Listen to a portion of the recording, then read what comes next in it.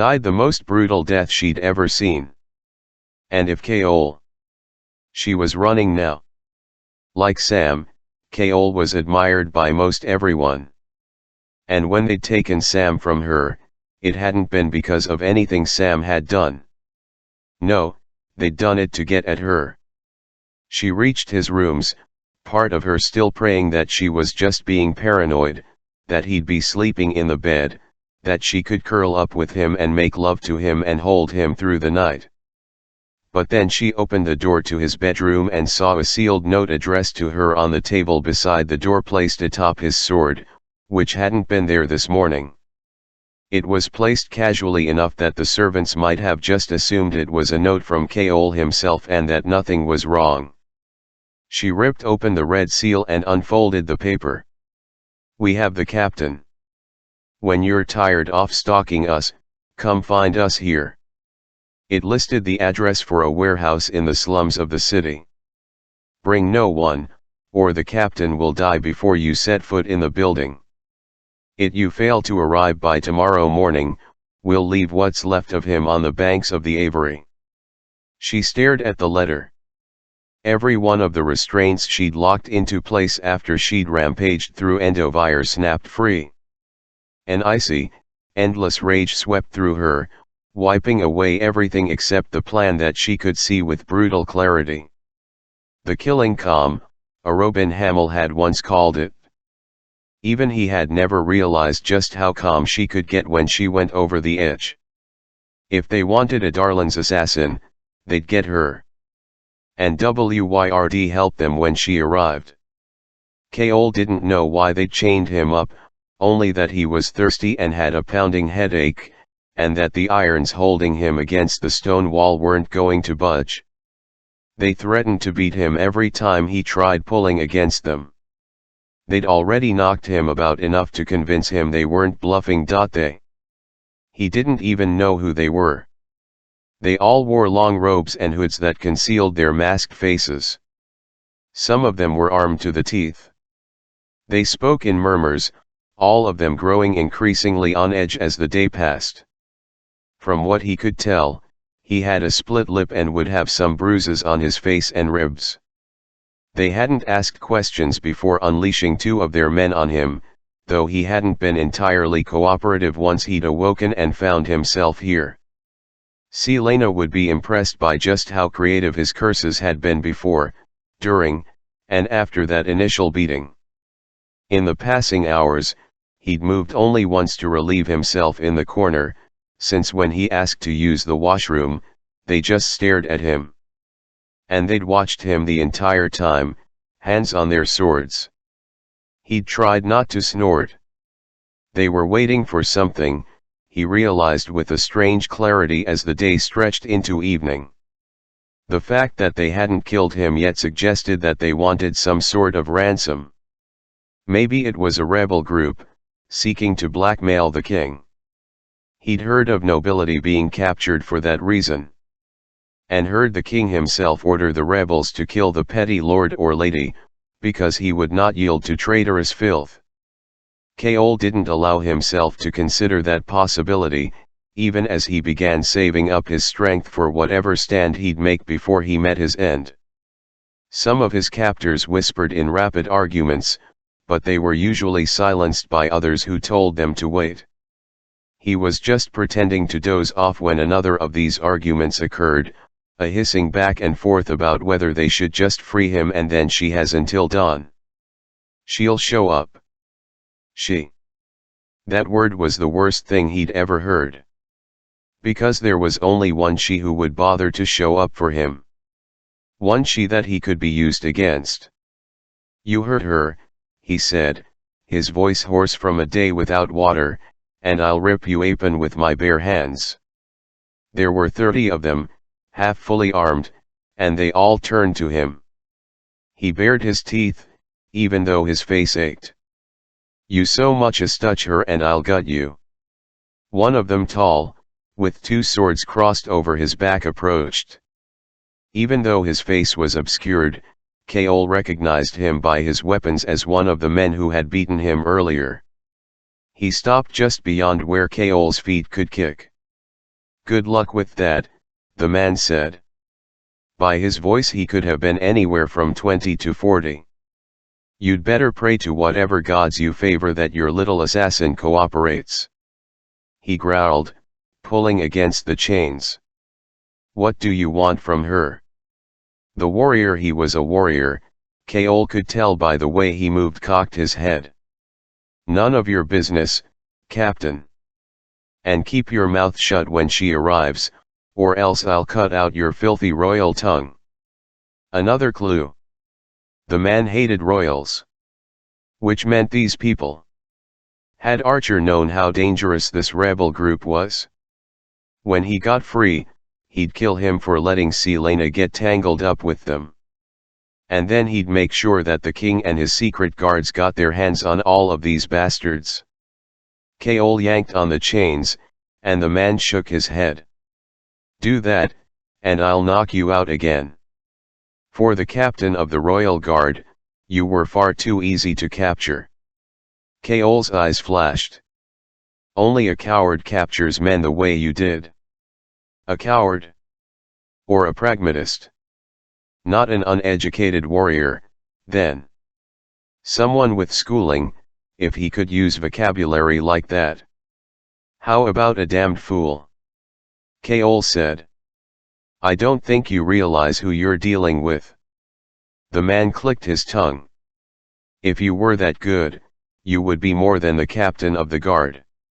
Kaol let out a low, breathy laugh. I wasn't talking about me. She's just one girl. Though his guts were twisting at the thought of her in this place, with these people, though he was considering every possible way to get himself and Celaena out of here alive, he gave the man a grin. Then you're really in for a surprise. Chapter 98. Her rage took her to a place where she only knew three things: that Kaol had been taken from her, that she was a weapon forged to end lives, and that if Kaol was hurt, no one was going to walk out of that warehouse. She made it across the city quickly and efficiently, a predator's stealth keeping her steps quiet on the cobblestone streets. They'd told her to arrive alone, and she'd obeyed, but they hadn't said anything about arriving unarmed. So she'd taken every weapon she could fit onto her, including Kaol's sword, which was strapped across her back with a second sword of her own, the two hilts within easy reach over her shoulders. From there down, she was a living armory. When she neared the slums, her features concealed with a dark cloak and heavy hood, she scaled the side of a ramshackle building until she reached the roof. They hadn't said anything about using the front door of the warehouse, either. She stalked across the roofs, her supple boots finding easy purchase on the crumbling emerald shingles, listening, watching, feeling the night around her. The usual sounds of the slums greeted her as she approached the enormous two-story warehouse, half-feral orphans screeching to each other, the splatter of drunks pissing against buildings, harlots calling out to prospective hires. But there was a silence around the warehouse, a bubble of quiet that told her the place had enough men out front that the usual slum denizens stayed away. The nearby rooftops were empty and flat, the gaps between buildings easily jumpable. She didn't care what this group wanted with her. She didn't care what sort of information they expected to twist from her. When they had taken Kaol, they'd made the biggest mistake of their lives. The last mistake, too. She reached the roof of the building beside the warehouse and dropped into a crawl before she reached the ledge and peered over. In the narrow alley directly below, three cloaked men patrolled. On the street beyond lay the front doors to the warehouse, light spilling from the cracks to reveal at least 4 men outside. No one was even looking at the roof. Fools. The wooden warehouse was a giant open space 3 stories high, and through the open second-level window in front of her, she could see all the way to the floor below. The mezzanine wrapped around a lot of the second level, and stairs led onto the third level and roof beyond a possible escape route, if the front door wasn't an option. 10 of the men were heavily armed, and 6 archers were positioned around the wooden mezzanine, arrows all pointed at the first floor below. There was Keol, chained to one of the wooden walls. Keol, his face bruised and bleeding, his clothes ripped and dirty, his head hanging between his shoulders. The ice in her gut spread through her veins. She could scale the building to the roof, then come down from the 3rd floor. But that'd take time, and no one was even looking at the open window before her. She tipped her head back and gave the moon a wicked smile. She'd been called a Darlan's assassin for a reason. Dramatic entrances were practically her inform. Selena eased back from the ledge and strode away a few paces, judging how far and fast she'd need to run.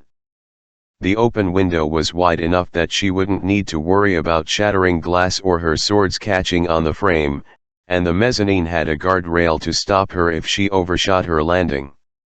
She had made a jump like this once before, on the night when her world had been shattered completely. But on that night, Sam had already been dead for days, and she'd leapt through the window of Rourke Farron's house for pure revenge. This time, she wouldn't fail. The men weren't even looking at the window when she hurtled through. And by the time she landed on the mezzanine and rolled into a crouch, 2 of her daggers were already flying. Keol caught the glint of MCH&N light on steel in the heartbeat before she leapt through the 2nd-level window, landing atop the mezzanine and hurling 2 daggers at the archers nearest to her. They went down, and she went up 2 more daggers thrown at 2 more archers. He didn't know if he should watch them, or watch her as she gripped the mezzanine railing and flipped over it, landing on the ground below just as several arrows struck where her hands had held the rail. The men in the room were shouting, some fleeing for the safety of pillars and the exit while others rushed at her, weapons drawn. And he could only watch in horror and awe as she drew her 2 swords, one of them his, and unleashed herself upon them. They didn't stand a chance. In the fray of bodies, the remaining 2 archers didn't dare unleash arrows that might hit one of their own. Another intentional move on her part, he knew. Keol yanked on his chains again and again, his wrists aching. If he could just get to her, they could. She was a whirlwind of steel and blood. As he watched her cut through the men like they were stalks of wheat in a field, he understood how she had gotten so close to touching Anduvier's wall that day. And at last, after all these months, he saw the lethal predator he'd expected to find in the mines. There was nothing human in her eyes, nothing remotely merciful. It froze his heart. The guard who had been taunting him all day remained nearby, 2 swords drawn, waiting for her. One of the hooded men had gotten far enough away from her to start shouting, "Enough! Enough!" but Selena didn't listen, and as Keol hurled himself forward, still trying to dislodge the chains from the wall, she cleared a path through the men that left moaning bodies in her wake. To his credit, his tormentor stood his ground as she stalked toward him. "Don't shoot," that hooded man was ordering the archers. "Don't shoot." Selena paused in front of the guard, pointing a blood-drenched sword at him. "Get out of my way, or I'll cut you into pieces." His guard, the fool, snorted, lifting his 2 swords a little higher. "Come and get him." Selena smiled. But then the hooded man with the ancient voice was rushing to them, arms spread to show he wasn't armed. "Enough. Put down your weapons," he told the guard. The guard faltered, but Selena's swords remained at the ready. The old man took 1 step toward Selena. "Enough. We have enough enemies as it is. There are worse things out there to face." Selena slowly turned to him, her face splattered with blood and eyes blazing bright. "No, there aren't," she said. "Because I'm here now." Blood that was not her own drenched her clothes, her hands, her neck, but all she could see were the archers ready on the mezzanine above her, and the foe still standing between her and Keol. Her Keol. "Please, the hooded man said, pulling off his hood and mask to reveal a face that matched his ancient voice.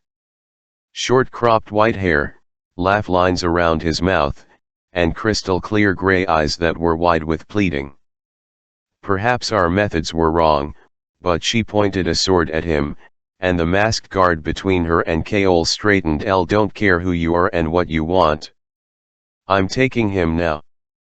Please listen, the old man said softly. She could feel the ire and aggression rolling off the hooded guard in front of her. See how tightly, eagerly, he clutched the hilts of his twin swords.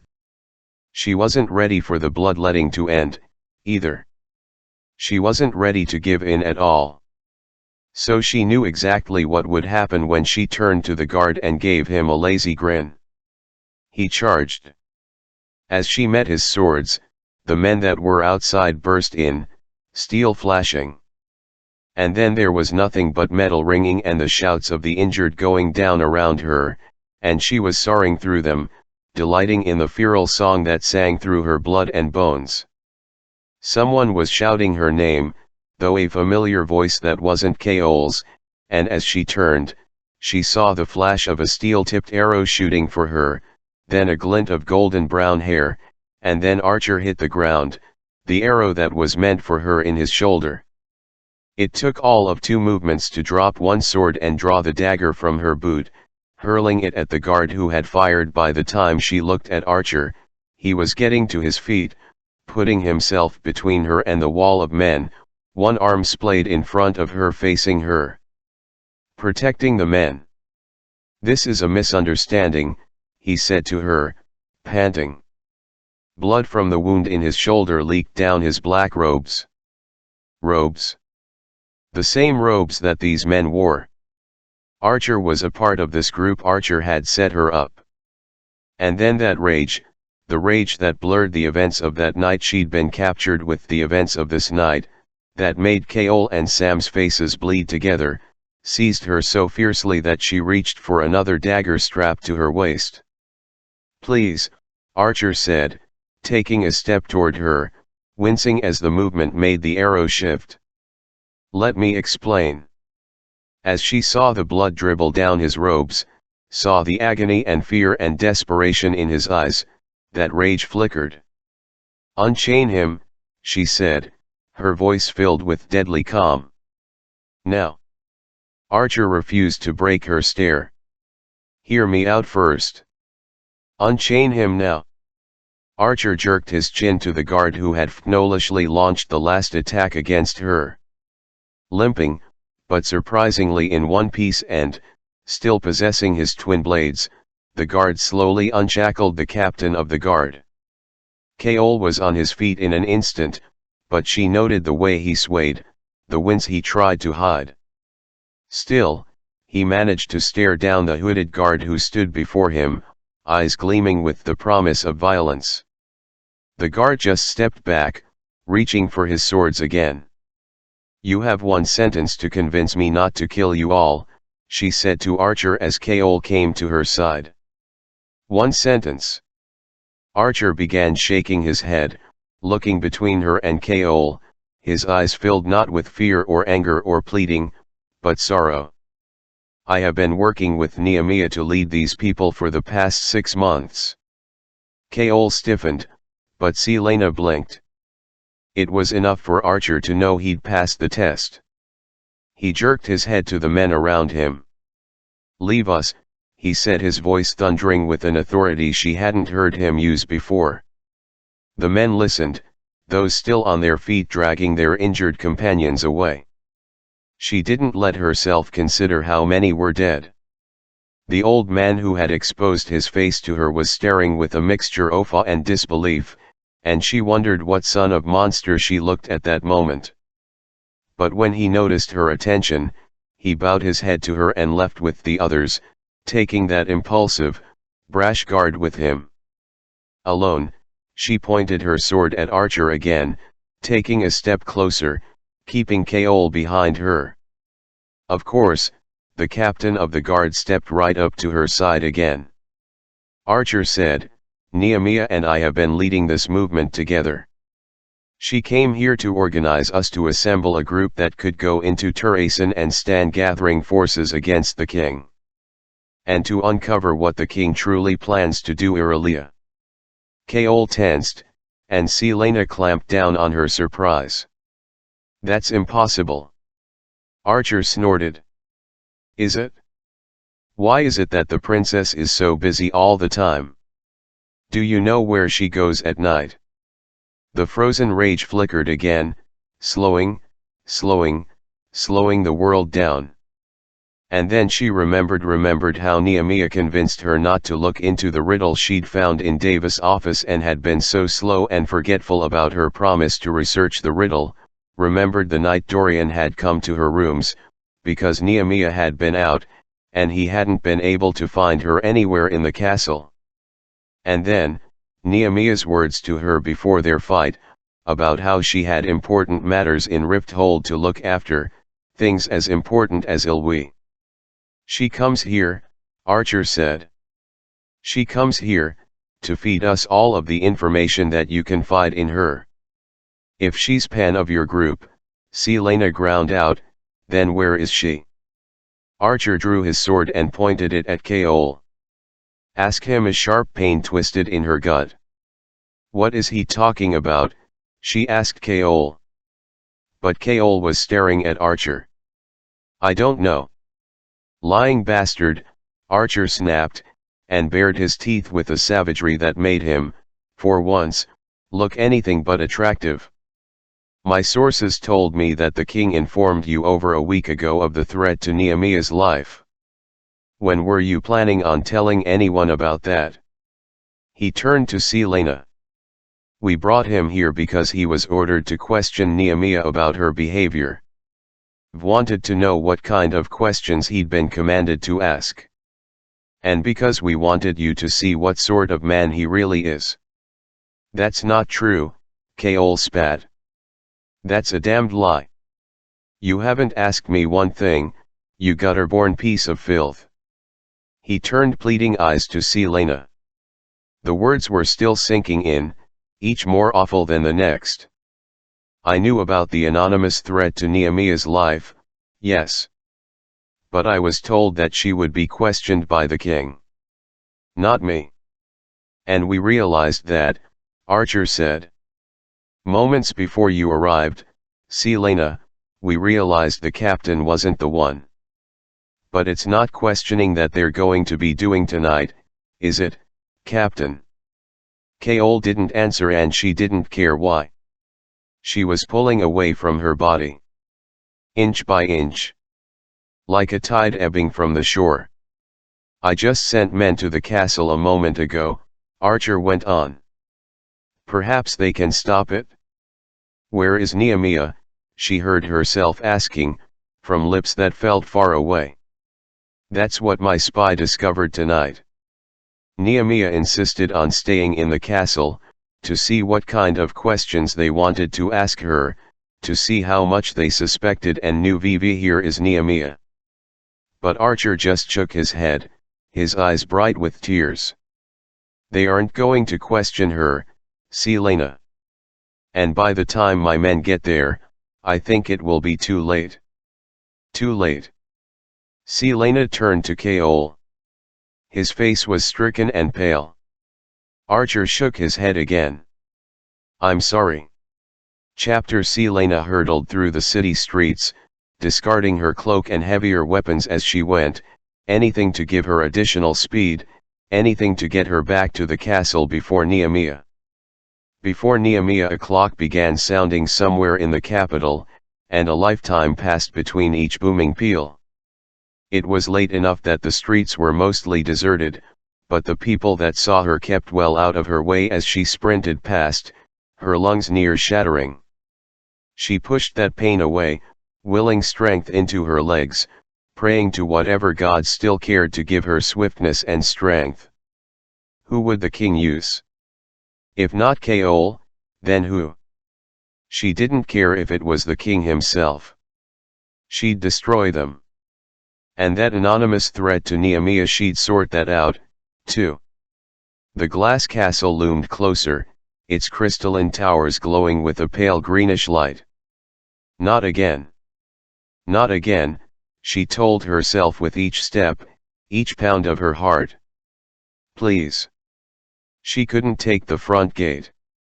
The guards there would surely stop her or cause a ruckus that might prompt the unknown assassin to act faster. Yet there was a high stone wall bordering one of the gardens. It was closer, and far less monitored.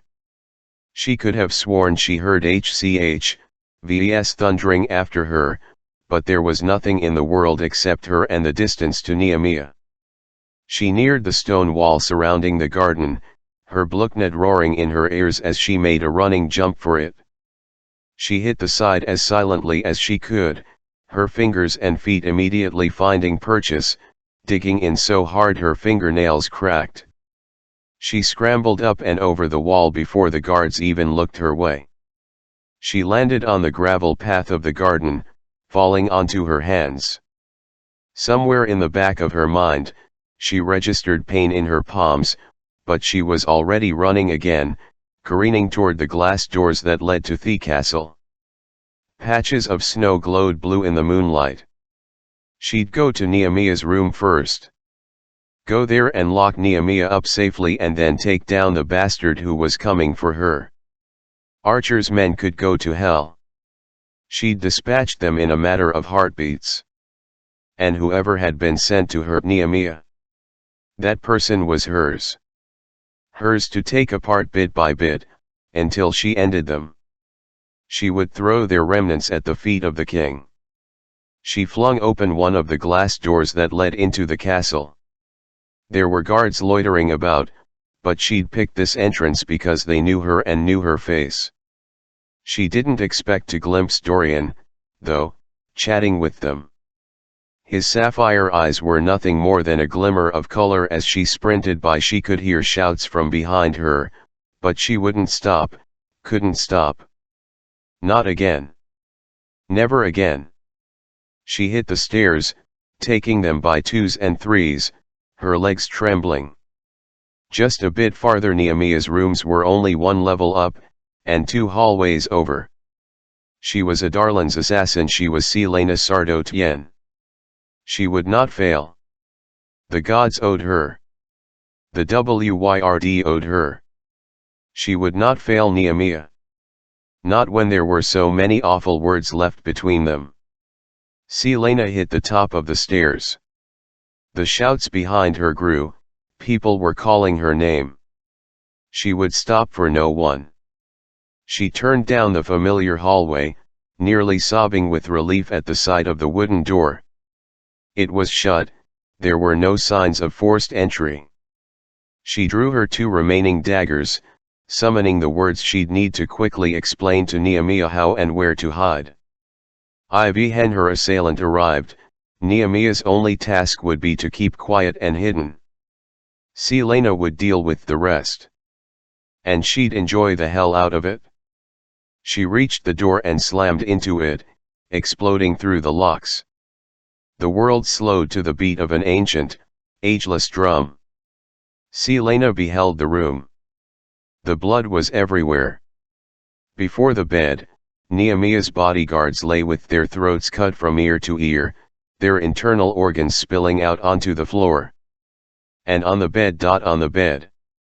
She could hear the shouts growing closer, reaching the room, but their words were somehow muffled, as if she were underwater, hearing sound from the surface above. Selena stood in the center of the freezing bedroom, gazing at the bed, and the princess's broken body atop it. Nehemiah was dead. Part 9. The Queen's Arrow. Chapter. Selena stared at the body. An empty body, artfully mutilated, so cut up that the bed was almost black with blood. People had rushed into the room behind her, and she smelled the faint tang as someone was sick nearby, but she just stayed there, letting the others fan out around her as they rushed to assess the 3 cooling bodies in the room. That ancient, ageless drum. Her heartbeat pulsed through her ears, drowning out any sound. Nehemiah was gone. That vibrant, fierce, loving soul, the princess who had been called the Light of Ilwi, the woman who had been a beacon of hope. Just like that, as if she were no more than a wisp of candlelight, she was gone. When it had mattered most, Selena hadn't been there. Nehemiah was gone. Someone murmured her name, but didn't touch her. There was a gleam of sapphire eyes in front of her, blocking out her vision of the bed and the dismembered body atop it. Dorian. Prince Dorian. There were tears running down his face. She reached out a hand to touch them. They were oddly warm against her freezing, distant fingers. Her nails were dirty, bloody, cracked so gruesome against the smooth white cheek of the prince. And then that voice from behind her said her name again. Selena. They had done this. Her bloody fingers slid down Dorian's face, to his neck. He just stared at her, suddenly still. Selena, that familiar voice said. A warning. They had done this. They had betrayed her. Betrayed Nehemiah. They had taken her away. Her nails brushed Dorian's exposed throat. Selena, the voice said. Selena slowly turned. Kaol stared at her, a hand on his sword. The sword she'd brought to the warehouse, the sword she'd left there. Archer had told her that Kaol had known they were going to do this. He had known. She shattered completely, and launched herself at him. Kaol had only enough time to release his sword as she lunged, swiping for his face with the hand. She slammed him into the wall, and stinging pain burst from the 4 lines she gouged across his cheek with her nails. She reached for the dagger at her waist, but he grasped her wrist. Blood slid down his cheek, down his neck. His guards shouted, rushing closer, but he hooked a foot behind hers, twisting as he shoved, and threw her down the ground. Stay back, he ordered them, but it cost him. Pinned beneath him, she slammed a fist up beneath his jaw, so hard his teeth sang. And then she was snarling like some kind of wild animal as she snapped for his neck. He reared back, throwing her against the marble floor again. Stop. But the Selena he knew was gone. The girl he'd imagined as his wife, that girl he'd shared a bed with for the past week, was utterly gone. Her clothes and hands were caked with the bloodnet of the men in the warehouse. She wedged a knee up, pounding it between his legs so hard he lost his grip on her, and then she was on top of him, dagger drawn, plunging down toward his chest. He grabbed her wrist again, crushing it in his hand as the blade hovered over his heart. Her whole body trembled with effort, trying to shove it the remaining few inches. She reached for her other dagger, but he caught that wrist, too. Stop, he gasped, winded from the blow she'd landed with her knee, trying to think past that blinding pain. Selena, stop. Captain, one of his men ventured. Stay back, he snarled. Selena threw her weight into the dagger she held aloft, and gained an inch. His arms strained. She was going to kill him. She truly was going to kill him. He made himself look into her eyes, look at the face so twisted with rage that he couldn't find her. Selena, he said, squeezing her wrists so hard that he hoped the pain registered somewhere wherever she had gone. But she still wouldn't loosen her grip on the blade. Selena, I'm your friend. She stared at him, panting through gritted teeth, her breath coming quicker and quicker before she roared, the sound filling the room, his blood, his world. You will never be my friend. You will always be my enemy. She bellowed the last word with such soul-deep hatred that he felt it like a punch to the gut. She surged again, and he lost his grip on the wrist that held the dagger. The blade plunged down. And stopped. There was a chill in the room, and Selena's hand just stopped, as if it had been frozen mid-air. Her eyes left his face, but Kaol couldn't see whom she hissed at. For a heartbeat, it seemed as if she was thrashing against some invisible force, but then Res was behind her, and she was too busy struggling to notice as the guard slammed the pommel of his sword into her head. As Selena fell atop him, a pan of Kaol fell along with her. Chapter Dorian knew that Kaol had no choice, no other way out of the situation, as his friend carried Selena out of that bloody chamber, into the servants' stairwell, and down, down, down, until they reached the castle dungeons. He tried not to look at Calton's curious, half-mad face as Kaol laid Selena in the cell beside hers. As he locked the cell door, "Let me give her my cloak," Dorian said, reaching to unfasten it. "Don't," Kaol said quietly. His face was still bleeding. She'd gouged 4 lines across his cheek with her nails. Her nails. Gods above. I don't trust her with anything in there except hay. Kaol had already taken the time to remove her remaining weapons, including 6 lethal-looking hairpins from her braid, and checked her boots and tunic for any hidden ones. Calton was smiling faintly at Selena. "Don't touch her, don't talk to her, and don't look at her," Kaol said, as if there wasn't a wall of bars separating the two women. Calton just huffed and curled up on her side. Kaol barked orders to the guards about food and water rations, and how often the watch was to be changed, and then he turned and stalked from the dungeon. Dorian silently followed. He didn't know where to begin. There was grief sweeping down on him in waves as he realized again and again that Nehemiah was dead. There was the sickness and terror of what he'd seen in that bedroom, and there was the horror and relief that he'd somehow used his power to stop Selena's hand before she stabbed Kaol, and that no one except Selena had noticed. And when she'd hissed at him, he'd seen something so savage in her eyes that he shuddered. They were halfway up the winding stone stairs out of the dungeons when Kaol suddenly slumped onto a step, putting his head in his hands. "What have I done?"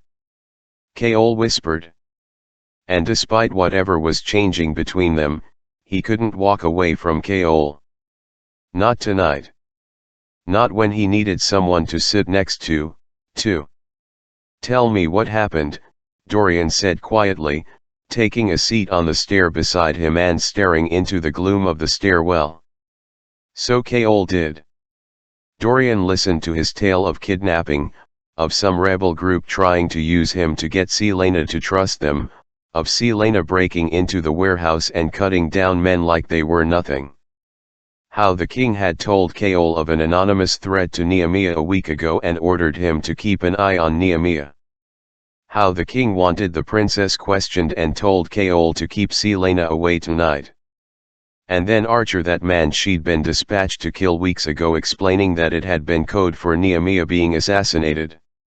And then how Selena ran from the slums all the way back here, to find that she'd been too late to save her friend.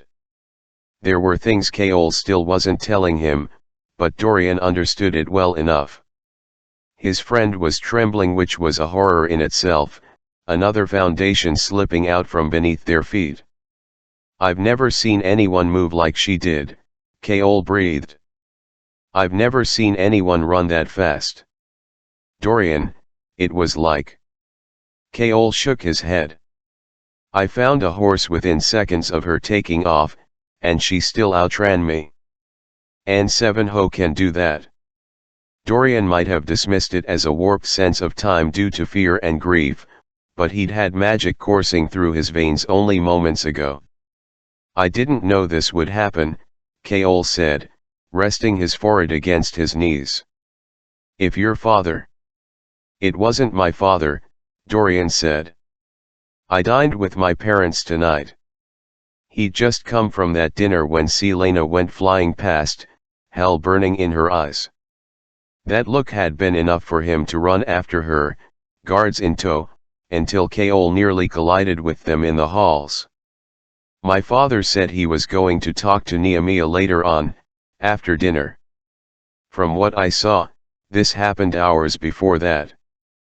But if your father didn't want her dead, who did? I had extra patrols on Alan for any threat. I picked those men myself. Whoever did this got through them like they were nothing. Whoever did this? Dorian tried not to think of the murder scene. One of Kaol's guards had taken a look at the 3 bodies and vomited all over the floor. And Selena had just stood there, staring at Nehemiah, as if she'd been sucked out of herself. Whoever did this got some kind of sick delight out of it, Kaol finished. The bodies flashed through Dorian's mind again, carefully, artfully arranged. What does it mean, though? It was easier to keep talking than to really consider what had happened.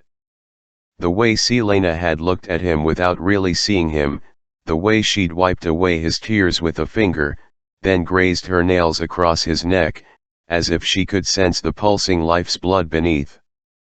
And when she'd launched herself at Kaol. How long will you keep her here? Dorian said, looking down the stairs. She had attacked the captain of the guard in front of his men. Worse than attacked. As long as it takes, Kaol said quietly. For what? For her to decide not to kill us all. Selena knew where she was before she awoke. And she didn't care. She was living the same story again and again. The night she'd been captured, she'd also snapped, and come so close to killing the person she most wanted to destroy before someone knocked her out and she awoke in a rotting dungeon. She smiled bitterly as she opened her eyes. It was always the same story, the same loss. A plate of bread and soft cheese, along with an iron cup of water, lay across the cell. Selena sat up, her head throbbing, and felt the bump on the side of her skull. I always knew you'd wind up here, Calton said from the cell beside hers. Did their Royal Highnesses tire of you, TCH? Selena pulled the tray closer, then leaned against the stone wall behind the pallet of hay. I tired of them, she said. Did you kill anyone particularly deserving? Selena snorted, closing her eyes against the pounding in her mind. Almost. She could feel the stickiness of the blood on her hands and beneath her nails. Kaol's blood. She hoped the 4 scratches scarred. She hoped she'd never see him again. If she did, she'd kill him. He'd known the king wanted to question Nehemiah. He'd known that the king, the most brutal and murderous monster in the world, had wanted to question her friend. And he hadn't told her. Hadn't warned her. It wasn't the king, though. No, she had gathered enough in the few minutes she'd been in that bedroom to know this wasn't his handiwork. But Kaol had still been warned about the anonymous threat, had been aware that someone wanted to hurt Nehemiah. And he hadn't told her. He was so stupidly honorable and loyal to the king that he didn't even think that she could have done something to prevent this. She had nothing left to give. After she'd lost Sam and been sent to Endovire, she'd pieced herself back together in the bleakness of the mines. And when she'd come here, she'd been foolish enough to think that Kaol had put the final piece into place. Foolish enough to think, just for a moment, that she could get away with being happy. But death was her curse and her gift, and death had been her good friend these long years. They killed Nehemiah, she whispered into the dark, needing someone, anyone, to hear that the once bright soul had been extinguished. To know that Nehemiah had been here, on this earth, and she had been all that was good and brave and wonderful. Calton was silent for a long moment. Then, she said quietly, as if she were trading one piece of misery for another, Duke Parrington is going to Morith in 5 days, and I am to go with him. The king told me I can either marry him, or rot down here for the rest of my life. Selena turned her head, opening her eyes to find Calton sitting against the wall, grasping her knees. She was even dirtier and more haggard than she'd been a few weeks ago. She still clutched Celaena's cloak around her. Celaena said, "You betrayed the Duke. Vvh, why would he want you for his wife?" Calton laughed quietly. "Who knows what games these people play, and what ends they have in mind?" She rubbed her dirty hands on her face. "My headaches are worse," she mumbled. "And those wings, they never stop." "My dreams have been filled with shadows and wings," Nehemiah had said. "Calton, too. What has one to do with the other?" Celaena demanded, the words sharp and hollow. Calton blinked, raising her brows as if she had no idea what she'd said. "How long will they keep you here?" she asked. "For trying to kill the captain of the guard? Forever, perhaps. She wouldn't care. Let them execute her. Let them put an end to her, too." Nehemiah had been the hope of a kingdom, of many kingdoms. The court Nehemiah had dreamed of would never be. Ilwe would never be free. Celaena would never get the chance to tell her that she was sorry for the things she'd said. All that would remain were the last words Nehemiah had spoken to her. The last thing her friend had thought of her. "You are nothing more than a coward. If they let you out," Calton said, both of them staring into the blackness of their prisons, "make sure that they're punished someday. Every last one of them." Celaena listened to her own breathing, felt Kaol's blood under her nails, and the blood of all those men she'd hacked down, and the coldness of Nehemiah's room, where all that gore had soaked the bed. "They will be," Celaena swore to the darkness. She had nothing left to give, except that. It would have been better if she'd stayed in Endovire. Better to have died there.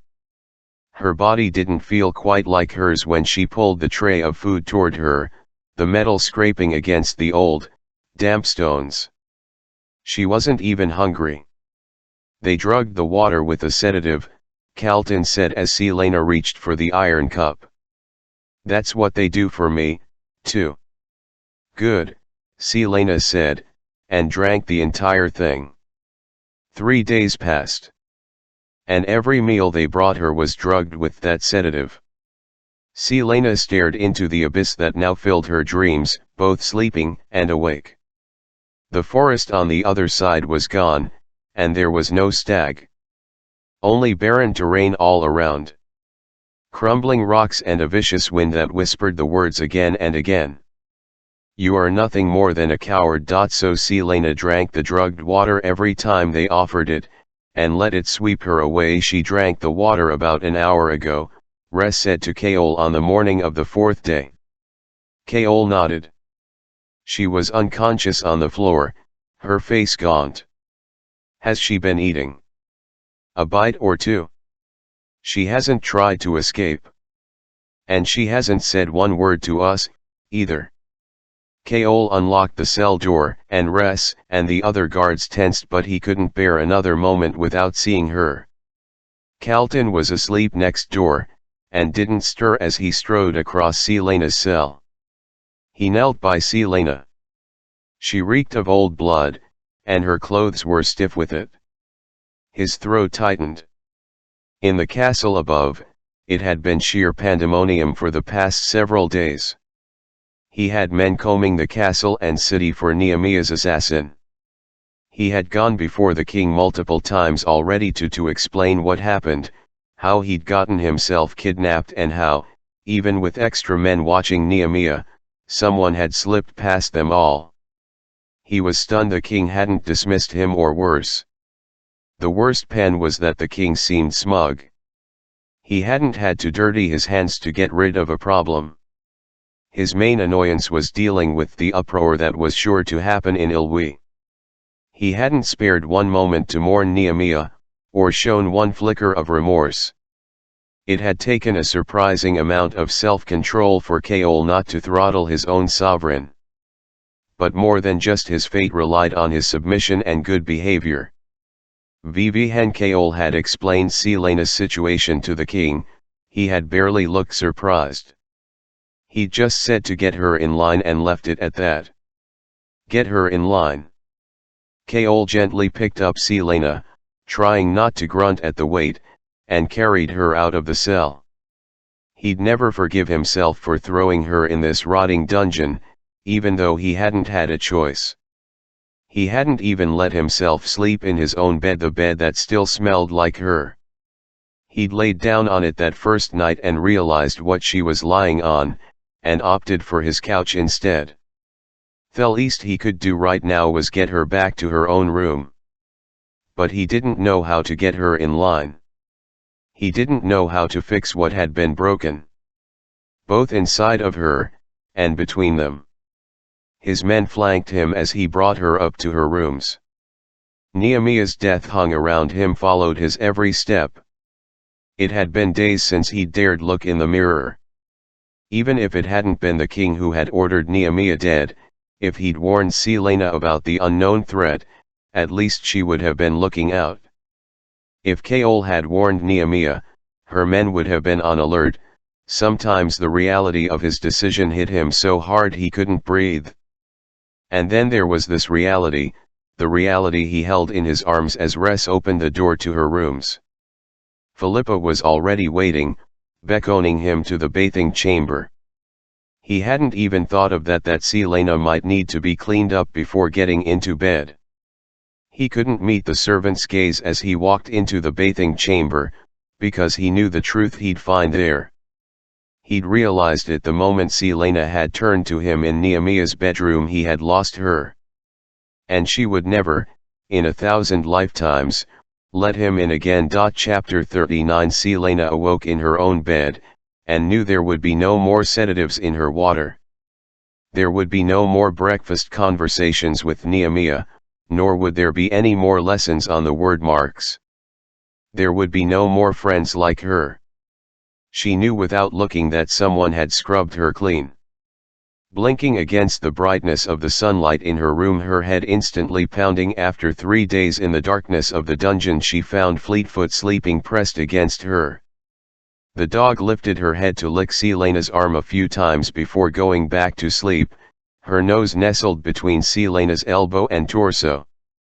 She wondered if Fleetfoot could sense the loss, too. She'd often wondered if Fleetfoot loved the princess more than her.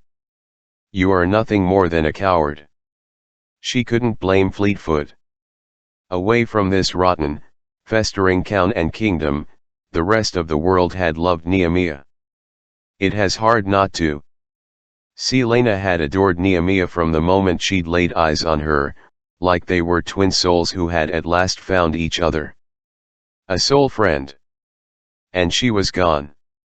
Selena put a hand against her chest. How absurd, how utterly absurd and useless that her heart still beat and Nehemiah's didn't. The eye of Elena was warm, as if trying to offer some comfort. Selena let her hand drop back to her mattress. She didn't even to get out of bed that day, after Philippa coaxed her into eating and let it slip that she'd missed Nehemiah's funeral. She'd been busy guzzling down sedatives and hiding from her grief in the dungeons to be present when they put her friend in the cold earth, so far from the sun-warmed soil of Ilwi. You are nothing more than a coward. So Selena didn't get out of bed that day. And she didn't get out of it the next. Or the next. Or the next. Chapter. The mines in Kalakala were stifling, and the slave girl could only imagine how much worse they would become when the summer sun was overhead. She had been in the mines for 6 months, longer than anyone else had ever survived, she'd been told.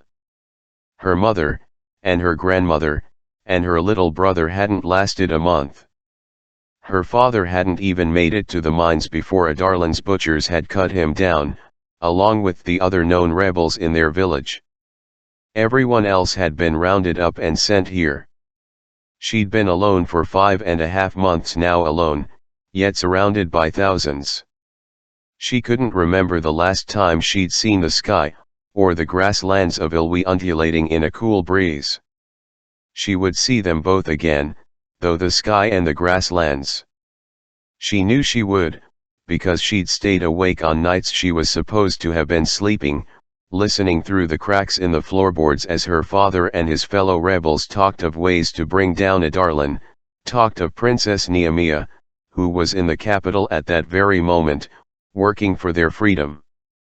If she could just hold on, if she could just keep drawing breath, she might make it until Neemia accomplished her goal.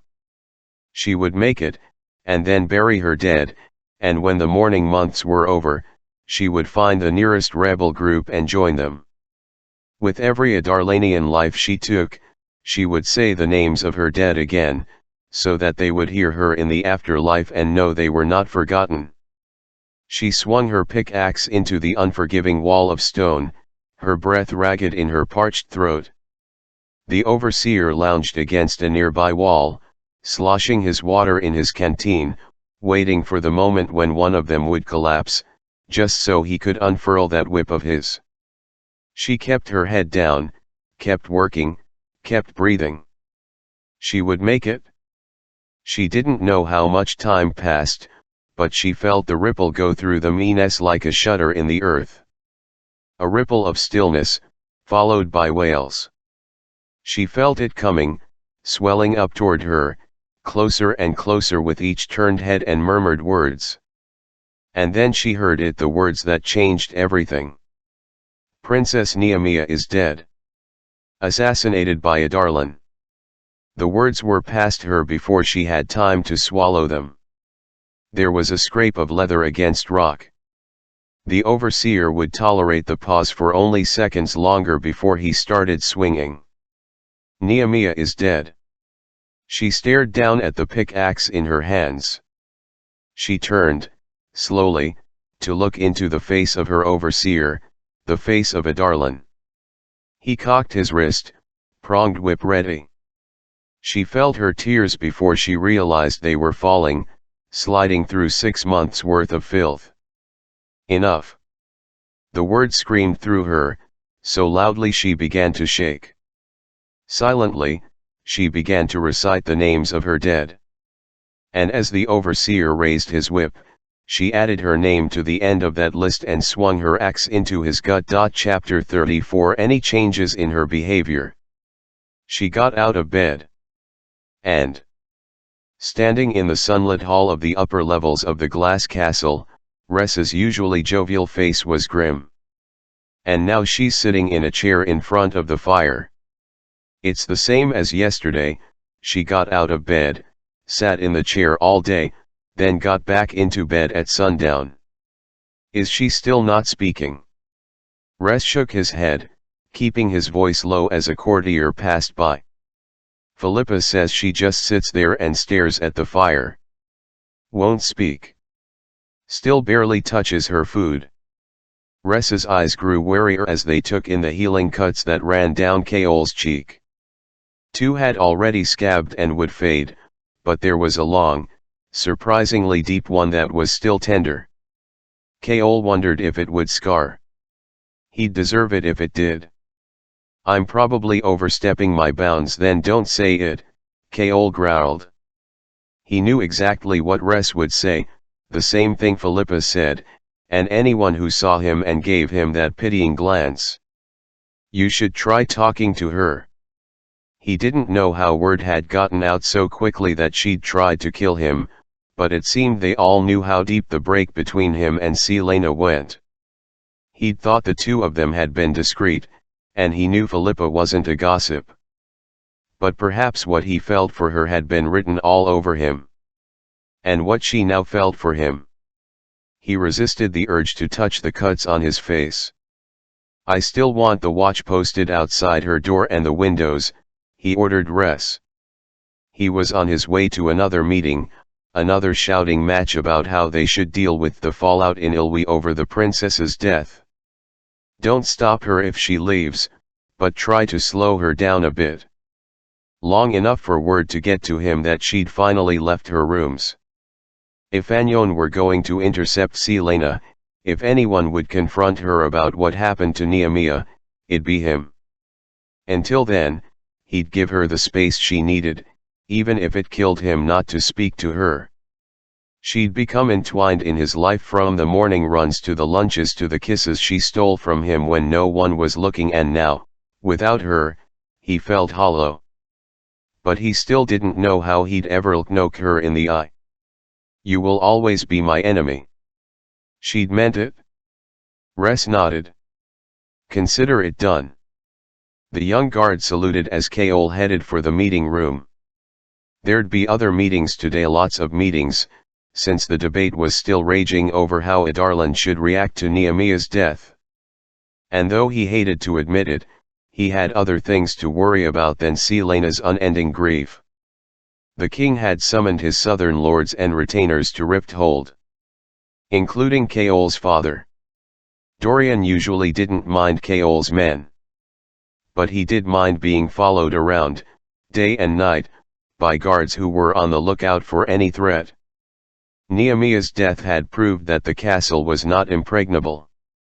His mother and Hallan were sequestered in her chambers, and many of the nobility had either left the city or were lying low, too. Except Roland. Though Roland's mother had fled back to Mia the morning after the princess was assassinated, Roland stayed, insisting that Dorian would need his support now more than ever. And he was right. At the council meetings, which grew more and more crowded as the southern lords arrived, Roland backed every point and objection that Dorian made. Together they argued against sending more troops into Ilwe in case of revolt, and Roland seconded Dorian's proposal that they should publicly apologize to Nehemiah's parents for her death. His father had exploded when Dorian suggested that, but Dorian had still written her parents a message, expressing his deepest condolences. His father could go to hell for all he cared. And that was starting to be a problem, he realized as he sat in his tower room and flipped through all the documents he had to read before tomorrow's meeting with the southern lords. He had spent so long being careful to avoid defying his father, but what sort of man could he call himself if he blindly obeyed? A smart man, a pen of him whispered, flickering with that cold, ancient power. At least his 4 guards stayed outside his rooms. His private tower was high enough that no one could reach the balcony, and only one stair led up and down. Easily defensible. But also it made for an easy cage. Dorian stared at the glass pen on his desk. The night Nehemiah had died, he hadn't intended to stop Celaena's wrist mid-air. He'd just known that the woman he loved was about to kill his oldest friend over a misunderstanding. He'd been too far away to grab her as she plunged the blade down, but then it was like a phantom arm reached out from within him and wrapped around her wrist. He could feel her blood-crusted skin, as if he himself were touching her. But he hadn't known what he was doing. He'd just acted on gut feeling and desperation and need. He had to learn to control this power, whatever it was. If he could control it, then he could keep it from appearing at inopportune times. Like when he was in those damned council meetings and his temper rose, and he felt the magic stirring in response. Dorian took a deep breath, focusing on the pen, willing it to move. He'd stopped Celaena mid-strike, he'd thrown a wall of books into the air. He could move a pen. It didn't move. After staring at it until his eyes nearly crossed, Dorian groaned and leaned back in his chair, covering his eyes with his hands. Maybe he'd gone insane. Maybe he'd just imagined the whole thing. Nehemiah had once promised to be there when he needed help when some power in him awoke. She had known. Had her assassin, in killing Nehemiah, also killed any hope he had of finding answers? Celaena had only started sitting in the chair because Philippa had come in yesterday and complained about the dirty sheets. She might have told Philippa to go to hell, but then she considered who'd last shared this bed with her, and was suddenly glad to have them replaced. Any trace of him, she wanted gone. As the sun finished setting, she sat before the fire, staring into the glowing embers that grew brighter as the world darkened. Time was shifting and ebbing around her. Some days had passed in an hour, others a lifetime. She had bathed once, long enough to wash her hair, and Philippa had watched the whole time to make sure she didn't drown herself instead. Selena ran a thumb over the armrest of the chair. She had no intention of ending her life. Not before she did what needed to be done. The shadows in the room grew, and the embers seemed to breathe as she watched them. Breathing with her, pulsing with each heartbeat. In these days of silence and sleep, she'd realized one thing: the assassin had come from outside the palace. Perhaps they had been hired by whoever had initially threatened Nehemiah's life, perhaps not. But they weren't associated with the king. Selena gripped the arms of the chair, her nails digging into the polished. It hadn't been one of Arobin's assassins, either. She knew his style, and it wasn't this monstrous. She again went over the details of the bedroom, now branded into her mind. She did know one killer this monstrous. Grave. She'd learned as much about him as she could when she'd faced him in the competition to become King's champion. She'd heard what he did to the bodies of his victims. Her lips pulled back from her teeth. Grave knew the palace, he'd trained here just as she had. And he'd known, too, just whom he was murdering and dismembering and what it would mean to her.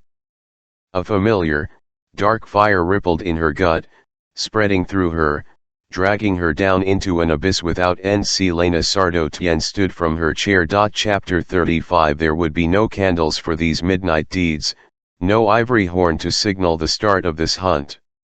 She dressed in her darkest tunic and slid a smooth black mask into her cloak pocket. All of her weapons, even the hairpins, had been removed from her RCHMS. She knew without checking that the doors and windows were being watched. Good. This was not the son of Hunt that began at the front door. Selena locked her bedroom and spared a glance at Fleetfoot, who cowered under the bed as she hauled open the secret door. The dog was still quietly whining as Selena strode into the passage. She didn't need a light to make her way down to the tomb. She knew the path by memory now, each step, each turn. Her cloak whispered against the steps. Down and down she went.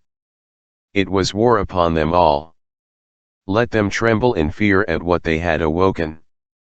Moonlight spilled onto the landing, illuminating the open door of the tomb and Mon's little bronze face. "I'm sorry about your friend," he said with surprising sorrow as she stalked toward him. She didn't reply. And she didn't care how he knew. She just kept walking, through the door and between the sarcophagi, to the heap of treasure piled in the back. Daggers, hunting knives, she took whatever she could strap onto her belt, tuck into her boots.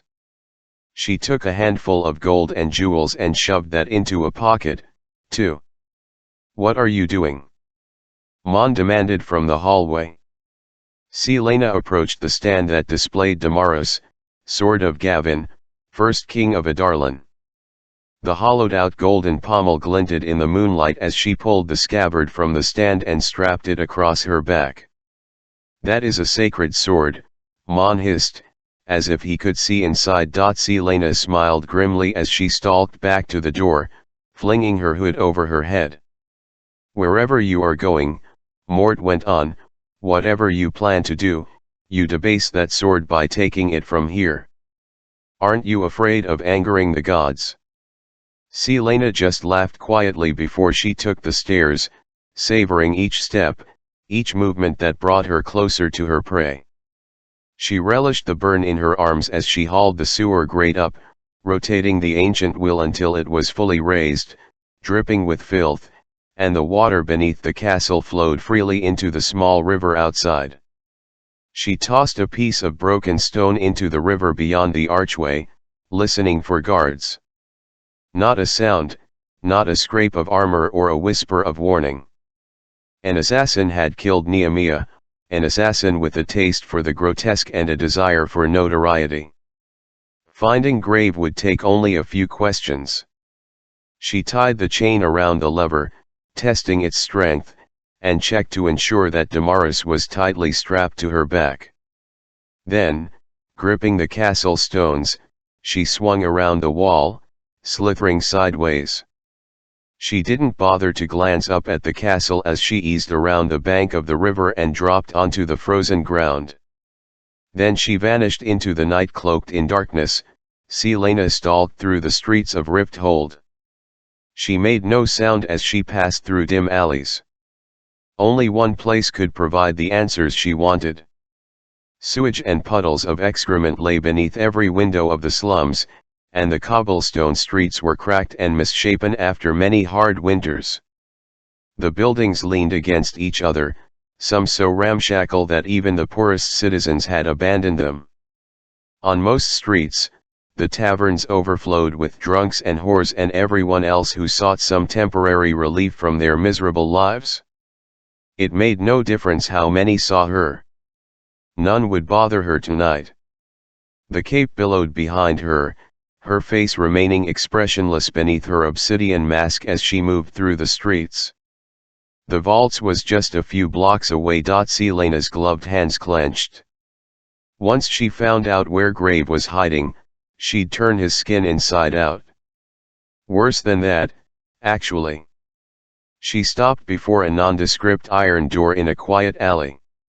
Hired thugs stood watch outside, and she flashed them the silver entrance fee before they opened the door for her. In the subterranean warren below, one could find the cutthroats, the monsters, and the damned of Adarlan. The filth came here to exchange stories and deals, and it was here that any whisper of Nehemiah's assassin would be found. Grave had undoubtedly received a large fee for his services, and could be counted on to now be recklessly spending his blood money, which would not go unnoticed. He wouldn't have left Rifthold, no. He wanted people to know he killed the princess. He wanted to hear himself named as the new Adarlan's assassin. He wanted Celaena to know, too. As she strode down the steps into the vaults, the reek of ale and unwashed bodies hit her like a stone to the face. She hadn't been in this sort of festering den for a long while. The main chamber was strategically lit, a chandelier hung in the center of the room, but there was little light to be found along the walls for those who sought not to be seen. All laughter halted as she strode between the tables, all laughter halted. Red-rimmed eyes followed her every step. She didn't know the identity of the new crime lord who ruled over this place, didn't care. Her business wasn't with him, not tonight. She didn't allow herself to look at the many fighting pits that occupied the distant end of the chamber, the pits where crowds were still gathered, cheering for whoever fought with fists and flesh within. She'd been to the vaults before, many times in those final days before her capture. Now that Lone Jane and Rourke Ferran were dead, the place seemed to have passed into new ownership without losing any of its depravity. Celaena walked right up to the barkeep. He didn't recognize her, but she didn't expect him to not when she'd been so careful to hide her identity all those years. The barkeep was already pale, and his sparse hair had become even sparser over the past year and a half. He tried to peer beneath the cowl as she halted at the bar, but the mask and hood kept her features hidden. "Drink?" he asked, wiping sweat from his brow. Everyone in the bar was still, watching her, either discreetly or outright. "No," she said, her voice contorted and deep beneath the mask. The barkeep gripped the edge of the counter. You're back," he said quietly, as more heads turned. "You escaped." So he did recognize her, then. She wondered if the new owners held a grudge for her killing Lone Jane, and how many bodies she'd have to leave in her wake if they decided to start a fight right here, right now. What she planned to do tonight already broke enough rules, crossed too many lines. She leaned on the bar, crossing one ankle over the other. The barkeep mopped his brow again and poured her a brandy. "On the house," he said, sliding it to her. She caught it in her hand, but didn't drink it? He wet his lips, then asked, how did you escape? People leaned back in their chairs, straining to hear. Let them spread rumors. Let them hesitate before crossing her path. She hoped Robin heard, too. She hoped he heard and stayed the hell away from her. You'll soon discover that, she said. But I have need of you. His brows lifted. Me. I have come to inquire after a man. Her voice was scratchy and hollow. A man who recently earned a large sum of gold. For the assassination of the Ilwi princess. He goes by the name of Grave. I need to know where he is. I don't know anything. The barkeep's face turned even paler. She reached into a pocket and pulled out a glittering fistful of ancient jewels and gold. All eyes watched them now. Allow me to repeat my question, barkeep. The assassin who called himself Grave ran. He didn't know how long she'd been hunting him. It had been well over a week since he'd killed the princess, a week, and no one had even looked his way. He thought he'd gotten away with it and had even started wondering if he should have been more creative with the body, if he should have left some son of calling card behind. But all that changed tonight. He'd been drinking at the counter of his favorite tavern when the packed room had suddenly gone quiet. He'd turned to see her in the doorway as she called out his name, looking more wraith than human. His name hadn't even finished echoing in the room before he burst into a sprint, escaping through the back exit and into the alley. He couldn't hear footsteps, but he knew she was behind him, melting in and out of shadows and mist. He took alleys and side streets, leaping over walls, zigzagging across the slums. Anything to shake her, to wear her down. He'd make his final stand in a quiet street. There, he would take out the blade strapped to his skin and make her pay for how she'd humiliated him in the competition. The way she had sneered at him, the way she'd broken his nose and tossed her handkerchief onto his chest. Haughty, stupid bitch. He staggered as he rounded a corner, his breath ragged and raw. He only had 3 daggers hidden on him. He'd make them count, though. When she'd appeared at the tavern, he'd immediately taken note of the broadsword hovering over one of her shoulders and the assortment of gleaming, wicked-looking blades strapped to her hips. But he could make her pay, even if he only had 3 blades. Grave was halfway down the cobblestone alley when he realized it was a dead end, the far wall too high to climb. Here, then. Here, he'd have her begging for mercy before he cut her into little pieces. Drawing one of his daggers, he smiled, turned to the open street behind him. Blue mist drifted by, and a rat scurried across the narrow passage. There was no noise, only the sounds of distant revelry. Perhaps he had lost her. Those royal fools had made the biggest mistake of their lives when they crowned her champion. His client had said as much when he'd hired Grave. Grave waited a moment, still watching the open street entrance, and then allowed himself to breathe, surprised to find that he was a little disappointed. King's champion indeed. It hadn't been hard to lose her at all. And now he'd go home, and he'd receive another job offer in a matter of days. And then another. And another. His client had promised him that the offers would come. Robin Hamel would curse the day he'd rejected Grave from the Assassin's Guild for being cruel with his prey. Grave chuckled, flipping his dagger in his hands. Then she appeared. She came through the fog, no more than a sliver of darkness. She didn't run, she just walked with that insufferable swagger. Grave surveyed the buildings surrounding them. The stone was too slippery and there were no windows. One step at a time, she approached. He'd really enjoy making her suffer as much as the princess had. Smiling, Grave retreated into the end of the alley, only stopping when his back hit the stone wall. In a narrower space he could overpower her. And in this forgotten street, he could take his own sweet time in doing what he wanted. She still approached, and the sword at her back whined as she drew it. The moonlight glinted off the long blade. Probably a gift from her prince-sealing lover. Grave pulled his second dagger from his boot. This wasn't a frilly, ridiculous competition run by nobility. Here, any rules applied. She didn't say anything when she neared. And Grave didn't say anything to her as he rushed at her, swiping for her head with both blades. She stepped aside, dodging him with maddening ease. Grave lunged again. But, faster than he could follow, she ducked and slashed her sword across his shins. He hit the wet ground before he felt the pain. Then the world flashed black and gray and red, and agony tore at him. A dagger still left in his hand, he scuttled backward, toward the wall. But his legs wouldn't respond, and his arms strained as they pulled him through the damp filth. "Bitch," he hissed. "Bitch." He hit the wall, blood pouring from his legs.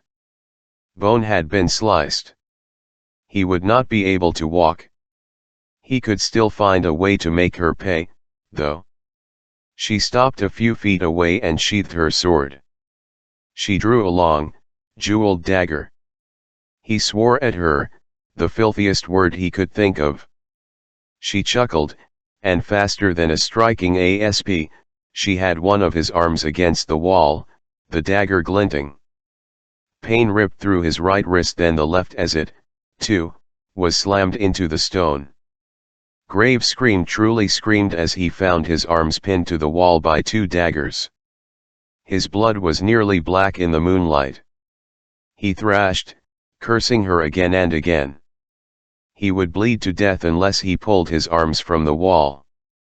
With otherworldly silence, she crouched before him and lifted his chin with another dagger. Grave panted as she brought her face close to his. There was nothing beneath the cowl, nothing of this world. She had no face. "Who hired you?" she asked, her voice like gravel. "To do what?" he asked, almost sobbing. Maybe he could feign innocence. He could talk his way out, convince this arrogant whore he had nothing to do with it. She turned the dagger, pressing it into his neck. "To kill Princess Neemia." No one. "I don't know what you're talking about." And then, without even an intake of breath, she buried a second dagger he hadn't realized she'd been holding into his thigh. So deep he felt the reverberation as it hit the cobblestones beneath. His scream shattered out of him, and Grave writhed, his wrists rising further on the blade. "Who hired you?" she asked again. "Calm, so calm." "Gold," Grave moaned. "I have gold." She drew yet another dagger and shoved it into his other thigh, piercing again to the stone. Grave shrieked to gods who did not save him. "Who hired you?" "I don't know what you're talking about." After a heartbeat, she withdrew the daggers from his thighs. He almost soiled himself at the pain, at the relief. "Thank you," he wept, even as he thought of how he'd punish her. She sat back on her heels and stared at him. "Thank you." But then she brought up another dagger, its edge serrated and glinting, and hovered it close to his hand. "Pick a finger," she said. He trembled and shook his head. "Pick a finger." Please." A wet warmth filled the seat of his pants. "Thumb it is." "And no. I'll tell you everything." Still, she brought the blade closer, until it rested against the base of his thumb. "Don't." "I'll tell you everything." Chapter 36. Dorian was just starting to feel his temper fray after hours of debate when the doors to his father's council room were thrown open and Selena prowled in, her dark cape billowing behind her. All 20 men at the table fell silent, including his father, whose eyes went straight to the thing dangling from Celaena's hand. Chaol was already striding across the room from his post by the door. But he, too, stopped when he beheld the object she carried. A head. The man's face was still set in a scream, and there was something vaguely familiar about the grotesque features and mousy brown hair that she gripped. It was hard to tell when it was swinging from her gloved fingers. Chaol put a hand on his sword, his face pale as death. The other guards in the room drew their blades, but wouldn't move until Chaol or the king commanded them. "What is this?" his father demanded. The councilmen and assembled lords were gaping. But she was smiling as her eyes locked onto one of the ministers at the table, and she walked right toward him. And no one, not even Dorian's father, said anything as she set the severed head atop the minister's stack of papers. "I believe this belongs to you," she said, releasing her grip on the hair. The head lolled to the side with a thud. Then she patted the minister's shoulder before rounding the table and plopping into an empty chair at one end, sprawling across it. "Explain yourself," the king growled at her. She crossed her arms, smiling at the minister, whose face had turned green as he stared at the head before him. "I had a little chat with Grave about Princess Neemia last night," she said. Grave, the assassin from the competition and Minister Mullison's champion. "He sends his regards, Minister." "He also sends this." She tossed something onto the long table. A small golden bracelet, engraved with lotus blossoms. Something Neemia would have worn. "Here's a lesson for you, Minister, from one professional to another: cover your tracks. And hire assassins without personal connections to you. And perhaps try not to do it so soon after you've publicly argued with your target." Mullison was looking at the king with pleading eyes. "I didn't do this." He recoiled from the head. "I have no idea what she's talking about. I'd never do something like this." "That's not what Grave said," Celaena crooned. Dorian could only stare at her. This was different from the feral creature she'd become that night Neemia had died. What she was right now, the edge she was balancing. Wyrd helped them all. But then Chaol was at her chair, grasping her elbow. "What the hell do you think you're doing?" Celaena looked up at him and smiled sweetly. "Your job, apparently." She shook off his grip with a thrash, then got out of her seat, stalking around the table. She pulled a piece of paper out of her tunic and tossed it in front of the king. The impertinence in that throw should have earned her a trip to the gallows, but the king said nothing. Following her around the table, a hand still on his sword, Chaol watched her with a face like stone. Dorian began praying they wouldn't come to blows. Not here. Not again. If it riled his magic and his father saw. Dorian wouldn't even think of that power when he was in the room with so many potential enemies. He was sitting beside the person who'd give the order to have him put down. His father took the paper. From where he sat, Dorian could see that it was a list of names, at least 15 long. "Before the unfortunate death of the princess," she said, "I took it upon myself to eliminate some traitors to the crown. My target," she said, and he knew his father was aware she meant Archer, "led me right to them." Dorian couldn't look at her for a moment longer. This couldn't be the whole truth. But she hadn't gone after them to hunt them down, she'd gone to save Chaol. So why lie now? Why pretend she'd been hunting them? What sort of game was she playing? Dorian looked across the table. Minister Mullison was still trembling at the severed head in front of him. He wouldn't have been surprised if the minister vomited right there. He was the one who had made the anonymous threat against Neemia's life. After a moment, his father looked up from the list and surveyed her. "Well done, champion. Well done indeed." Then Celaena and the King of Adarlan smiled at each other, and it was the most terrifying thing Dorian had ever seen. "Tell my exchequer to give you double last month's payment," the king said. Dorian felt his gorge rise, not just for the severed head and her blood-stiffened clothing, but also for the fact that he could not, for the life of him, find that girl he'd loved anywhere in her face. And from Kaol's expression, he knew his friend felt the same. Celaena bowed dramatically to the king, flourishing a hand before her. Then, with a smile devoid of any warmth, she stared down Kaol before stalking from the room, her dark cape sweeping behind her. Silence. And then Dorian's attention returned to Minister Mullison, who merely whispered, "Please," before the king ordered Kaol to have him dragged to the dungeons. Celaena wasn't done, not nearly. Perhaps the bloodletting was over, but she still had another person to visit before she could return to her bedroom and wash off the stink of Graves' blood.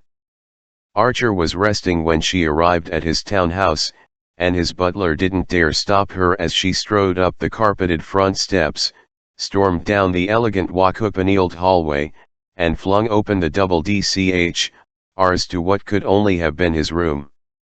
Archer jolted in bed, wincing as he put a hand to his bandaged shoulder. Then he took in her appearance, the daggers still strapped to her waist. He went very, very still. "I'm sorry," he said.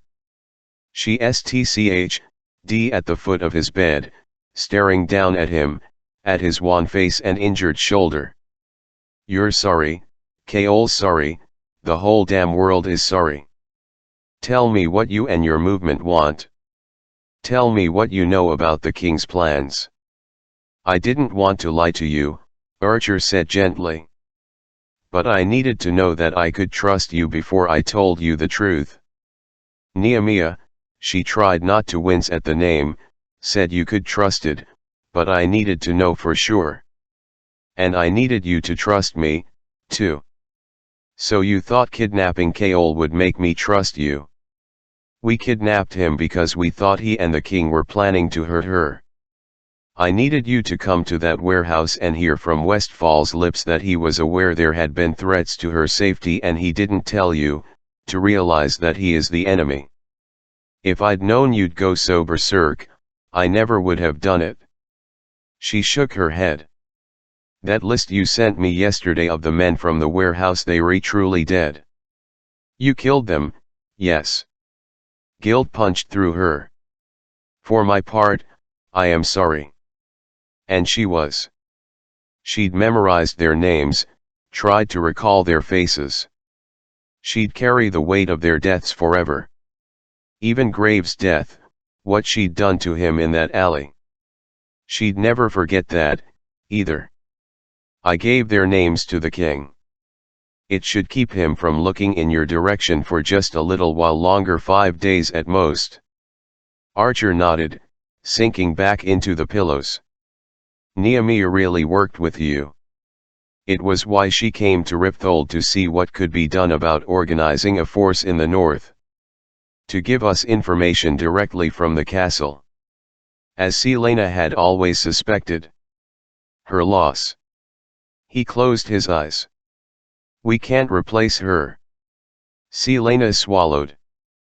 "But you could," Archer said, looking at her again. "I know you came from Turaisen. So part of you has to realize that Turaisen must be free. You are nothing more than a coward." She kept her face blank. "Be our eyes and ears in the castle," Archer whispered. "Help us. Help us, and we can find a way to save everyone save you. We don't know what the king plans to do, just that he somehow found a source of power outside magic, and that he's probably using that power to create monstrosities of his own. But to hate and, we don't know. That's what Nehemiah was trying to discover, and it's knowledge that could save us all. She'd digest that all later, much later. For now, She stared at Archer, then looked down at her blood-stiffened clothing. I found the man who killed Nehemiah. Archer's eyes widened, flickering. And she turned, walking out of the room. And the debt has been paid. Minister Molaison hired him to get rid of a thorn in his side because she put him down one too many times in council meetings. The minister is now in the dungeons, awaiting his trial. And she'd be there for every minute of that trial, and the execution afterward. Archer loosed a sigh as she put her hand on the doorknob. She looked over her shoulder at him, at the fear and sadness on his face. You took an arrow for me, she said quietly, gazing at the bandages. It was the least I could do after I caused that whole mess. She chewed on her lip and opened the door. We have 5 days until the king expects you to be dead. Prepare yourself and your allies. But nothing, she interrupted. Consider yourself fortunate that I'm not going to rip out your throat for the stunt you pulled. Arrow or no arrow, and regardless of my relationship with Kaol, you lied to me. And kidnapped my friend. If it hadn't been for that for you, I would have been at the castle that night. She fixed him with a stare. I'm done with you. I don't want your information, I'm not going to give you information, and I don't particularly care what happens to you once you leave the city, as long as I never see you again. She took a step into the hallway. Celaena. She looked over her shoulder. I am sorry. I know how much you meant to her and she to you. The weight she'd been avoiding since she'd gone to hunt Grave suddenly fell on her, and her shoulders drooped. She was so tired. Now that Grave was dead, now that Minister Molaison was in the dungeon, now that she had no one left to maim and punish. She was so tired. 5 days. I'll be back in 5 days. If you aren't prepared to leave Rifthold, then I won't bother faking your death. I'll kill you before you know I'm in the room. Kaol kept his face blank and his shoulders thrown back as his father surveyed him. The small breakfast room in his father's suite was sunny and silent, pleasant, even, but Kaol remained in the doorway as he looked at his father for the first time in 10 years. The Lord of Aniel looked mostly the same, his hair a bit grayer, but his face still ruggedly handsome, far too similar to Kaol's for his own liking. The breakfast is growing cold, his father said, waving a broad hand to the table and the empty chair across from him. His first words. Kaol clenched his jaw so hard it hurt as he walked across the bright room and slid into the chair. His father poured himself a glass of juice and said without looking at him, "At least you fill out your uniform. Thanks to your mother's blood, your brother is all gangly limbs and awkward angles." Kaol bristled at the way his father spat your mother's blood, but made himself pour a cup of tea, then butter a slice of bread. Are you just going to keep quiet, or are you going to say something? What could I possibly have to say to you? His father gave him a thin smile. A polite son would inquire after the state of his family. I haven't been your son for 10 years. I don't see why I should start acting like one now. His father's eyes flicked to the sword at Kaol's side, examining, judging, weighing. Kaol reined in the urge to walk out. It had been a mistake to accept his father's invitation. He should have burned the note he received last night. But after he'd ensured that Minister Molaison was locked up, the king's lecture about Celaena making a fool out of him and his guards had somehow worn through his better judgment. And Celaena. He had no idea how she'd gotten out of her rooms. No idea. The guards had been alert and reported no noise. The windows hadn't been opened, and neither had her front door. And when he asked Philippa, she only said that the bedroom door had been locked all night. Celaena was keeping secrets again. She'd lied to the king about the men she'd killed in the warehouse to rescue him. And there were other mysteries lurking around her, mysteries that he'd better start figuring out if he was to stand a chance of surviving her wrath. What his men had reported about the body that had been left in that alley. "Tell me what you've been up to. What do you wish to know?" Keol said flatly, not touching his food or drink.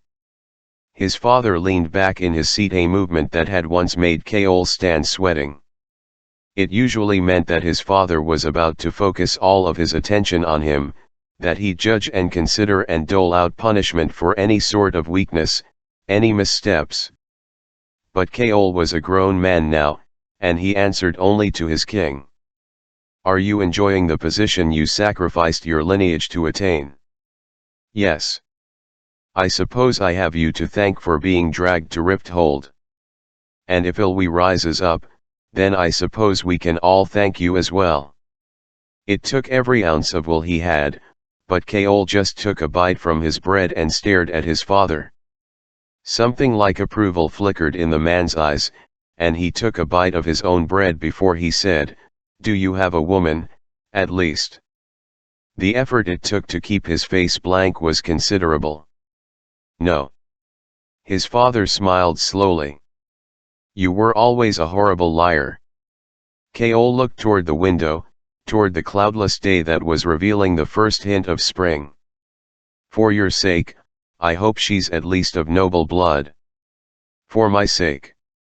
You might have spat on your lineage, but you are still a Westfall and we do not marry scullery maids." Keol snorted, shaking his head.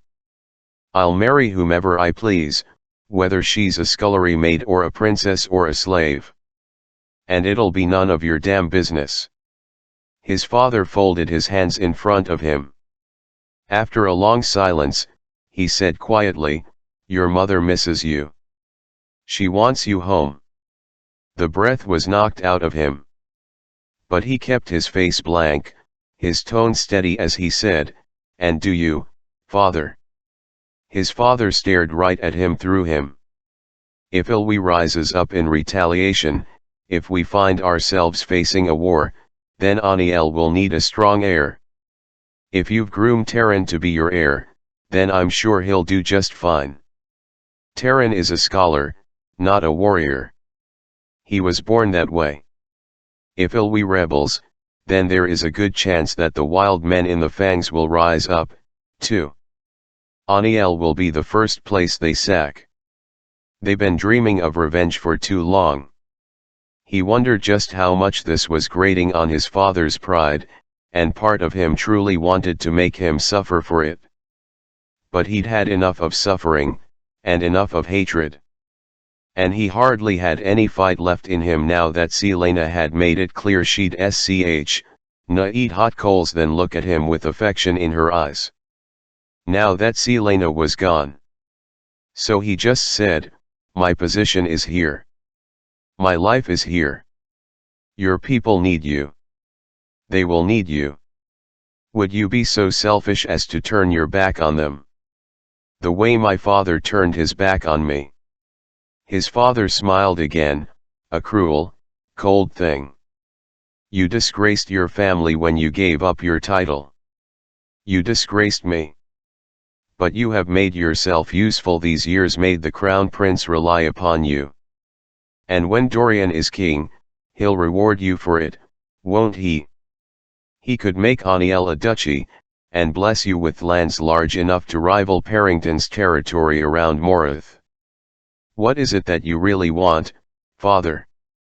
To protect your people, or to use my friendship with Dorian to your gain? Would you throw me in the dungeons if I said both? I hear you like to do that to the people who dare provoke you these days." And then there was that gleam in his eyes that told Keol just how much his father already knew. "Perhaps if you do, your woman and I can exchange notes about the conditions. If you want me back in Aniel, you're not doing a very good job of convincing me." "Do I need to convince you? You failed to protect the princess, and that has created a possibility of war. The assassin who was warming your bed now wants nothing more than to spill your innards on the ground. Nahat's left for you here, except more shame. Keol slammed his hands on the table, rattling the dishes. Enough.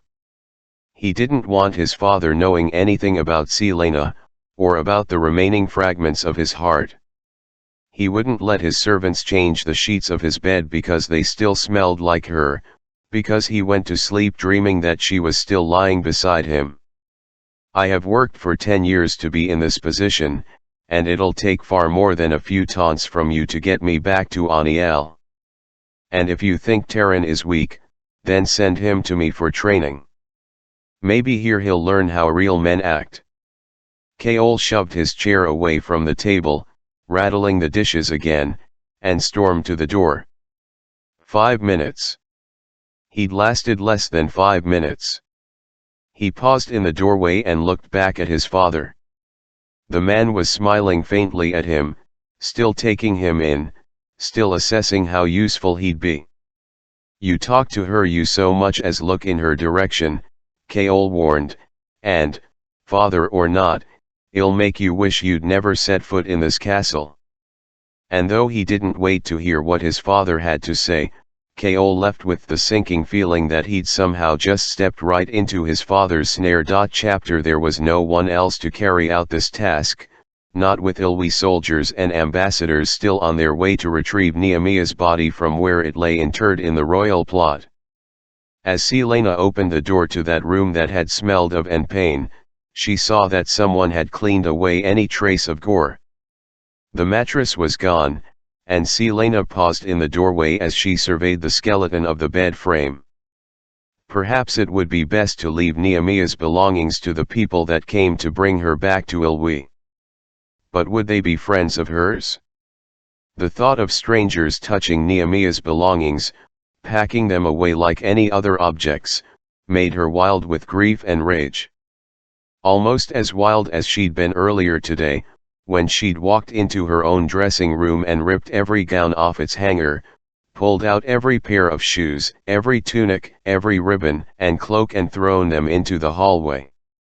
She'd burned the dresses that reminded her most of Nehemiah, the dresses she'd worn at their lessons, at their meals, and on their walks around the castle, and only when Philippa came in, scolding her about the smoke, had Selena had relented, allowing her to take whatever clothing survived and donate it. But it had been too late to stop Selena from burning the dress she'd worn the night of Keol's birthday. That gown had burned first. And when her dressing room was empty, she shoved a bag of gold into Philippa's hands and told her to go buy some new clothes. Philippa had only given her a sad look, another thing that made Selena sick, and left. It took Selena an hour to gently, carefully, pack up Nehemiah's clothes and jewelry, and she tried not to dwell too long on the memories that accompanied each item. Or the lotus blossom smell that clung to everything. When she had sealed all the trunks, she went to Nehemiah's desk, which was still littered with papers and books, as if the princess had only stepped outside for a moment. As she reached for the first paper, her eyes fell upon the arc of scars around her right hand, the teeth marks of the Ridderak.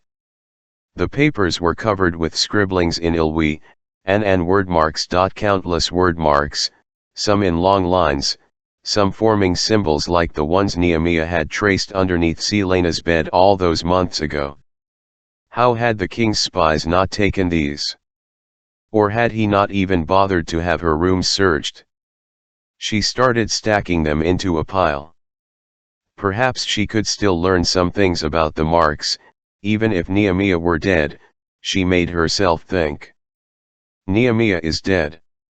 Selena looked at the scars on her hand again, and was about to turn from the desk when she spotted a familiar-looking book tucked half beneath some papers. It was the book from Davis' office. This copy was older, more damaged, but it was the same book. And written on the inside cover was a sentence in word marks, such basic marks that even Selena could understand. Do not trust the final symbol, though, was a mystery. It looked like a wyvern, the royal seal.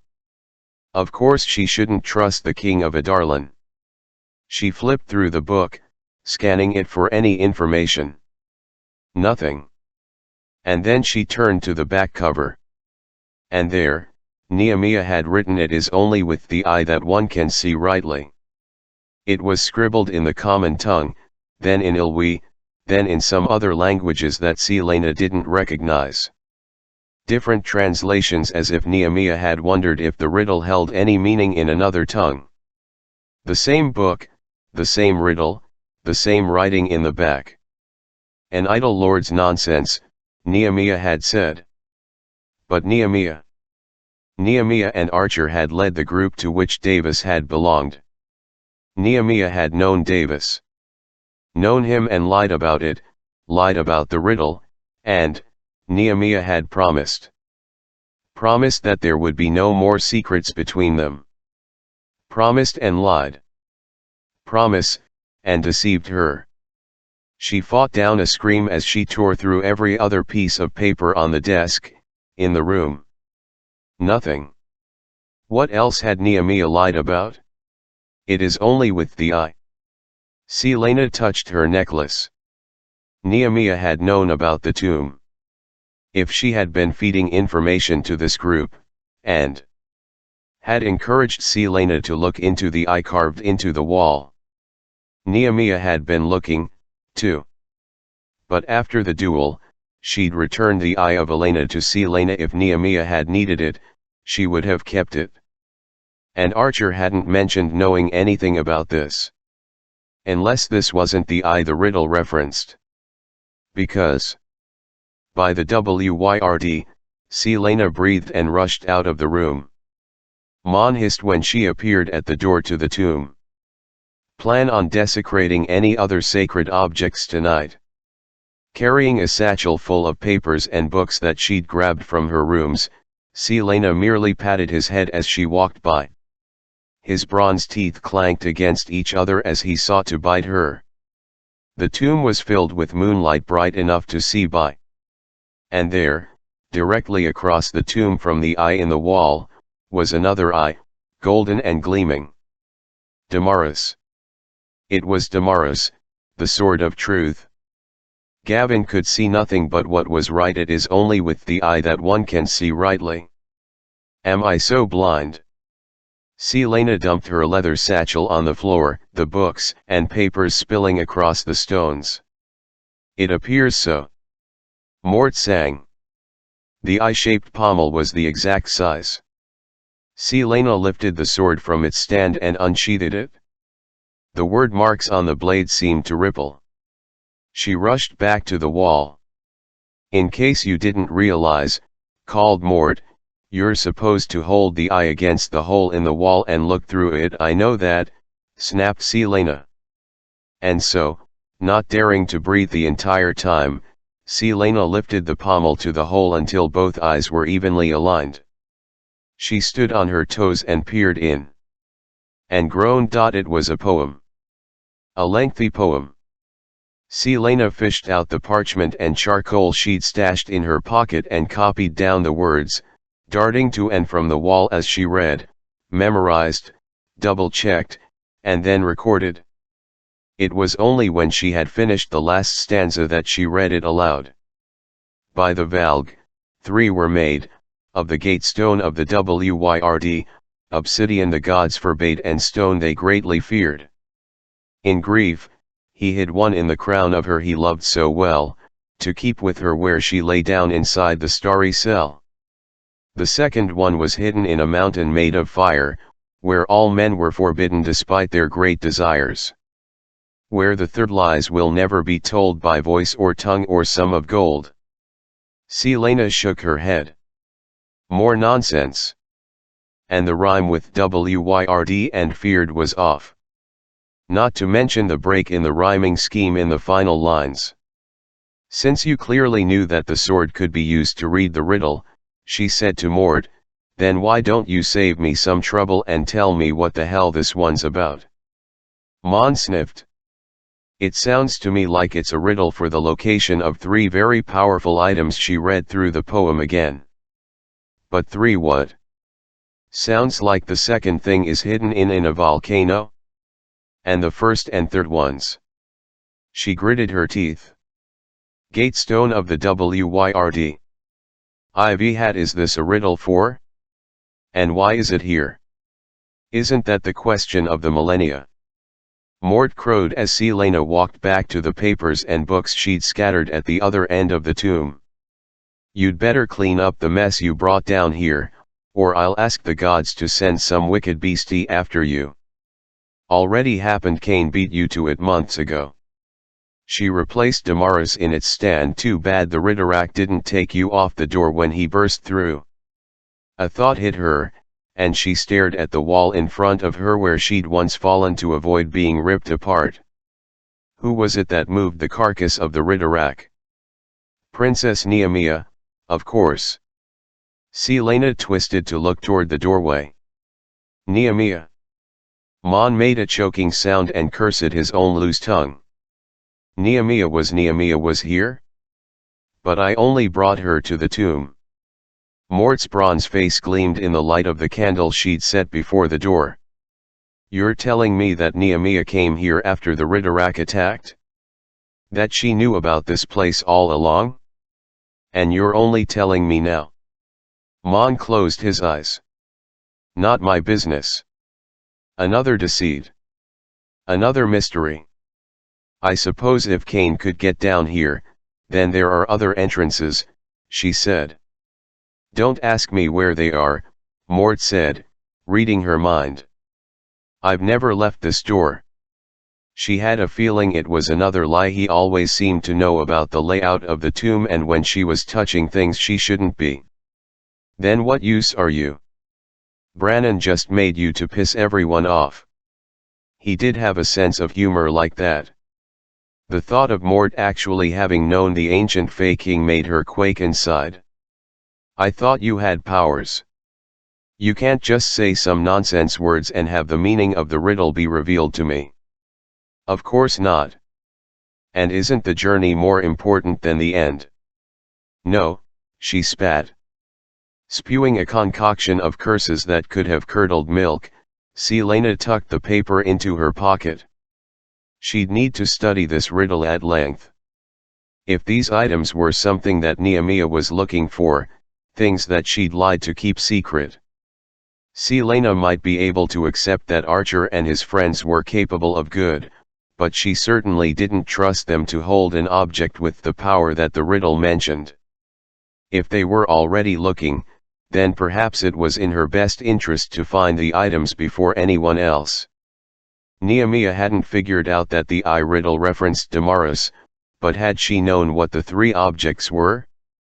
Maybe she'd pursued the eye riddle because she was trying to find the objects before the king did. The king's plans had they been to find these things?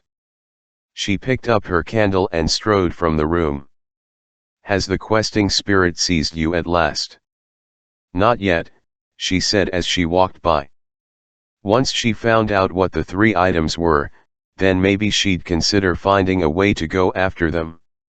Even if the only volcanoes she knew about were in the desert peninsula, and there was no way in hell the king would let her just go off on her own for such a long trip. It's such a pity that I'm attached to this door, sighed Mon. Imagine all the trouble you'll get into while trying to solve the riddle. He was right, and as Celaena walked up the winding stair, she found herself wishing that he could actually move about. Then she'd at least have one person to discuss this with. If she did have to go hunt these things down, whatever they were, then she'd have no one to go with her. There was no one who knew the truth. The truth. She snorted. WV had truth was there now? The truth that she had no one left to talk to? That Neemia had lied through her teeth about so many things? That the king might searching for a earth-shattering source of power? That he might already have something like this? Archer had mentioned a source of power outside of magic. Was that what these things were? Neemia had to have known. Celaena slowed, the candle guttering in a damp breeze through the stairwell, and slumped onto a step, bracing her arms on her knees. What else were you hiding, Neemia? She whispered into the darkness. Selena didn't need to turn to know who sat behind her as something silver and glimmering shone in the corner of her eye. "I thought you were too exhausted to come here," she said to the first queen of Adarlan. "I can only stay for a few moments," Elena said, her dress rustling as she took a seat a few steps up from Selena. It seemed a distinctly unqueen-like thing to do. Together, they stared into the gloom of the stairwell, Selena's breathing the only sound. She supposed Elena didn't need to breathe, didn't make any sounds unless she wanted to. Selena gripped her knees. "What was it like?" she asked quietly. "Painless," Elena said with equal quiet. "Painless, and easy. Were you frightened?" "I was a very old woman, surrounded by my children, and their children, and their children's children. I had nothing to be afraid of when the time came." "Where did you go?" A soft laugh. "You know I can't tell you that." Selena's lips wobbled. "She didn't die an old woman in her bed." "No, she didn't. But when her spirit left her body, there was no more pain, no more fear." "She is safe now?" Selena nodded. Elena's dress rustled again, and then she was on the step beside her, an arm around her shoulders. She hadn't realized how cold she was until she found herself leaning into Elena's warmth. The queen didn't say anything as Selena buried her face in her hands and wept at last. There was one last thing she had to do. Perhaps the hardest and the worst of all the things she had done since Nehemiah had died. The moon was overhead, casting the world in silver. Even though they didn't recognize her in her current attire, the night watch at the royal mausoleum hadn't stopped her as she passed through the iron gates at the back of one of the castle gardens. Nehemiah wouldn't be entombed inside the white marble building, though. Inside was for the royal family. Selena walked around the domed building, feeling as if the wyverns carved into the side stared at her as she passed. The few people still active at this hour had quickly looked away as she made her way here. She didn't blame them. A black dress and a sheer, flowing black veil spoke enough about her grief, and kept everyone at a long, long distance. As if her sorrow were a plague. But she didn't give a damn what the others thought. The mourning clothes weren't for them. She rounded the back of the mausoleum and beheld the rows of graves in the gravel garden behind it, the pale and worn stones illuminated by the moon. Statues depicting everything from mourning gods to dancing maidens marked the resting places of distinguished nobility, some so lifelike they might be people frozen in stone. Since it had not snowed since before Nehemiah's murder, it was easy enough to spot the grave by the upturned earth before it. There were no flowers, not even a headstone. Just fresh soil and a sword thrust into the earth. One of the curved swords of Nehemiah's fallen guards. Apparently, no one had bothered to give her anything more, not when she'd be retrieved and brought back to Ilwi. Selena stared at the dark, tilled earth, a chill wind rustling her veil. Her chest ached, but this was the one last thing she had to do, the one last honor she could give her friend. Selena tilted her head to the sky, closed her eyes, and began to sing. Kaol had told himself that he was only following Selena to make sure she didn't hurt herself or anyone else, but as she neared the royal mausoleum, he followed for other reasons. The night provided good cover, but the moon was bright enough to keep him back, far enough away so she wouldn't hear his approach.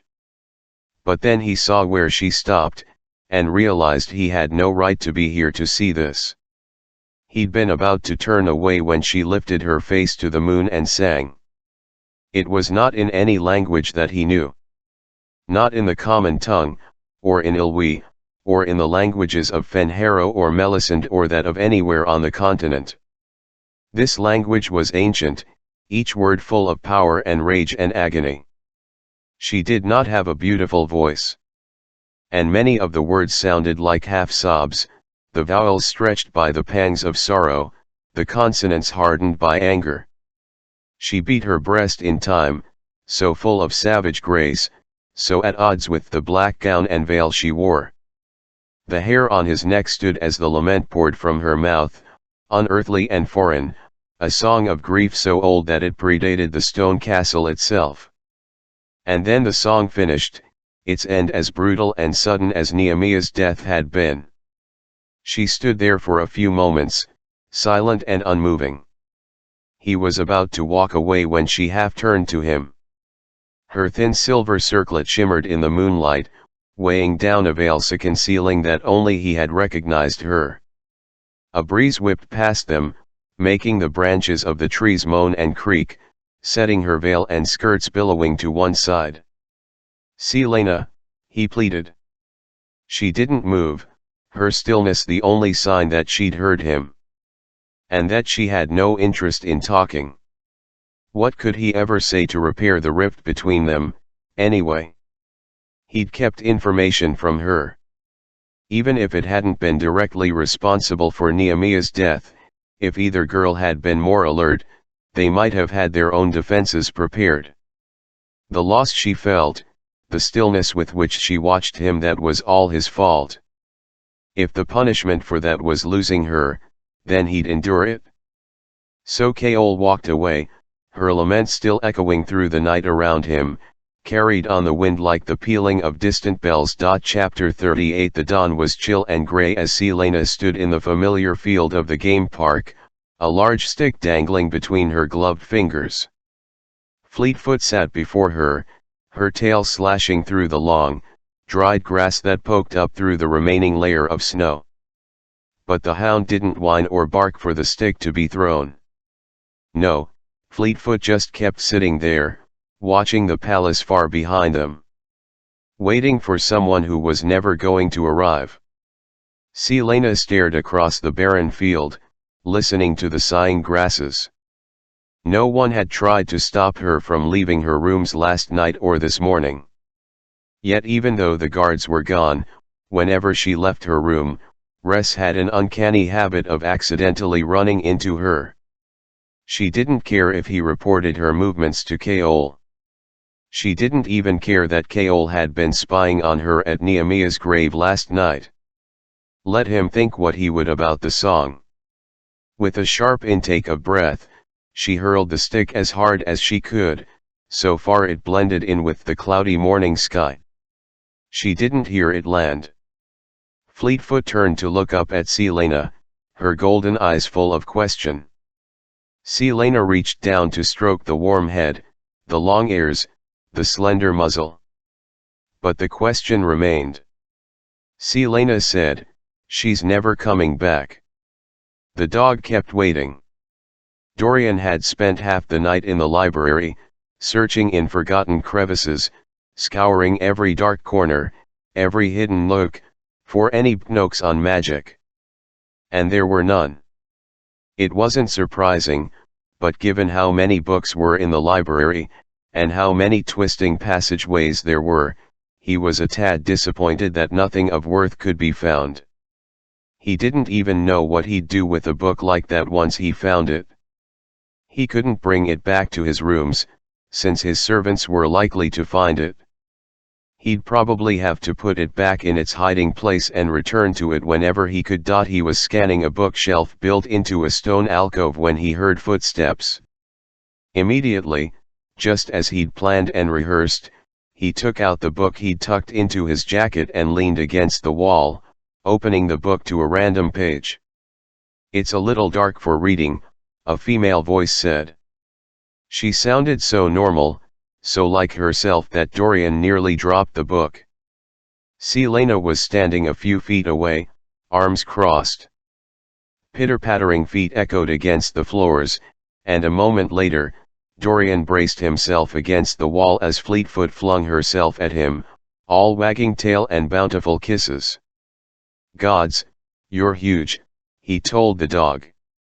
She licked his cheek one last time and sprinted off down the hall. Dorian watched her go and raised his brows. "I'm fairly certain that whatever she's about to do, it won't make the librarians happy."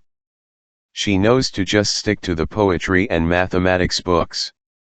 Selena's face was grave and pale, but her eyes shone with faint amusement. She wore a dark blue tunic he'd never seen before, and the golden embroidery glinted in the dim light. In fact, her whole outfit looked new. The silence that settled between them made him shift on his feet. What could he possibly say to her? The last time they'd been this close, she'd grazed her nails across his neck. He'd had nightmares about that moment. "Can I help you find anything?" he asked her. "Keep it normal, keep it simple." Crown Prince and Royal Librarian. "Unofficial Royal Librarian," he said. "A title hard won after many years of hiding here to avoid stuffy meetings, my mother, and, well, everything else. And here I was, thinking you just hid in your little tower." Dorian laughed softly, but the sound somehow killed the amusement in her eyes. As if the sound of merriment was too raw against the wound of Nehemiah's death. "Keep it simple," he reminded himself. "So? Is there a book I can help you find? If that's a list of titles in your hand, then I could look them up in the catalog." "No," she said, folding the papers in half. "No, there's no book. I just wanted a walk and he'd just come to a dark corner of the library to read."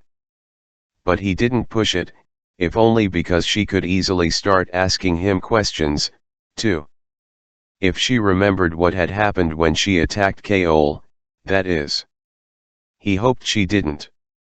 There was a muffled shriek from somewhere in the library, followed by a string of howled curses and the familiar pitter-pattering of paws on stone. Then Fleetfoot came sprinting down the row, a scroll of paper in her jaws. "Wicked beast," a man was shouting. "Come back here at once."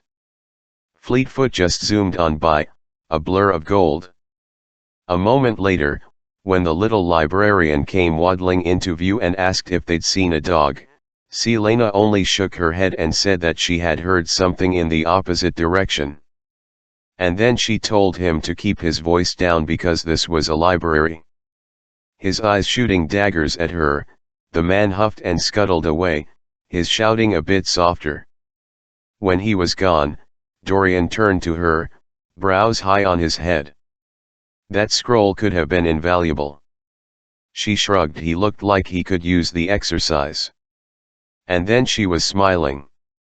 Hesitantly at first, then she shook her head, and the smile bloomed wide enough to show her teeth. It was only when she looked at him again that he realized he'd been staring, trying to son of the difference between this smile and the smile she'd given his father the day she'd put Graves' head on the council table. As if she could read his thoughts, she said, "I apologize for my behavior lately. I haven't been myself." Or she'd just been a pen of herself that she usually kept on a tight leash, he thought. But he said, "I understand."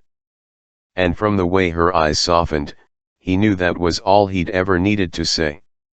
Keol wasn't hiding from his father. And he wasn't hiding from Selena. And he wasn't hiding from his men, who now felt some ridiculous urge to look after him. But the library did offer a good amount of refuge and privacy. Maybe answers. The head librarian wasn't in the little office tucked into one of walls of the library. So Keol had asked an apprentice. The gawking youth pointed, gave some vague directions, and told him good luck. Keol followed the boy's direction up a sweeping flight of black marble stairs and alongside the mezzanine rail. He was about to turn down an aisle of books when he heard them speaking.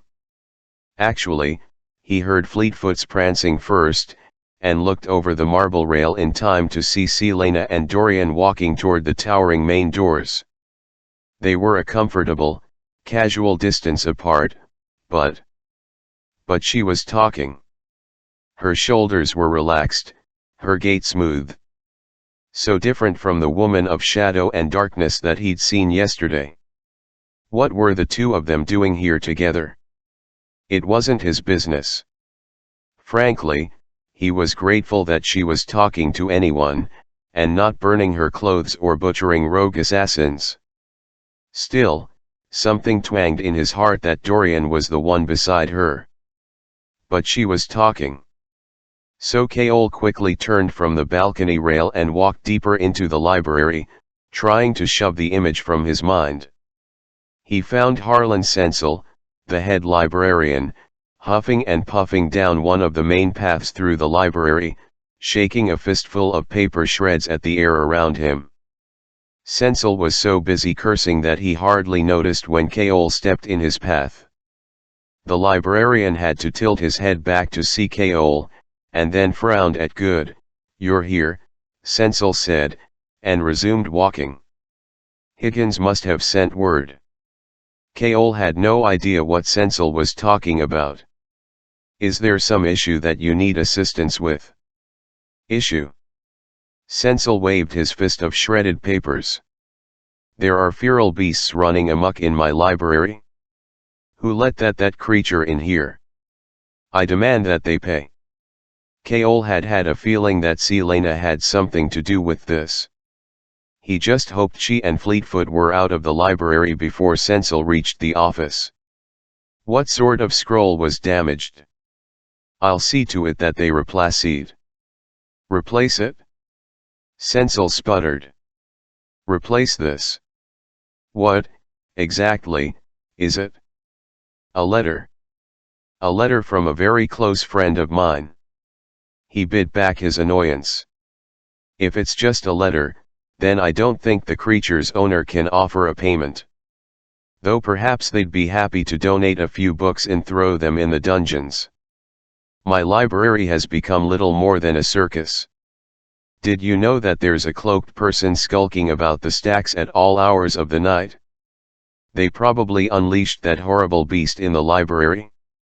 So track them down and the dungeons are full," Kaol lied. "But I'll look into it."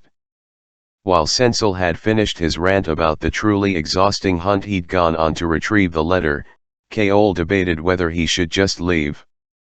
But he had questions, and once they reached the mezzanine and he was certain that Selena, Fleetfoot, and Dorian were long gone, he said, "I have a question for you, Sir." Sensel preened at the honorific, and Kaol tried his best to look uninterested.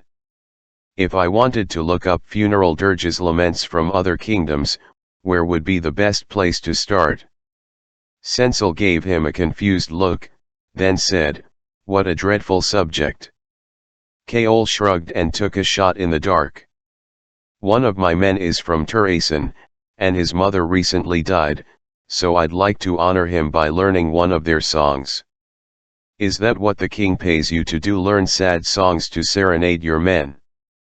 He almost snorted at the idea of serenading his men, but shrugged again. "Are there any books where those songs might be?" Even a day later, he couldn't get the song out of his head, couldn't stop the chill that went up his neck when its words echoed through his mind. And then there were those other words, the words that had changed everything. "You will always be my enemy." She was hiding something. A secret she kept locked up so tight that only the horror and shattering loss of that night could have made her slip in such a way. So the more he could discover about her, the better chance he stood of being prepared when the secret came to light. The little librarian said, walking down the main steps. "Well, most of the songs were never written down. And why would they be? Surely the scholars in Turaisen recorded some of them." "Arinth had the greatest library in Irelia at one time," Kaol countered. "That they did," Sensel said, a twinge of sorrow in his words. "But I don't think anyone ever bothered to write down their dirges. At least, not in a way that would have made it here." "What about dirges in another language?" "My guard from Turaisen mentioned something about a dirge he once heard sung in another tongue, though he never learned what it was." The librarian stroked his silver beard. "Another language? Everyone in Turaisen speaks the common tongue." No one's spoken a different language there for 1,000 years. They were close to the office, and he knew that once they arrived, the little bastard would probably shut him out until he'd brought Fleetfoot to justice. Keol pressed him a bit harder.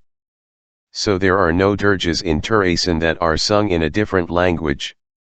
No, he said, drawing out the word as he pondered.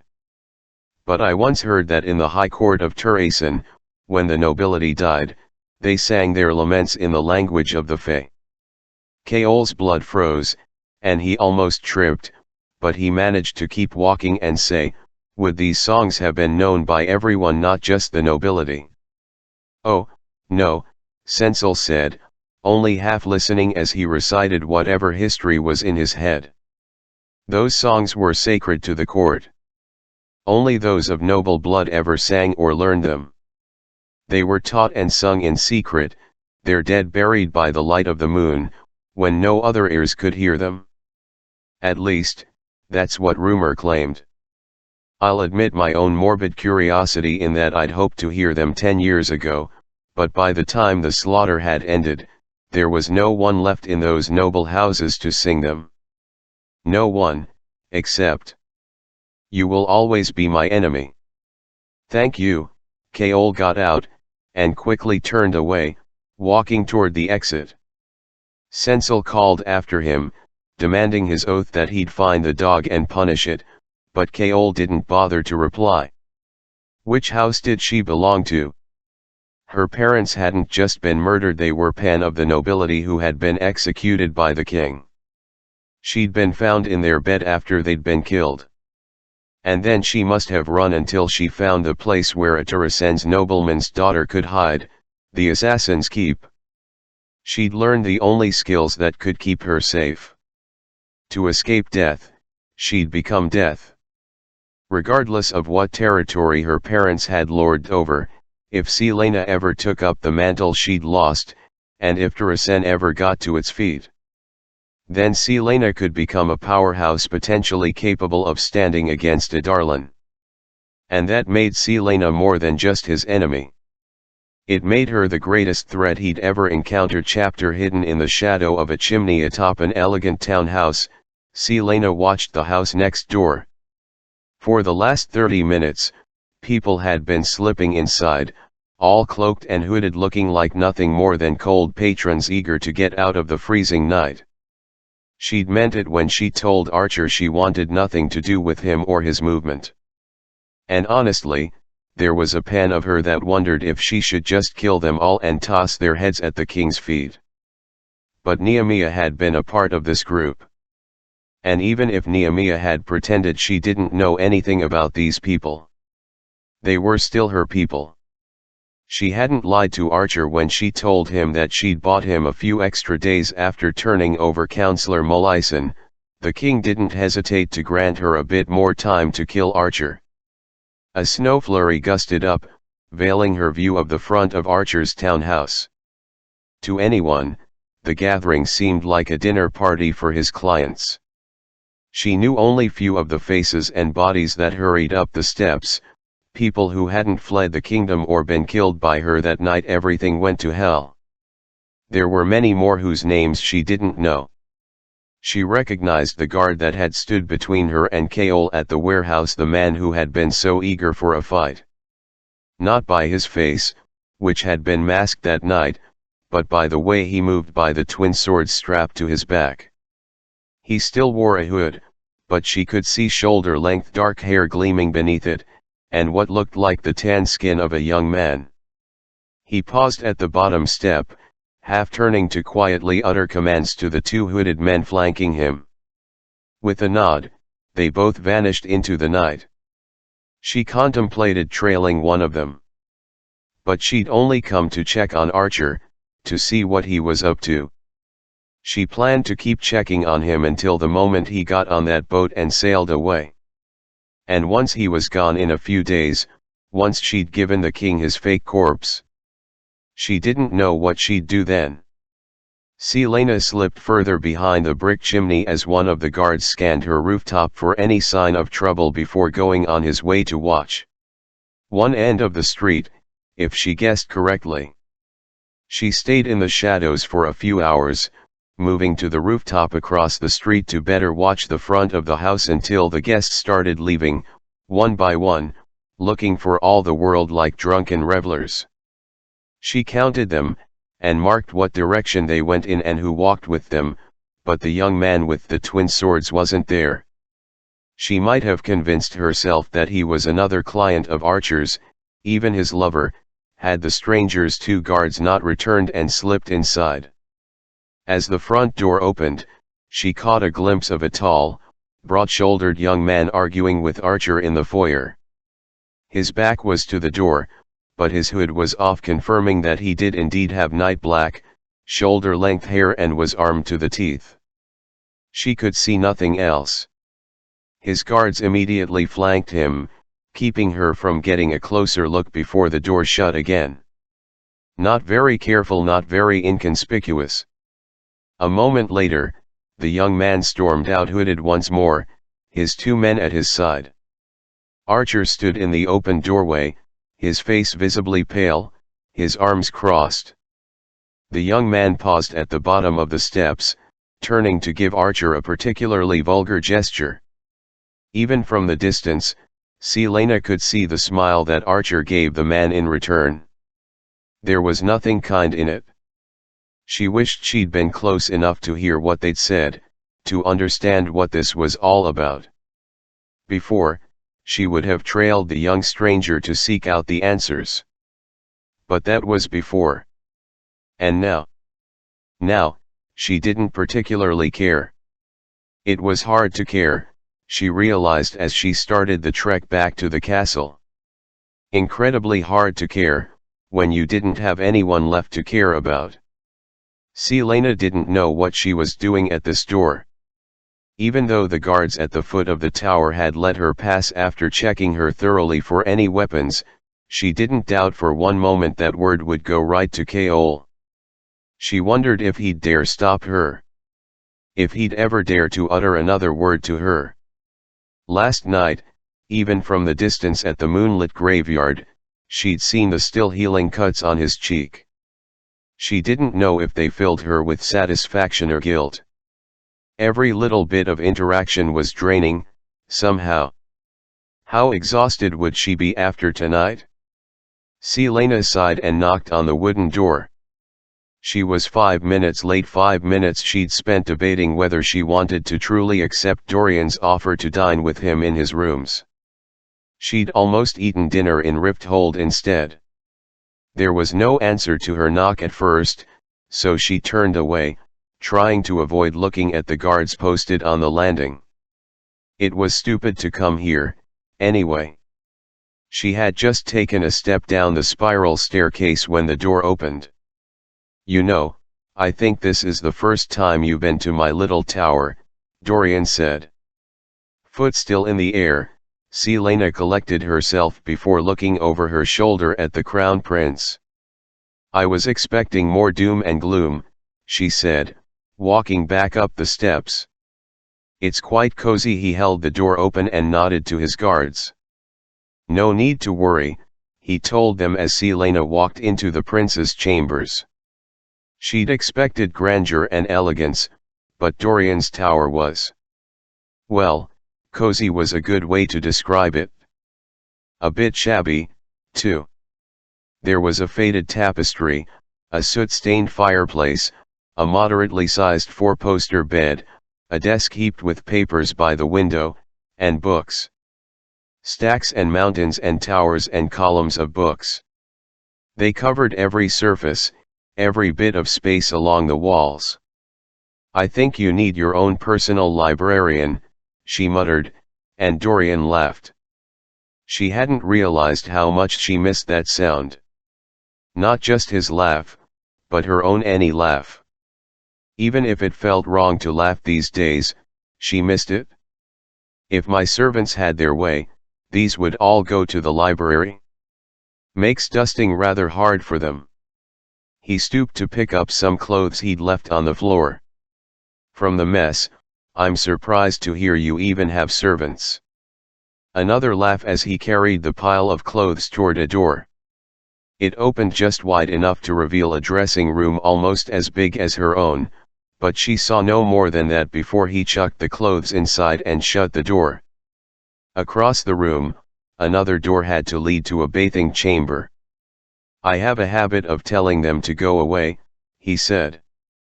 "Why?" She walked to the worn red couch before the fireplace and pushed off the books that had also been piled there. "Because I know where everything in this room is. All the books, the papers. And the moment they start cleaning, then those things get hopelessly organized and tucked away and I can never find them again." He was straightening the red cloth of his bedspread, which looked rumpled enough to suggest he'd been sprawled across it until she'd knocked. "Don't you have people who dress you? I would have thought that Roland would be your devoted servant, at least." Dorian snorted, plumping his pillows. "Roland's tried.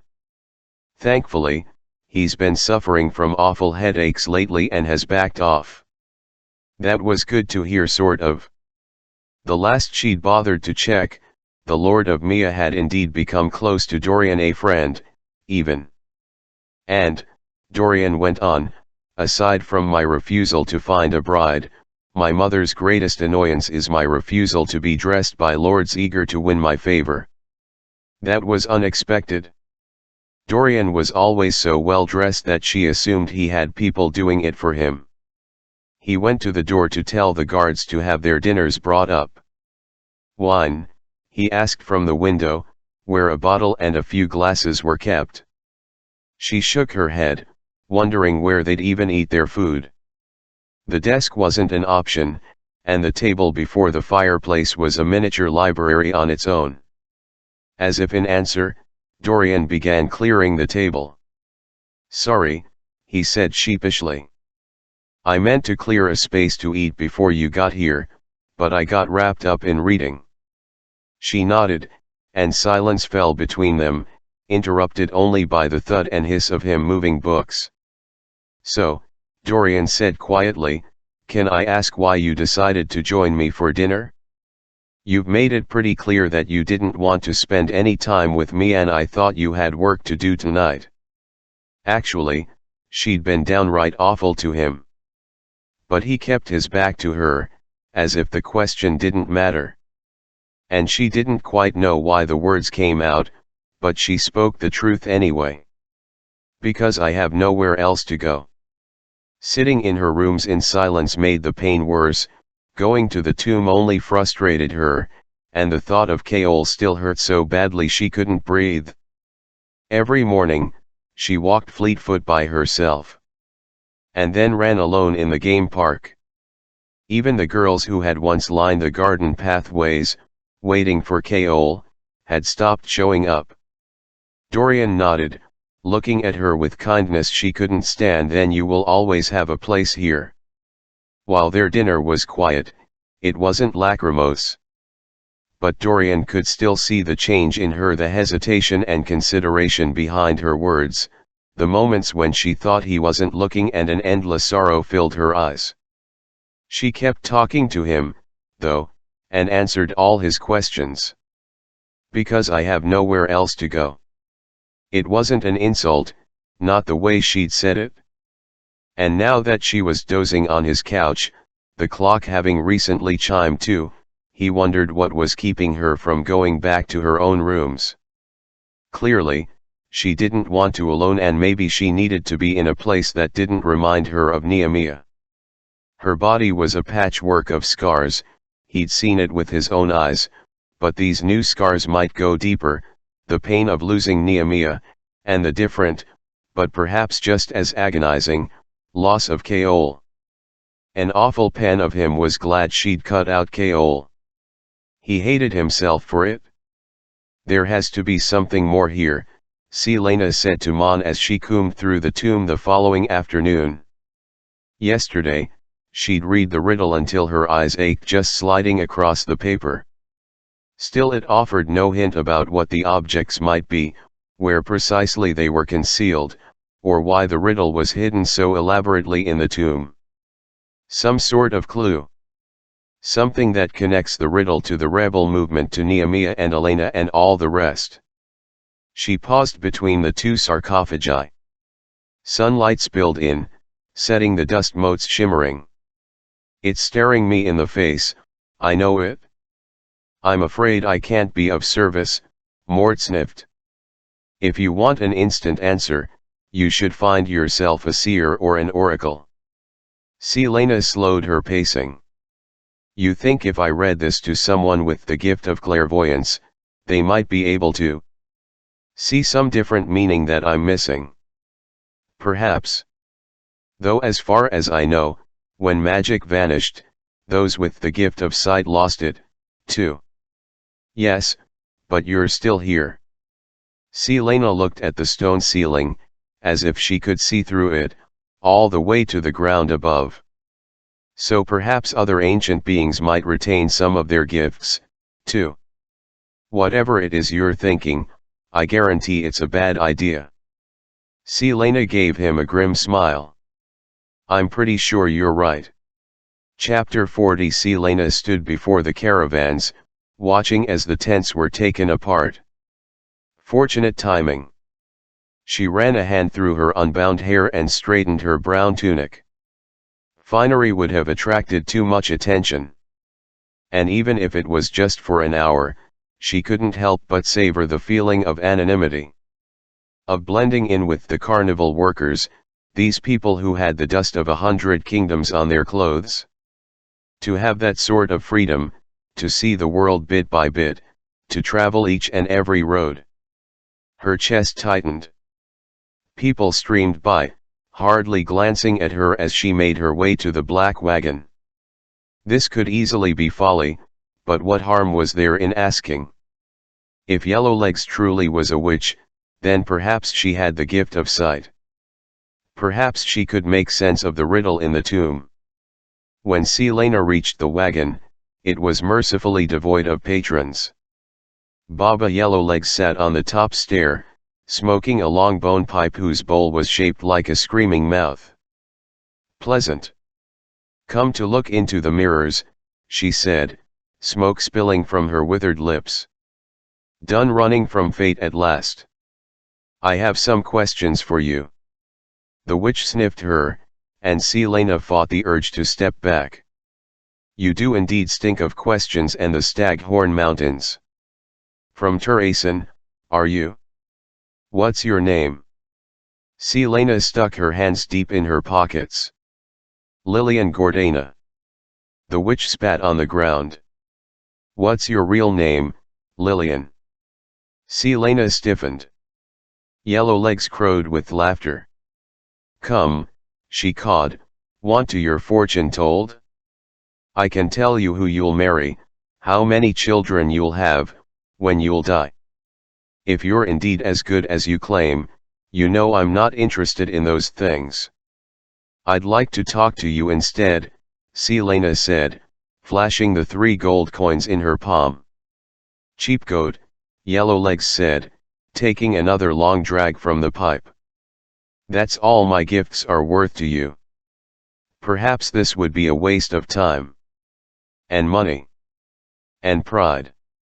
Selena turned away with a scowl, shoving her hands into the pockets of her dark cloak. Wait, Yellowlegs said. Selena kept walking. The prince gave me 4 coins. She paused her steps and looked over her shoulder at the crone. A cold, clawed hand gripped her heart. Yellowlegs smiled at her. He had such interesting questions, too. He thought I didn't recognize him, but I can smell Havaliard blood a mile off. 7 gold pieces, and I'll answer your questions and tell you his. She'd sell Dorian's questions to her to anyone? That familiar calm went through her. How do I know you're not lying? Yellowlegs' iron teeth glinted in the light of the torches. It'd be bad for business if I was branded a liar. Would it make you more comfortable if I swore on one of your soft-hearted gods? Or perhaps on one of mine? Selena studied the black wagon, swiftly braiding her hair back. One door, No back exit, no sign of trick panels. No way out, and plenty of warning in case someone came in. She checked her weapons: 2 long daggers, a knife in her boot, and 3 of Philippa's deadly hairpins. More than enough. Make it 6 coins, Selena said softly, and I won't report you to the guard for trying to sell the prince's secrets. Who says the guard won't be interested in them, too? You'd be surprised how many people want to know what truly interests the prince of the realm. Selena slammed 6 gold coins onto the step beside the tiny crone. 3 pieces for my questions, she said, bringing her face as close to Yellowlegs as she dared. The reek from the woman's mouth was like carrion and stale smoke. And 3 for your silence about the prince. Yellowlegs' eyes gleamed, her iron nails clinking together as she stretched out a hand to grab the coins. Get in the caravan. The door behind her swung open soundlessly. A dark interior lay beyond, speckled with patches of glimmering light. Yellowlegs snuffed out her bone pipe. She'd been hoping for this, to get inside the caravan and thus avoid anyone seeing her with Yellowlegs. The old woman groaned as she stood, a hand braced on her knee. Care to tell me your name now? A chill wind blew from within the caravan, sliding along Selena's neck. Carnival trick. I'll ask the questions, Selena said, and stalked up the steps into the caravan. Inside, there were a few measly-looking candles, whose light flickered along row after row, stack after stack, of mirrors. They were every shape, every size, some leaning against walls, some propped against each other like old friends, some little more than shards clinging to their frames. And everywhere else, wherever there was a bit of space, were papers and scrolls, jars full of herbs or liquids, BRCH, MS junk. In the gloom, the caravan stretched on far wider and longer than should have been possible. A winding path had been made between the mirrors, leading into the dark, a path that Yellowlegs was now treading, as if there were anywhere to go inside this strange place. This can't be real, it must be an illusion of the mirrors. Selena glanced back toward the wagon door in time to see it snick shut. Her dagger was out before the sound had finished echoing through the wagon. Ahead, Yellowlegs chuckled, lifting the candle in her hand. Its holder seemed to be shaped like a skull mounted on some son of longer bone. Tacky, cheap carnival tricks, Selena told herself again and again, her breath clouding in the chill air inside the wagon. None of it was real. But Yellowlegs, the knowledge she offered truly was. Come along, girl. Come sit with me where we might talk. Selena carefully stepped over a fallen mirror, keeping an eye on the bobbing skull lantern and on the door, on any possible exits, none as far as she could see, but perhaps there was a trap door in the floor, on how the woman moved. Surprisingly fast, she realized, and hurried to catch up to Yellowlegs. As she strode through the mirrors, her reflection shifted everywhere. In one she appeared short and fat, in another tall and impossibly thin. In another she stood upside down, and in another she walked sideways. It was enough to give her a headache. Done gawking? Yellowlegs said. Selena ignored her, but sheathed her dagger as she followed the woman into a small sitting area before a dim, grated oven. No reason to have her weapon out, not when she still needed Yellowlegs to cooperate. The sitting area lay in a rough circle cleared of the junk and stacks of mirrors, with little more than a rug and a few chairs to make it hospitable. Yellowlegs hobbled over to the raised hearthstone, yanking a few logs from a tiny stack perched on the rim. Selena remained on the edge of the worn red rug, watching as Yellowlegs threw open the iron grate of the oven, tossed in the wood, and slammed the grate shut again. Within seconds, light flared, made brighter still by the surrounding mirrors. The stones of this oven, Yellowlegs said, patting the curved wall of dark bricks like an old pet, came from the ruins of the Krokan capital city. The of this wagon was hewn from the walls of their sacred schools. That's why my wagon is unusual inside. Selena said nothing. It would have been easy to dismiss it as a bit of carnival dramatics, except she was seeing it for herself. So, Yellowlegs said, remaining standing as well, despite the aged wooden furniture scattered around them, questions. Even though the air in the wagon was chill, the burning oven somehow made it instantly warm enough for her layers of clothing to be uncomfortable. She'd been told a story once, on a hot summer night in the Red Desert. A story about what one of the long-lost iron teeth witches had done to a young girl. What had been left of her? White, gleaming bones. Nothing more. Selena glanced at the oven again and angled herself closer to the door. Across the small sitting area, more mirrors waited in the gloom as if even the light of the fire couldn't reach them. Yellowlegs leaned closer to the grate, rubbing her gnarled fingers in front of it. The firelight danced along her iron nails. Ask away, Gil. What had Dorian wanted to know so badly?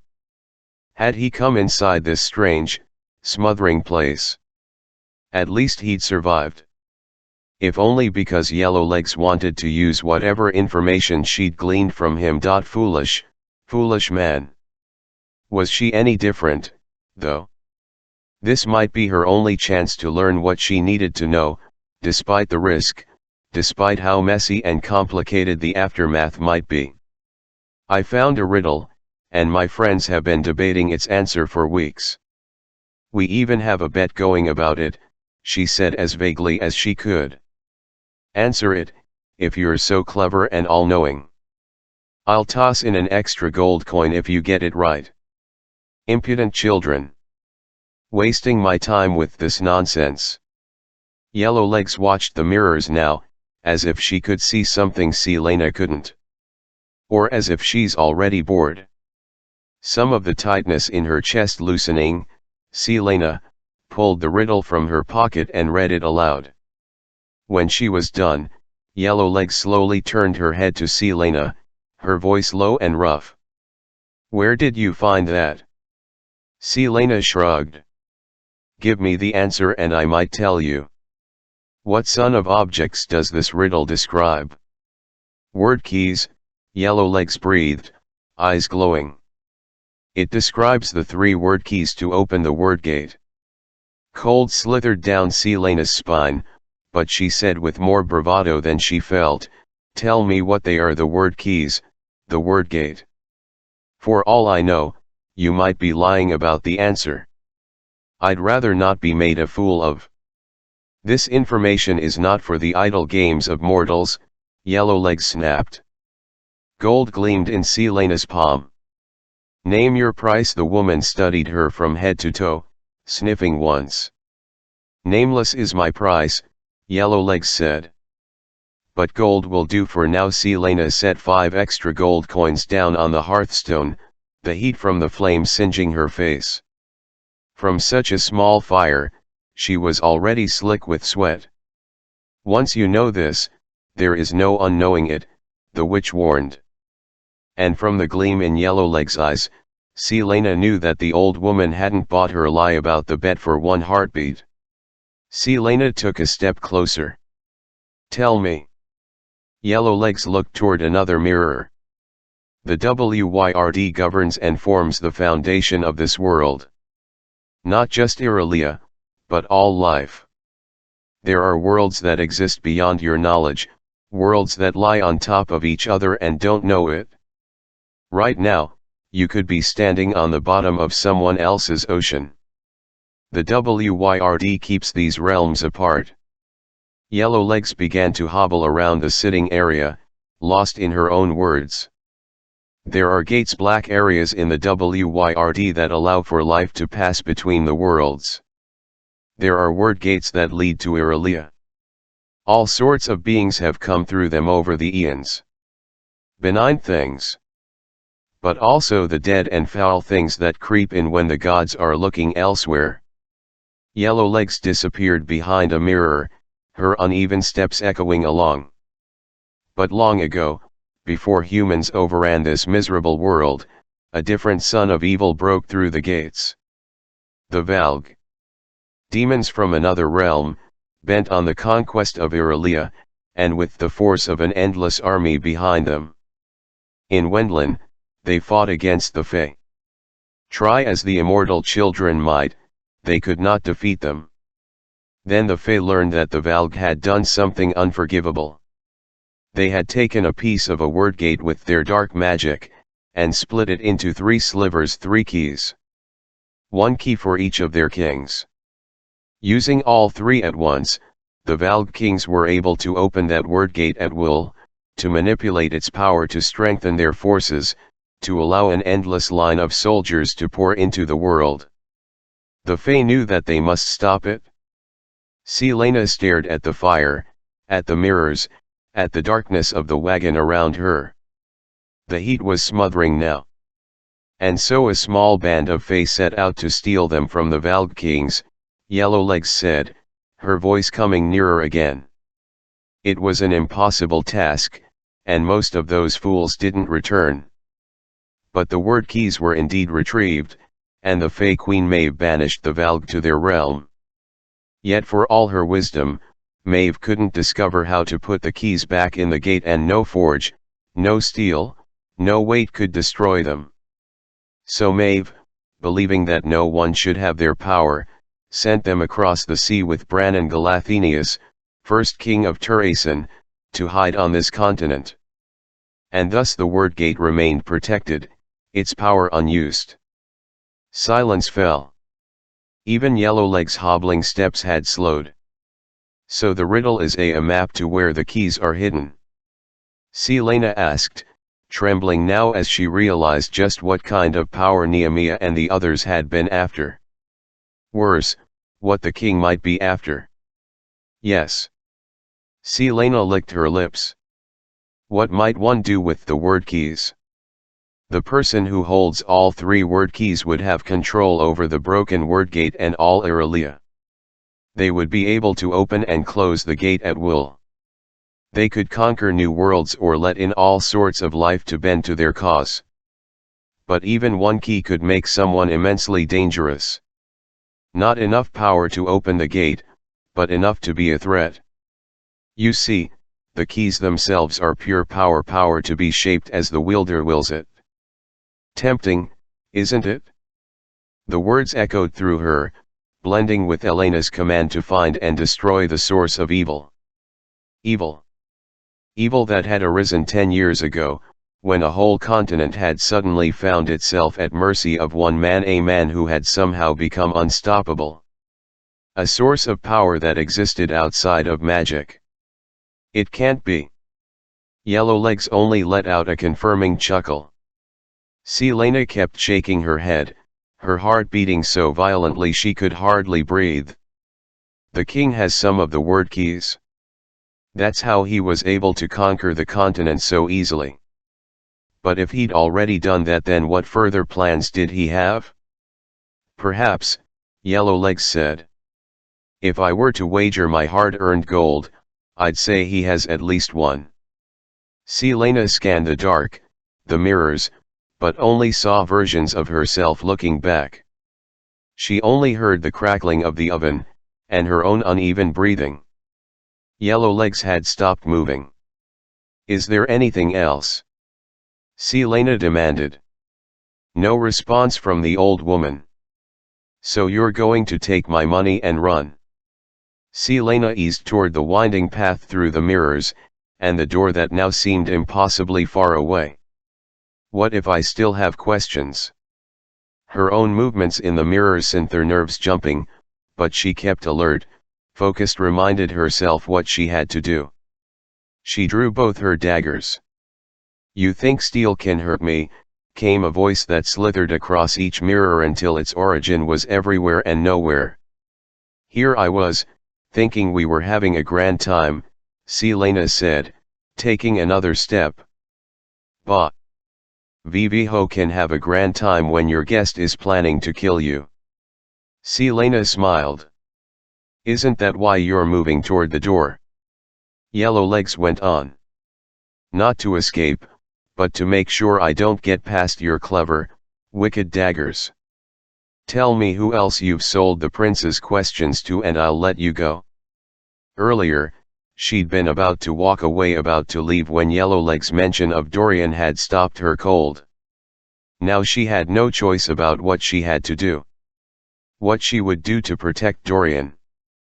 It was what she'd realized last night: she did have someone left, one friend. And there was nothing she wouldn't do to keep him safe. And if I say that I've told no one, I wouldn't believe you.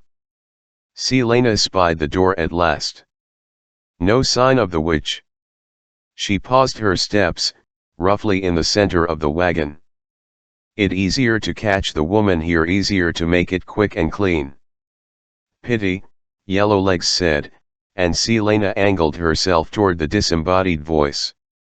There had to be some hidden exit, but where? If Yellowlegs got out, if she told anyone what Dorian had asked, whatever it might be, if she told anyone what she had asked. All around Selena, her reflection shifted and glimmered. Quick, clean, then she'd be gone. What happens, Yellowlegs hissed, when the hunter becomes the hunted? From the corner of her eye, Selena glimpsed the hunched form, the chains sagging between the gnarled hands. She whirled toward the crone, dagger already flying to disable, to get her down so she could. The mirror shattered where Yellowlegs had been standing. Behind her, there was a heavy clink, and a satisfied caw of laughter. For all her training, Selena wasn't fast enough to duck before the heavy chain whipped across the side of her head, and she slammed face first into the floor. Chapter 411. Kaol and Dorian stood on a balcony and watched the carnival be dismantled bit by bit. It would leave tomorrow morning, and then Kaol could finally have his men back to doing useful things. Like making sure no other assassins got into the castle. But Kaol's most pressing problem was Selena. Late last night, after the royal librarian had gone to bed, Kaol had returned to the library and found the genealogy records. Someone had gotten them all out of order, so it'd taken him a while to find the right one, but he at last found himself staring at the list of Tarasen's noble houses. None of them bore the name of Sardo Tien, though that was little surprise. Part of him had always known that wasn't Selena's true name. So he'd made a list that now sat in his pocket, burning a hole through it, of all the noble houses she might have come from, houses with children at the time of Tarasen's conquest. There were at least 6 families that had survived. But what if she hailed from one that had been entirely slaughtered? When he'd finished writing down the names, he was no closer to figuring out who she really was than he'd been at the start. So, are you going to ask me whatever it is you dragged me out here to ask, or am I just going to enjoy freezing my ass off for the rest of the night? Dorian said. Kaol raised a brow, and Dorian gave him a slight smile. How is she? Kaol asked. He'd heard that they'd had dinner, that she hadn't left his rooms until the middle of the night. Had it been a deliberate move on her part? Something to throw in his face, make him ache just a bit more? Coping, Dorian said. Coping as best she can. And since I know you're too proud to ask it, I'll just tell you that no, she hasn't mentioned you. Nor do I think she will. Kaol took a long breath. How could he convince Dorian to stay away from her? Not because he was jealous, but because Selena might be more of a threat than Dorian could ever imagine. Only the truth would work, but... Your father is curious about you, Dorian said. After the council meetings, he always asks me about you. I think he wants you back in Aniel. I know. Are you going to go with him? Do you want me to? It's not for me to decide. Kaol clamped his teeth. He certainly wasn't going anywhere, not while Selena was here. And not just because of who she actually was. I have no interest in being Lord of Aniel. Men would kill for the kind of power that Aniel wields. I've never wanted it. No. Dorian braced his hands on the balcony rail. No, you've never wanted anything for yourself, save for the position you have now, and Selena. Kaol opened his mouth, excuses already forming on his tongue. You think I'm blind? Dorian asked, his gaze a frozen, ice blue. Do you know why I approached her at the Yulimaz ball? Not because I wanted to ask her to dance, but because I saw the way you two were looking at each other. Even then, I knew how you felt. You knew, and yet you asked her to dance. His hands clenched into fists. She's capable of making up her own mind. And she did. Dorian gave him a bitter smile. About both of us. Kaol took a steadying breath, calming his rising anger. If you feel the way you do, then why let her stay shackled to your father? Why not find a way to get her out of her contract? Or are you just afraid that if you set her free, she'll never come back to you? I'd be careful what you say, Dorian said softly. But it was true. Even though he couldn't imagine a world without Selena, Kaol knew he had to get her out of this castle. Yet he couldn't tell if it was for Adarlan's sake or her own. My father is temperamental enough to punish me and her if I try to broach that subject. I agree with you, I truly do, it's not right to keep her here. But you should still mind what you say. The Crown Prince of Adarlan stared him down. And consider where your TME loyalties lie. Once, Kaol might have argued. Once, he might have protested that his loyalty to the crown was his greatest asset. But that blind loyalty and obedience had started this descent. And it had destroyed everything. Selena knew she'd only been out for a few seconds long enough for Yellowlegs to yank her arms behind her back and get the chain around her wrists. Her head was pounding, and Bluknad slid down the side of her neck, trickling into her tunic. Nothing too bad, she'd been hit worse. Her weapons were gone, though, discarded somewhere in the wagon. Even the ones in her hair and clothes. And boots. Clever woman. So she didn't give the witch a chance, not even a heartbeat, to realize she was conscious.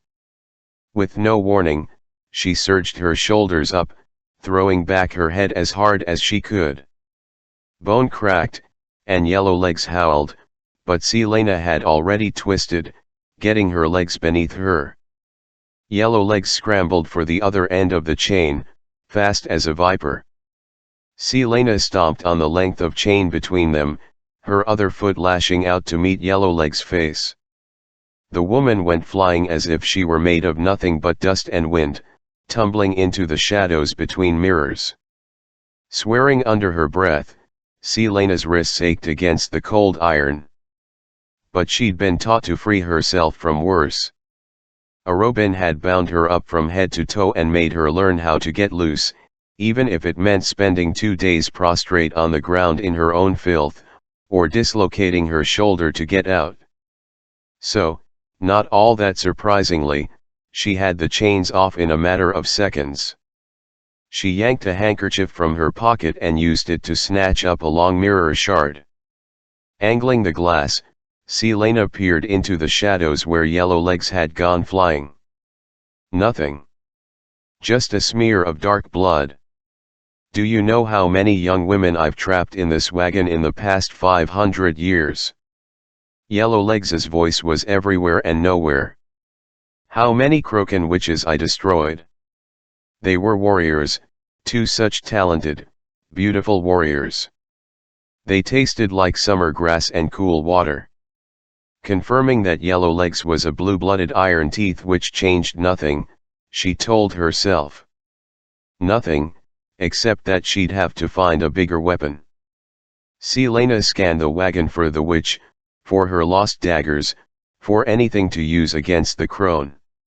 Her gaze lifted to the shelves on the nearby wall. Books, crystal balls, paper, dead things in jars. Selena would have missed it if she'd blinked. It was coated in tin, but still gleamed faintly in the light of the distant oven. Mounted on the wall above was a long, single-bladed axe. She smiled faintly as she yanked it off the wall. All around, Yellowleg's image danced in the mirrors, 1,000 possibilities for where she could be standing, watching, waiting. Selena swung the axe at the nearest one. Then the next. And the next. The only way to kill a witch is to cut off her head. A friend had told her that once. Selena wove between the mirrors, smashing them as she went, the reflections of the crone vanishing, until the real witch stood along the narrow pathway between Selena and the hearth, the chain back in her hands. Selena hefted the axe over a shoulder. "One more chance," she breathed. "You agree to never say one word about me, or Dorian, and I'll walk out of here." "I can taste your lies," Yellowlegs said. Faster than should be possible, she came for Selena, scuttling like a spider, chain swinging from her fingers. Selena dodged the first whip of the chain. She heard the second before she saw it, and though it missed her, it struck a mirror and glass exploded everywhere. Selena had no choice but to shield her eyes, to look away for one heartbeat. It was enough. The chain wrapped around her ankle, stinging and bruising, and then yanked. The world tilted as Yellowlegs pulled her feet out from under her and Selena went crashing to the floor. Yellowlegs rushed for her, but Selena rolled across the shards, chain tangling around her, clinging to the axe in her one hand, until her face brushed against the coarse fibers of the ancient rug before the oven. There was a firm yank on the chain, and then another whipping sound. Metal slammed into Selena's forearm, so hard that she lost her grip on the axe. She flipped onto her back, still tangled in the infernal chain, only to find the iron teeth of Baba Yellowlegs looming above her. In a flash, the witch slammed Selena back down into the carpet. The iron nails dug into her skin, drawing blood as the witch pinned her by the shoulder. "Hold still, you foolish girl," Yellowlegs hissed, grabbing for the length of the chain lying around them. The rug scratched against Selena's fingers as she stretched for the fallen axe, just inches out of reach. Her arm throbbed mercilessly, her ankle aching too. If she could just get the axe. Yellowlegs lunged for Selena's neck, her teeth snapping. Selena threw herself to the side, narrowly dodging those iron teeth, and grabbed the axe at last. She hauled it up so hard that its blunt bottom slammed into the side of the old woman's face. Yellowlegs was knocked off her, collapsing in a heap of billowing brown robes. Selena scrambled back and raised the weapon between them. Pushing to her hands and knees, Yellowlegs spat dark blue blood onto the aged rug, her eyes blazing. "I am going to make you wish you'd never been born. Both you and your prince." And then Yellowlegs shot forward so fast Selena could have sworn she was FLYMG. But she only got as far as Selena's feet. Selena brought the axe down, throwing every bit of strength into her arms. Blue blood sprayed everywhere. There was a smile on Baba Yellowlegs's decapitated head as it thudded to a stop. Quiet fell. Even the fire, still burning so hot that she was sweating again, seemed to have gone silent. Selena swallowed. Once. Twice. Dorian couldn't know. Even though she wanted to scold him to high hell for asking questions that Yellowlegs had deemed valuable enough to sell to others, he couldn't know what had happened here. No one could. When she at last found the strength to disentangle herself, her pants and boots were stained blue-black. Another outfit to be burned. She studied the body, the stained and soaking carpet. It hadn't been quick, but it could still be clean. A missing person was better than a decapitated corpse. Selena raised her eyes to the large oven grate.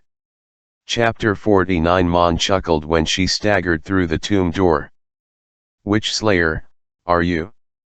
Another lovely title to add to your repertoire. How do you know about that? She asked, setting down the candle.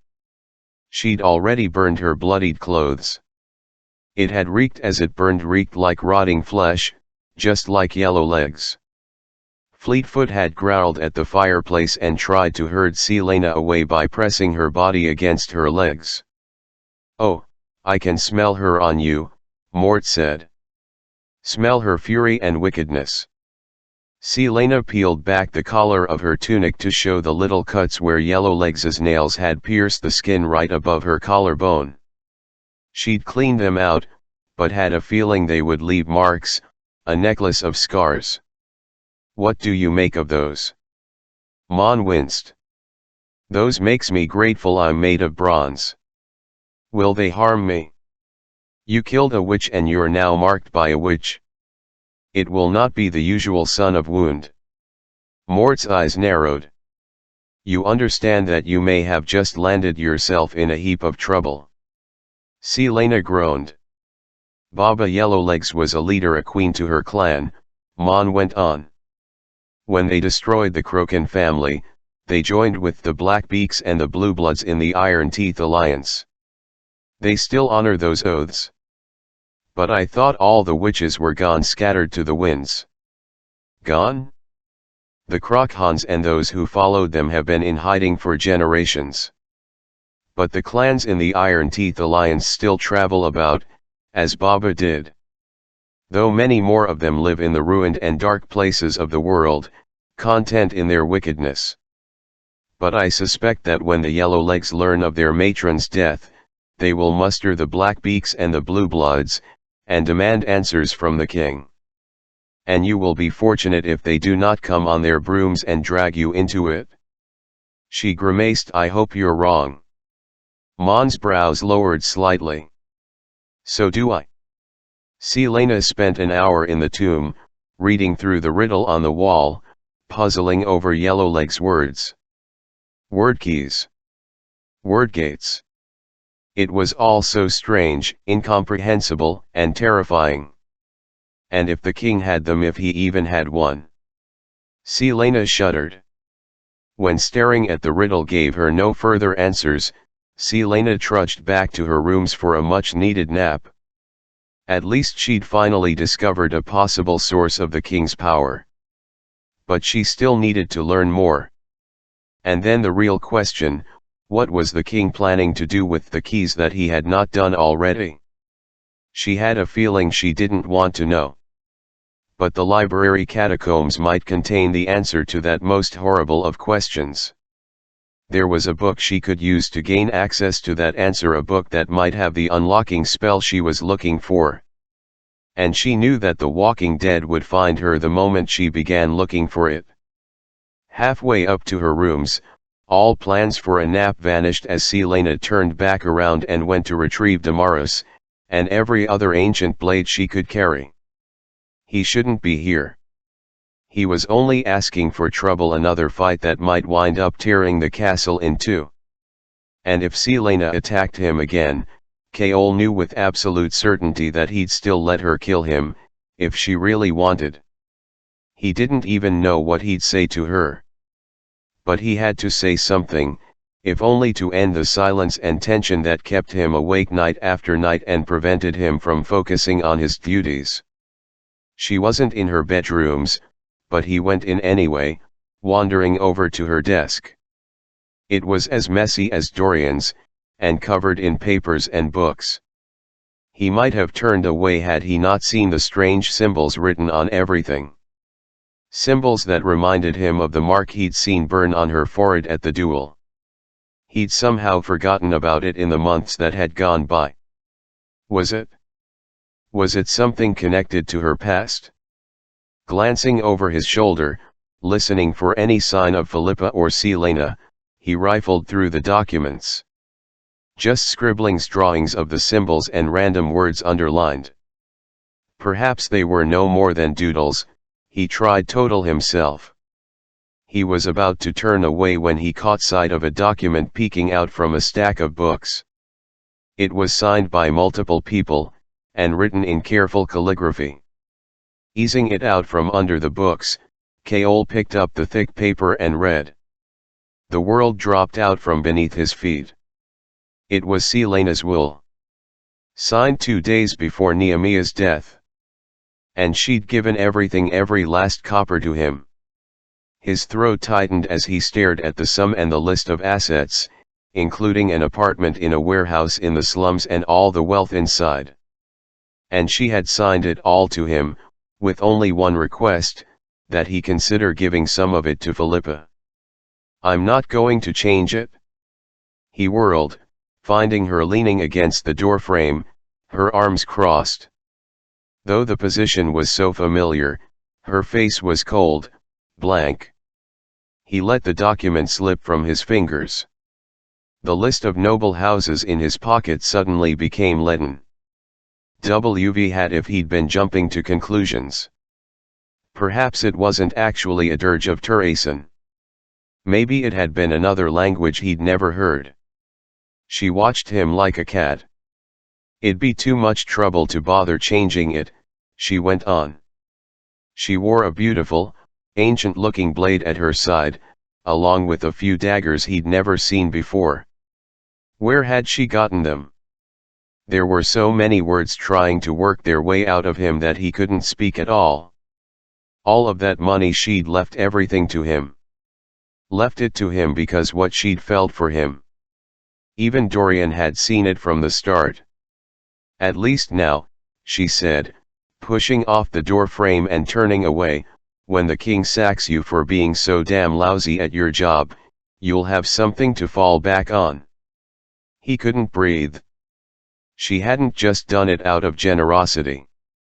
But rather because she knew that if he ever lost his position, he'd have to consider going back to Aniel, to his father's money. And that'd kill part of him to do that. But she'd have to be dead for him to see that money. Verifiably dead, and not a traitor to the crown. Either if she died a traitor, then all her assets had to go to the king. And the only way she'd die a traitor would be for her to do what he'd feared, ally with this secret organization, find Elin Galathenius, and return to Turaisen. This was a hint that she had no intention of doing that. She had no plans to reclaim her lost title, posed no threat to Adarlan, or Dorian. He'd been wrong. Yet again, he'd been wrong. Get out of my chambers, she said from the foyer, before striding into the gaming room and slamming the door behind her. He hadn't wept when Nehemiah died, or when he'd thrown Selena in the dungeons, or even when she'd returned with Graves' head, utterly different from the woman he had grown to love so fiercely.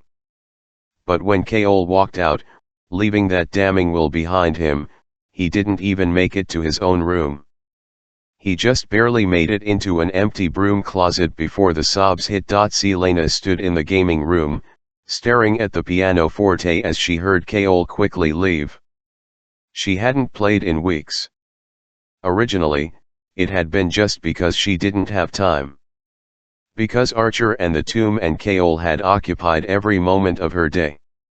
Then Nehemiah had died and she hadn't gone into this room once, hadn't wanted to look at the instrument, hadn't wanted to hear or make music ever again. Shoving the encounter with Keol out of her mind, Selena slowly folded back the lid of the pianoforte and stroked the ivory keys. But she couldn't push down, couldn't bring herself to make a sound. Nehemiah should have been here to help with Yellowlegs and the riddle, to tell her what to do with Keol, to smile as Selena played something particularly clever for her. Nehemiah was gone. And the world, it was moving on without her. When Sam had died, she had tucked him into her heart, tucked him in alongside her other beloved dead, whose names she kept so secret she sometimes forgot them. But Nehemiah wouldn't fit. It was as if her heart was too full of the dead, too full of those lives that had ended well before their time. She couldn't seal Nehemiah away like that, not when that blood-stained bed and those ugly words still haunted her every step, every breath. So Selena just hovered at the pianoforte, tracing her fingers over the keys again and again, and let the silence devour her. An hour later, Selena stood before the strange, second staircase at the end of the forgotten hall of ancient records, a clock chiming somewhere far in the library above. The images of Faye and Flora danced along the fire-lit stairwell, spiraling out of sight, down and down into unknown depths. She'd found The Walking Dead almost immediately discarded on a lonely table between some stacks. As if it had been waiting for her. And it had been the work of a few minutes to find a spell inside that claimed to unlock any door. She'd quickly memorized it, practicing a few times on a locked broom closet. It had taken all her self-control not to scream when she'd heard the lock snap free the first time. Or the second. It was no wonder Nehemiah and her family kept such power a secret. And no wonder the king of Adarlan had sought it out for himself. Staring down into the stairwell, Selena touched Damaris, then looked at the two jeweled daggers hanging from her belt. She was fine. No reason to be nervous. What sort of evil did she expect to find in a library, of all places? Surely the king had better places to hide his dark dealings. At best, she'd find more hints as to whether he had any word keys and where he kept them. At worst, she'd run into the cloaked person she'd seen outside the library that night. But the glowing eyes she'd glimpsed on the other side of that door belonged to a rodent of some sort, nothing more. And if she was wrong? Well, whatever it was, after taking down the Ridderak, this shouldn't be too hard, right? Right. Selena stepped forward, pausing on the landing. Nothing. No feelings of terror, no otherworldly warnings. Not a thing. She took another step, then another, holding her breath as she wound around the staircase until she could no longer see the top. She could have sworn that the etchings on the wall moved all around her, that the beautiful, feral faces of the Fae turned to look as she passed. The only noises were her footsteps and the whispering of the torch flame. A chill ran down her spine, and Selena stopped as the void of the hallway came into view. She was at the sealed iron door a moment later. She didn't give herself the luxury of reconsidering her plan as she took out her piece of chalk and traced two word marks onto the door, whispering the accompanying words as she drew them. They burned on her tongue, but as she finished speaking, she heard a faint, dull thud as something in the door slid open. She swore under her breath. The spell truly worked. She didn't want to think about all that implied, about how it was able to work on iron, the one element supposedly immune to magic. And not when there were so many awful spells contained in The Walking Dead. Spells to summon demons, to raise the dead, to torture others until they begged for death. With a firm tug, she yanked the door open, wincing as it whined across the gray stone floor. A stale, cold breeze rustled past her face, ruffling her hair. Shedru Damaris. After checking and double-checking that she could not be locked inside, she crossed the threshold. Her torch revealed a small staircase of about 10 steps, which led down to another long, narrow passageway. Cobwebs and dust filled every inch of it, but it wasn't the neglected look of the place that made her pause. Rather it was the doors, the dozens of iron doors that lined both sides of the hallway. All as nondescript as the door behind her, all of them revealing nothing of what might be behind them. At the opposite end of the hall, another iron door gleamed dully in the torchlight. What was this place? She descended the stairs. It was so silent, as if the air held its breath. She held her torch high, Damaris in the other hand, and approached the first iron door.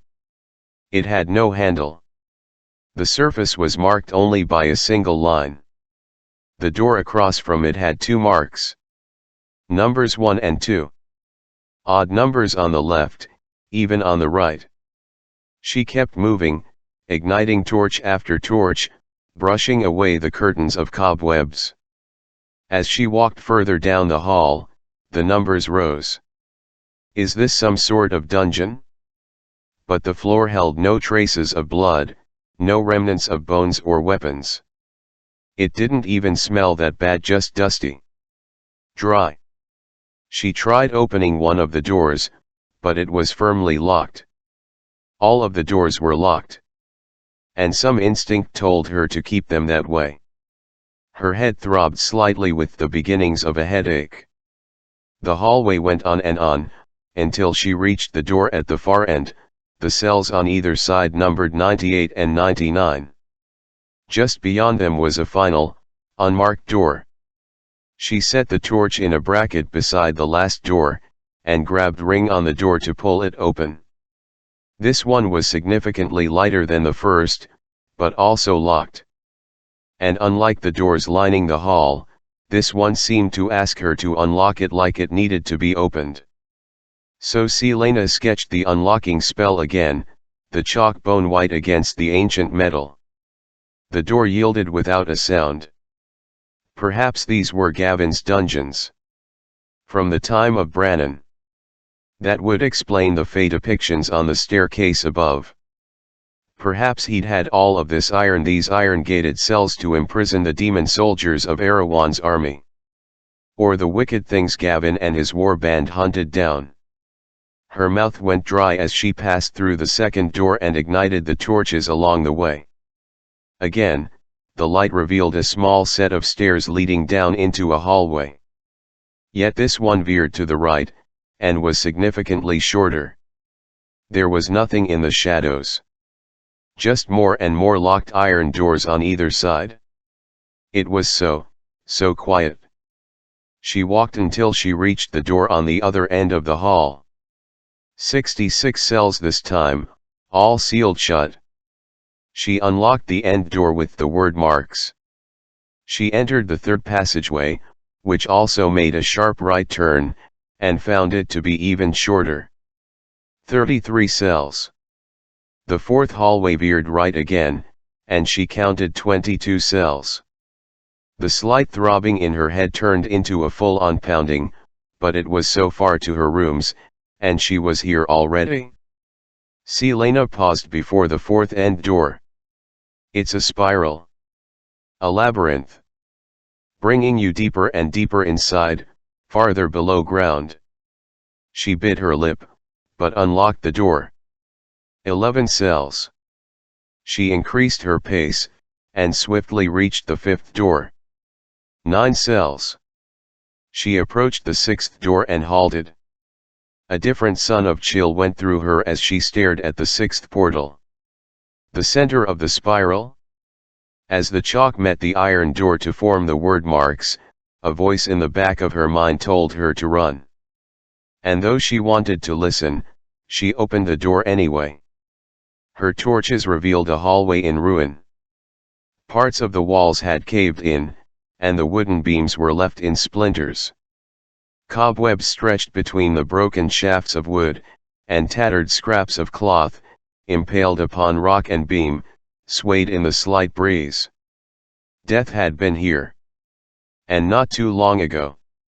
If this place were as ancient as Gavin and Brannon, most of the cloth would be dust. She looked at the 3 cells that lined the short hallway. There was one more door at the end, which hung crookedly on its one remaining hinge. Darkness filled the void beyond. But it was the third cell that held her interest. The iron door to the third cell had been smashed, its surface dented and folded upon itself. But not from the outside. Selena raised Damaris before her as she faced the open cell. whoever had been within had broken loose. A quick sweep of her torch across the threshold revealed nothing, save for bones, piles of bones, most of them splintered beyond recognition. She snapped her attention back to the hallway. Nothing moved. Gingerly, she stepped into the cell. Iron chains dangled from the walls, broken off where Monocles would have been. The dark stone was covered in white marks, dozens and dozens of long, deep gouges in groups of 4. Fingernails. She turned around to the broken cell door. There were countless marks on it. How could someone make such lines in iron? In stone? She shuddered and quickly stepped out of the cell. She glanced back the way she had come, which glowed with the torches she'd lit, and then at the dark, open space that led onward. You're near the center of the spiral. Just see what it is. See if it yields any answers. Elena said to look for clues. She swung Damaris in her hand a few times only to loosen her wrist, of course. Rolling her neck, she entered the GLCH-M. There were no torch brackets here. The 7th portal only revealed a shown passageway and one open door. An 8th gate. The walls on either side of the 8th door were damaged and claw-marked.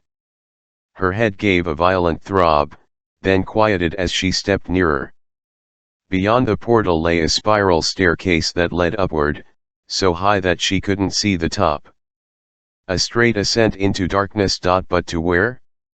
The stairwell stank, and she held Damaris before her as she ascended the steps, taking care to avoid the fallen stones that littered the ground. Up and up and up she climbed, grateful for all her training. Her headache only grew worse, but when she reached the top, she forgot about fatigue, forgot about pain. She raised the torch. Shimmering obsidian walls surrounded her, reaching high, high, high, so high that she couldn't see the ceiling. She was inside some sort of chamber. At the bottom of some tower. She looked at the strange stone that made up the walls. Greenish veins glittered in the torchlight. She had seen this material before. Seen it, the king's ring. The ring on Parrington's finger. And Kane's. She touched the stone and a shock went through her, her head pounding so badly she gagged. The eye of Elena gave a pulse of blue light but quickly died, as if the light itself had been sucked toward the stone and there devoured. She staggered back toward the stairs. Gods above! What is this? As if in response, a boom shuddered through the tower, so loud that she jumped back. It echoed and echoed, turning metallic. She raised her gaze to the darkness above. I know where I am, she whispered as the sound subsided. The clock tower. Chapter 44. Dorian stared at the odd spiral staircase. Selena had found the legendary catacombs beneath the library? Of course she had. If there were anyone in Irelia who could find something like that, it'd be Selena. He'd been just about to go to lunch when he'd seen Selena strut into the library, a sword strapped across her back. Perhaps he would have let her go about her own business were it not for her braided hair. Selena never tied back her hair unless she was fighting. And when she was about to get messy. It wasn't spying. And it wasn't sneaking. Dorian was merely curious. He followed her, through long-forgotten hallways and rooms, always staying far behind, keeping his steps silent, as Kaol and Brolo had taught him years ago. He'd followed until Selena had disappeared down that staircase with an ever-so-suspicious glance over her shoulder. Yes, Selena was up to something. And so Dorian had waited. 1 minute. 5 minutes. 10 minutes before following after her. To make it seem like an accident if their paths crossed. And now what did he see? Nothing but junk. Old parchment and books tossed around. Beyond was a second spiral staircase, lit in the same manner as the previous one. A chill went through him. He didn't like any of this. What was Selena doing here? As if in answer, his magic screamed at him to run in the opposite direction to find help. But the main library was a long way off, and by the time he could get there and back, something might happen. Something might already have happened. Dorian quickly descended the staircase and found a dimly lit hallway with a single door ajar, 2 marks written upon it in chalk. When he saw the cell-lined hallway beyond, he froze. The iron reeked, somehow, and made his stomach. Selena, he called down the hallway. No response. Selena. Nothing. He had to tell her to get out. Whatever this place was, neither of them should be here. Even if the power in his blood wasn't screaming it, he would have known. He had to get her out. Dorian descended the staircase. Selena half ran, half jumped down the stairs, getting away from the interior of the clock tower as fast as she could. Though it had been months since she had encountered the dead during the duel with Cain, the memory of being slammed into the dark wall of the tower was still too near. She could see the dead grinning at her, and recalled Elena's words on Samhain about the 8 guardians in the clock tower, and how she should stay far from them. Her head ached so badly that she could barely focus on the steps beneath her feet. What had been in there? This had nothing to do with Gavin, or Brannon. Maybe the dungeon had been built then, but all of this had to be connected to the king. Because he had built the clock tower, built it out of obsidian the gods forbade, and stone they greatly feared. But the keys were supposed to be small. Not mammoth, like the clock tower. Not. Selena hit the bottom of the clock stairs and froze as she beheld the passage that contained the destroyed cell. The torches had been extinguished. She looked behind her, toward the clock tower. The darkness seemed to expand, reaching for her. She wasn't alone. Clutching her own torch, keeping her breathing steady, she crept along the ruined passage. Nothing, no sounds, no hint of another person in the passage. But halfway down, she stopped again and set down the torch. She'd marked all the turns, counted her steps as she came here. She knew the way in the dark, could find her way back blindfolded. And if she wasn't alone down here, then her torch was a beacon. And she was in no mood to be a target. She put out the torch with a grind of her heel. Complete darkness. She lifted Damaris higher, adjusting to the dark. Only it wasn't wholly black. A faint glow issued from her amulet, a glow that allowed her to see only dim shapes, as if the darkness were too strong for the eye. The hair on her neck rose. The only time she'd seen the amulet glow like that. Feeling with her other hand, not daring to turn around, she eased back toward the library. There was a scrape of nail against stone, and then the sound of breathing. It was not her own. It peered out from the shadows of the cell, clutching at its cloak with taloned hands. Food. For the first time in months. She was so warm, so teeming with life. It skittered out of the cell past her as she continued her blind retreat. Since they had locked it down here to rot, since they had gotten tired of playing with it, it had forgotten so many things. It had forgotten its own name, forgotten what it used to be. But it now knew more useful things, better things. How to hunt, how to feed, how to use those marks to open and close doors. It had paid attention during the long years, it had watched them make the marks. And once they had left, it had waited until it knew they weren't coming back. Until he was looking elsewhere and had taken all his other things with him. And then it had begun opening the doors, one after another. Some shred of it remained mortal enough to always seal those doors shut, to come back here and form the marks that again locked the doors, to keep it contained. But she had come here. She had learned the marks. Which meant she had to know what had been done to it. She had to have been a part of it, the breaking and shattering and then the brutal rebuilding. And since she had come here, it ducked into another shadow, and waited for her to walk into its claws. Selena stopped her retreat as the breathing halted. Silence. The blue light around her grew brighter. Selena put a hand to her chest. The amulet flared. It had been stalking the little men who lived above for weeks now, contemplating how they would taste. But there was always that cursed light near them, light that burned its sensitive eyes. There was always something that sent it skittering back here to the comfort of the stone. Rats and crawling things had been its only food for too long, their blood and bones thin and tasteless. But this female. It had seen her twice before. First with that same faint, blue light at her throat, then a second time, when it hadn't seen her as much as it had smelled her from the other side of that iron door. Upstairs, the blue light had been enough to keep it away, the blue light that had tasted of power.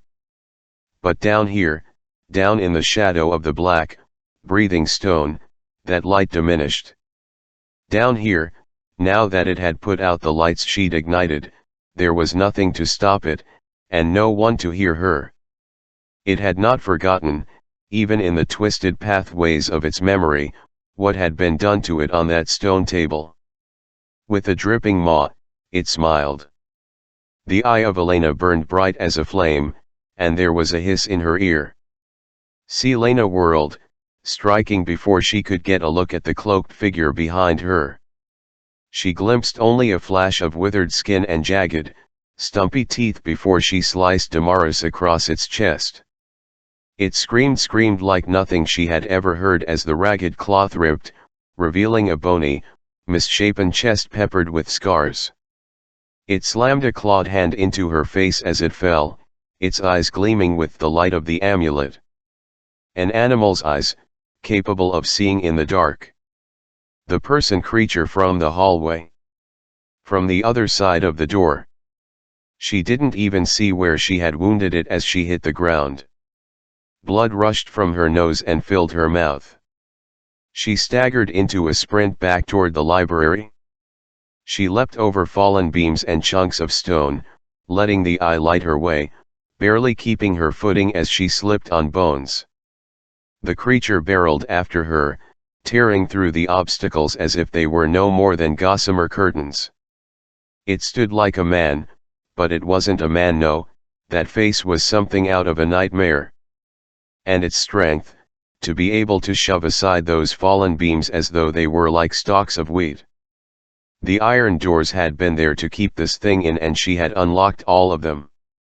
She dashed up the short stairs and through the first doorway. As she veered left, it caught her by the back of her tunic. The cloth tore. Selena slammed into the opposite wall, ducking as it lunged for her. Damaris sang, and the creature roared, falling back. Black blood squirted from the wound across its abdomen. But she hadn't cut deep enough, surging to her feet, blood running down her back from where its claws had punctured. Selena drew a dagger with her other hand. The hood had fallen off the creature, revealing what looked like a man's face looked like, but no longer was. His hair was sparse, hanging off his gleaming skull in clumpy strings, and his lips. There was such scarring around his mouth, as if someone had ripped it open and sewed it shut, then ripped it open again. The creature pushed a gnarled hand against its abdomen, panting through those brown, broken teeth as it looked at her with such hatred that she couldn't move. It was such a human expression. "What are you?" she gasped, swinging Damaris as she took another step back. But it suddenly began clawing at itself, tearing at the dark robes, pulling out its hair, pushing against its skull, as if it would reach in and rip something out. And the shrieks it made, the rage and despair the creature had been in the castle hallway. Which meant, this thing, this person, it knew how to use the word marks, too. And with its unnatural strength, no mortal barrier would keep it contained. The creature tipped its head back, and its animal eyes settled on her again. Fixating. A predator anticipating the taste of its prey. Selena turned and ran like hell. Dorian had just passed through the third door when he heard the scream of something not human. A series of crashing noises filled the passage, and the bellowing was cut short with each slam. Selena! Dorian yelled toward the direction of the commotion. Another slam. Selena! Then Dorian, run! The high-pitched shriek that followed Selena's command shook the walls. The torches sputtered. Dorian drew his rapier as Selena came flying up the stairs, blood leaking from her face, and slammed the iron door shut behind her. She raced toward him, a sword in one hand, a dagger in the other. The amulet on her neck glowed blue, like the hottest fire. Selena was upon him in a second. The iron door burst open behind them, and the thing that came out was not of this earth. It couldn't be. It looked like something that used to be a man, but was twisted and dried and broken, with hunger and madness written over every protruding bone in its body. Gods! Oh, gods! What had she awoken? They sprinted down the hall, and Dorian swore as he beheld the stairs up to the next door. The time it would take for them to climb the stairs. But Selena was fast. And months of training had made her strong. To his eternal humiliation, as they hit the bottom of the stairs, she grasped him by the collar of his tunic, half hauling him up the steps. She hurled him into the hallway beyond the threshold. Behind them, the thing shrieked. Dorian turned in time to see its broken teeth glistening as it leapt up the stairs. Lightning swift, Selena slammed the iron door shut in the creature's face. Only one more door he could picture: the landing that led back to the first hallway, then that spiral staircase, then the second staircase, and what then, when they reached the main library? What could they do against this thing? As Dorian saw the naked terror on Selena's face, he knew she wondered the same. Selena threw Dorian into the hallway and then hurled herself backward, slamming into the last iron door that separated the thing's lair from the rest of the library. She put her weight into it, and saw stars as the creature barreled into the other side. Gods, it was strong and wild and unyielding. For a moment she stumbled away, and it tried to fling open the door. But Selena lunged, throwing her back against it. Its hand caught in the door and the creature bellowed, latching its claws into Selena's shoulder as she pushed and pushed. Blood ran from her nose, mingling with the blood running down her shoulders. The claws dug in further. Dorian rushed to the door, bracing his back against it. He panted, gaping at her. They had to seal the door. Even if this thing was intelligent enough to know the word marks, they had to buy some time for themselves. She had to give Dorian enough time to get away. They would run out of strength soon, and the thing would break through and kill them, and whoever else got in its path. There had to be a lock somewhere, some way to shut it in, to slow it down just for a moment. Push, she breathed to Dorian. The creature gained an inch, but Selena shoved hard, drawing on the strength of her legs. It roared again, so loudly she thought blood would pour from her ears. Dorian swore viciously. She glanced at him, not even feeling the pain of the talons embedded in her skin. Sweat ran down Dorian's brow as the metal began to heat along the edge of the door, glowing red, then fizzling. Magic was here. Magic was working right now, trying to seal the door against the creature. But it wasn't coming from her. Dorian's eyes were scrunched in concentration, his face deathly pale. She'd been right. Dorian did have magic. This was the information Yellowlegs had wanted to sell to the highest bidder, sell to the king himself. It was knowledge that could change everything. It could change the world. Dorian had magic. And if he didn't stop, he was going to burn himself out on the iron door. The iron door suffocated Dorian. He was in a coffin with no air. His magic couldn't breathe. He couldn't breathe. Selena swore as the creature gained ground. Dorian didn't even know what he was doing, only that he needed to seal this door. His magic had chosen the method. He pushed with his legs, pushed with his back, pushed his magic to the breaking point as he sought to weld the door. Spinning, heat, strangling. The magic slipped from him. The creature pushed hard, sending Dorian staggering forward. But Selena threw herself harder against the door as he regained his balance. Selena's blade lay a few feet away, but what good was a sword? They had no hope of escaping with their lives. Selena's eyes met with his, the question all too visible on her bloodied face, "What have I done?" Still gripped by the creature's talons, Selena couldn't even move as Dorian made a sudden lunge for Damaris. The creature tried again to break free, and the prince swung, making direct contact with its wrist. Its shriek penetrated her bones, but the door slammed shut completely. Selena stumbled, the beast's dismembered hand protruding from her shoulder, but she shoved back against the door as the creature launched itself at it. "What the hell is it?" Dorian barked, throwing his weight against the iron. "I don't know," Selena breathed. Not having the luxury of a healer, she ripped the filthy hand from her shoulder, biting down on her scream.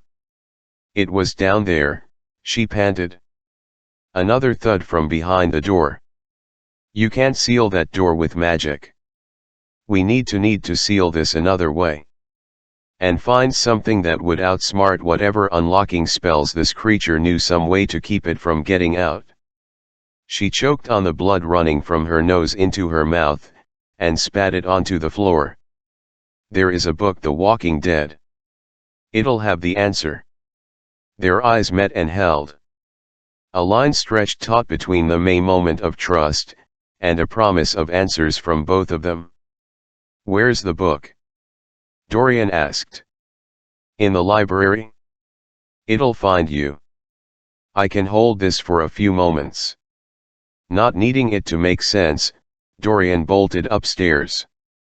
He ran through stack after stack, his fingers reading the titles, faster and faster, knowing each second drained her strength. He was about to bellow his frustration when he ran past a table and beheld a large, black volume upon its surface. The Walking Dead. She had been right. Why was she always right, in her own odd way?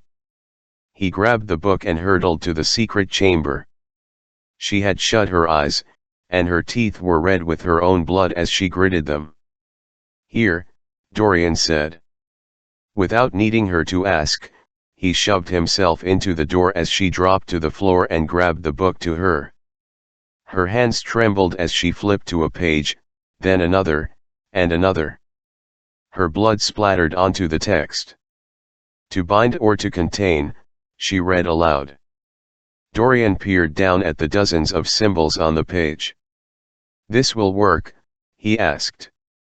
"I hope," she wheezed, already moving, clutching the open book in one hand. "Once the spell is cast, just passing through that threshold will hold it in place long enough to kill it." She dipped her fingers into the wounds on her chest, and he could only gape as she made the first mark, and then the second, turning her battered body into an inkwell as she drew mark after mark around the DCHR. "But for it to pass over the threshold," Dorian panted, "we'd have to open the door," she finished for him, nodding. He shifted so she could reach to draw above his head, their breath mingling. Selena let out a long breath as she made the last mark, and suddenly they glowed a faint blue. He held himself against the door, even as he felt the iron go rigid. "You can let go," she breathed, angling the sword. "Let go, and get the hell behind me." At least she didn't insult him by telling him to flee. With a final breath, he leapt away. The creature slammed into the door, flinging it open. And, just like she had said, it froze in the threshold, its animalistic eyes wild as its head jutted out into the hall. There was a pause then, a pause during which Dorian could have sworn that Celaena and the creature looked at each other and that the wildness calmed, just for a moment. Just for a moment, and then Celaena moved. The sword flashed in the torchlight, and there was the squish of flesh and crunch of bone. The neck was too thick to sever in one blow, so before Dorian could draw another breath, she struck again. The head hit the ground with a thud, black blood spraying from the severed neck from the body that still stood paralyzed in the doorway. "Shit," Dorian breathed. "Shit." Celaena moved again, slamming her sword down onto the head, skewering it. As if she thought it could still bite. Dorian was still spewing a steady stream of curses as Celaena reached out to the bloody marks around the door and swiped a finger through one of them. The creature's headless body collapsed, the holding spell broken. It had barely finished falling before Celaena made 4 strikes, 3 to sever the emaciated torso in 2, and a 4th to stab through where its heart would be. He felt bile rising up again as she angled her blade a 5th time, prying open the chest cavity of the creature. Whatever she saw made her face go even paler. Dorian didn't want to itch. With grim efficiency, she kicked the 2-human head through the threshold, sending it knocking into the withered corpse of the creature. Then she shut the iron door and traced a few more marks over the threshold that glowed and then faded. Celaena faced him, but Dorian looked at the door again, now sealed. "How long does that spell hold?" He almost choked on the word. "I don't know," she said, shaking her head. "Until I remove the marks, I don't think we can let anyone else know about this," he said carefully. She laughed, a bit wildly. Telling others, even Kaol, would mean answering difficult questions that could earn them both a trip to the butchering block. "So," Celaena said, spitting blood onto the stones, "do you want to explain yourself first, or should I?" Celaena went first, because Dorian desperately needed to change his filthy tunic, and talking seemed like a good idea while he stripped naked in his dressing room. She sat on his bed, not looking much better herself, which was why they'd taken the dark servants' passages back to his tower. "Beneath the library stretches an ancient dungeon, I think," Celaena said, trying to keep her voice as soft as possible. She caught a gleam of golden skin through the half-open door to his dressing room, and looked away. I think someone kept the creature in there until it broke out of its cell. It's been living under the library ever since." No need to tell him that she was starting to believe the king had created it. The clock tower had been built by the king himself, so he had to know what it connected to. She knew that the creature had been made, because in its chest had been a human heart. Celaena was willing to bet that the king had used at least one word key to make both tower and monster. "What I don't understand," Dorian said from the dressing room, "is why this thing can now break through the iron doors when it couldn't before." "Because I was an idiot and broke the spells on them when I walked through." "A lie, sort of." But she didn't want to explain, couldn't explain why the creature had been able to break out before and had never hurt anyone until now. Why it had been in the hallway that night and disappeared, why the librarians were all alive and unhurt. But perhaps the man that the creature had once been. Perhaps he hadn't been entirely lost. There were so many questions now, so many things left unanswered. "And that last spell you did on the door?" It'll keep forever. Dorian appeared in a new tunic and pants, still barefoot. The sight of his feet felt strangely intimate. She shrugged, fighting the urge to wipe her bloody, filthy face. He'd offered her his private bath, but she'd refused. That felt too intimate, too. The book says it's a permanent binding spell, so I don't think anyone but us is capable of getting through unless the king wants to get in and uses one of the word keys. Dorian ran a hand through his hair, sitting down beside her on the bed. Where did it come from? I don't know, she lied. The king's ring flashed in her memory.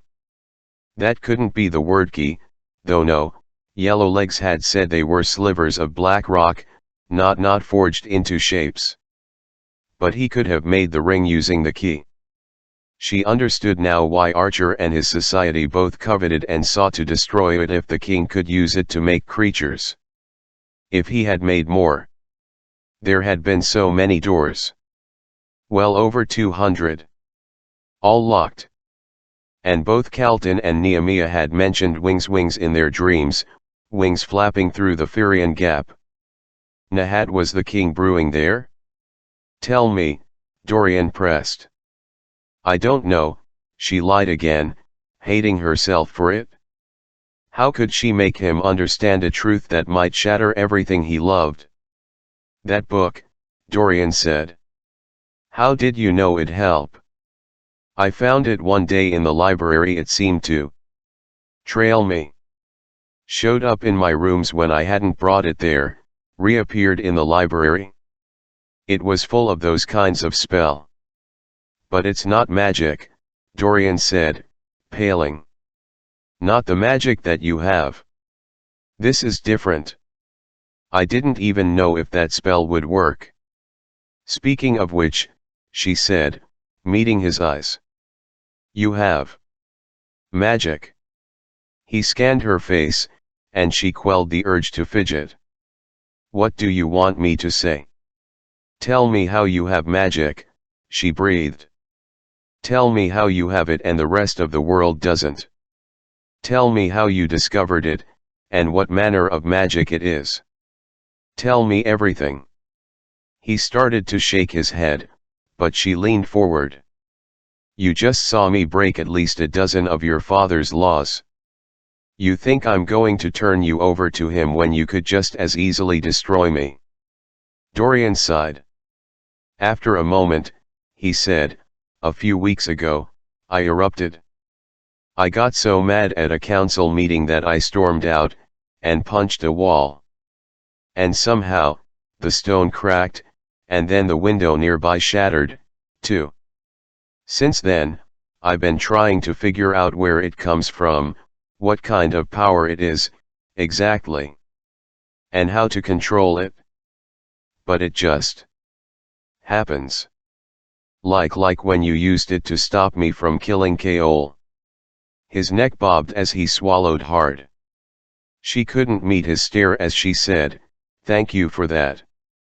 If you hadn't stopped me, No matter what had happened between her and Kaol, no matter what she now felt for him, if she had killed him that night, there would have been no coming back from it, no recovering. In some ways, it might have made her into just another version of that thing in the library. It made her sick to even think about it. No matter what your magic might be, it saved more lives than his that night. Dorian shifted. I still need to learn to control it, or else it might happen anywhere. In front of anyone. We gotten lucky so far, but I don't think that luck will last. Does anyone else know? Kaol. Roland. No. Kaol doesn't know, and Roland just left with Duke Parrington. They're going to Morith for a few months to oversee the situation in Ilwi. It had to all be tied together, the king, the magic, Dorian's power, the word marks, even the creature. The prince went to his bed and hoisted up the mattress, pulling out a concealed book. Not the best hiding place, but a valiant effort. I've been looking through the genealogy charts for Adarlan's noble families. We've hardly had any magic users in the past few generations. There were so many things she could tell him, but if she did so, it would just result in too many questions. So Selena merely studied the pages he displayed for her, flipping through one after another. "Wait," she said. The puncture wounds in her shoulder gave a burst of pain when she lifted her hand to the book. She scanned the page he'd stopped on, her heart pounding as another clue about the king and his plan slipped into place. She let him continue on. "See," Dorian said, closing the book, "I'm not quite sure where it comes from." He was still watching her a bit warily. She met his gaze and said quietly, 10 years ago, many of the people I loved were executed for having magic." Pain and guilt flickered in his eyes, but she went on. "So you'll understand when I say that I have no desire to see anyone else die for it, even the son of the man who ordered those deaths." "I'm sorry," he said quietly. "So what do we do now?" "Eat a giant meal, see a healer, take a bath. In that order." He snorted and playfully nudged her with a knee. She leaned forward, clasping her hands between her legs. "We wait. Keep an eye on that door to make sure no one ever tries to go in, and just take it day by day." He took one of her hands in his own, staring toward the window. Day by day. Chapter Selena didn't go get a meal, or take a bath, or see a healer for her shoulder. Instead, she hurried to the dungeon, not even looking at the guards that she passed. Exhaustion ripped at her, but fear kept her moving, almost sprinting down the stairs. "They want to use me. They tricked me," Calton had said. And in Dorian's book of Adarlan's noble lineages, the Rompier family had been listed as one with a strong magical line, supposedly vanished 2 generations ago. "Sometimes I think they brought me here," Calton had said. "Not to marry Parrington, but for another purpose." Brought Calton here, the way Cain had been brought here. Cain, of the White Fang Mountains, where powerful shamans had long ruled their tribes. Her mouth went dry as she strode down the familiar dungeon hallway to Calton's cell. She stopped in front, staring through the bars. It was empty. All that was left inside was Selena's old cloak, discarded amongst the kicked-up hay. As if Calton had struggled against whoever had come to take her. Selena was at the guard station a moment later, pointing down the hall. "Where is Calton?" Even as she said it, a memory began to clear, a memory hazed by days spent sedated in the dungeons. The guards looked at each other, then at her torn and bloody clothes, before one said, "The Duke took her to Morith. To be his wife." She stalked out of the dungeon, heading for her rooms. "Something is coming," Calton had whispered, "and I am to greet it. I hear wings. My headaches are worse every day and full of all those flapping wings." Selena nearly stumbled on a step. "Roland has been suffering from awful headaches lately," Dorian told her a few days ago. And now Roland, who shared Dorian's Haviliard blood, had gone to Morith too.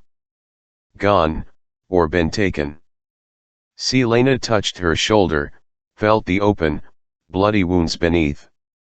The creature had been clawing at its head, as if it were in pain. And when it had shoved through the door, for those last few seconds it had been frozen in place, she had seen something human in its warped eyes, something that looked so relieved, so grateful for the death that she gave him. "Who were you?" she whispered, recalling the human heart, the man-like body of the creature under the library. "And what did he do to you?"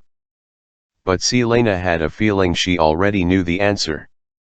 Because that was the other thing the word keys could do, the other power that the word marks controlled: life. They hear wings in the Phrygian Gap, Nehemiah once said. Our scouts do not come back. The king was twisting far worse things than mortal men. Far, far worse things. But what did he plan to do with them, with the creatures, with the people like Roland and Calden? She needed to learn how many of the word keys he had found, and where the others might be. The next night, Selena examined the door to the library catacombs, her ears straining for any hint of sound on the other side. Nothing. The bloody word marks had turned flaky, but beneath the crust, as if welded onto the metal, was the dark outline of each mark. From high above, the muffled bellow of the clock tower sounded. It was 2 in the morning. How did no one know that the clock tower sat atop an ancient dungeon that served as the king's own secret chamber? Selena glowered at the door in front of her. Because who would even think about that as a possibility? She knew she should go to bed, but she'd been unable to sleep for weeks now, and saw no point in even trying anymore. It was why she'd come down here, to do something while sorting through her jumbled thoughts. She flipped the dagger in her right hand, angling it, and gave a light, tentative tug on the door. It held. She paused, listening again for any signs of life, and yanked harder. It didn't budge. Selena pulled a few more times, going so far as to brace a foot against the wall, but the door remained sealed. And she was at last convinced that nothing was getting through the door in either direction. She loosed a long breath. No one would believe her about this place, just like no one would believe her wild, highly unlikely story about the word keys. To find the word keys, she'd first have to solve the riddle. And then convince the king to let her go for a few months. Years. It'd take careful manipulation, especially since it seemed likely that he already had a key. But which one? They hear wings. Yellowlegs said that only combined could the three open the actual word gate, but alone each wielded immense power. Ivy had other sorts of terrors could he create? If he ever got all 3 word keys, what might he bring into Irelia to serve him? Things were already stirring on the continent, unrest brewing. She had a feeling that he wouldn't tolerate it for long. No, it'd only be a matter of time until he unleashed whatever he'd been creating upon them all, and crush any resistance forever. Selena looked at the sealed door, her stomach turning. A half-dried pool of blood lay at the base of the door, so dark it looked like oil. She crouched, swiping a finger through the puddle. She sniffed at it, almost gagged at the reek, and then rubbed her finger against the pad of her thumb. It felt as oily as it looked. She got to her feet and reached into her pocket, looking for something to wipe off her fingers. She drew out a handful of papers instead. Scraps, was more like it, bits of things that she'd carried around to study whenever she had a spare moment.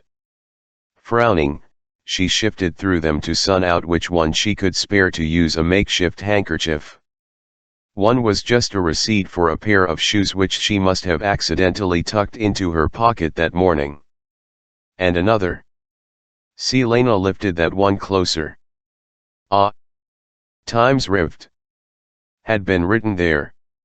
She'd scribbled it down when she'd been trying to solve the eye riddle. When everything in the tomb had felt like a great secret, one giant clue. Some help that had been just another dead end. Cursing under her breath, she used it to wipe the grime off her fingers. The tomb still didn't make sense, though. What did the trees on the ceiling and stars on the Flokner have to do with the riddle? The stars had led to the secret hole, but they could have just as easily been on the ceiling to do that. Why make everything backwards? Would Brannon have been so foolish as to put all the answers in one place? She uncrumpled the scrap of paper, now stained with the creature's oily blood. Ah! Times Rift. There was no inscription at Gavin's feet, only Elena's. And the words made little sense. But what if they weren't meant to make sense? What if they were only just logical enough to make people think one thing, but really mean another? Everything in the tomb was backwards, rearranged, the natural order in reverse. To hint that things were jumbled, misarranged. So the thing that should have been concealed was right in the open. But, like everything else, its meaning was warped. And there was one being who could possibly tell her if she was right. Chapter 46 It's an anagram, she panted as she reached the tomb. Mon opened an eye. Clever, wasn't it? To hide it right where everyone could see. Selena eased open the door just wide enough to slip inside. The moonlight was strong, and her breath caught in her throat as she saw precisely where it fell. Trembling, she stopped at the foot of the sarcophagus and traced her fingers over the stone letters. Tell me what it means. He paused, long enough for her to take a breath to start yelling at him, but he then said, I am the first.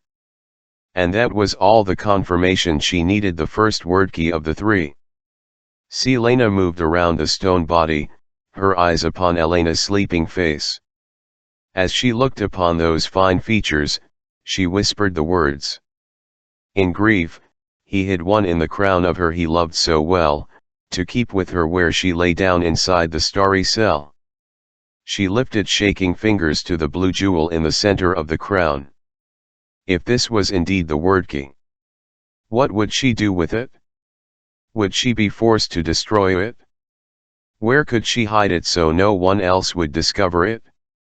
The questions swirled, threatening with all the difficulty they offered to send her running back to her rooms, but she steeled herself. She'd consider everything later. I will not be afraid, she told herself. The gem in the crown glowed in the moonlight, and she gingerly pushed against one side of the jewel. It didn't move.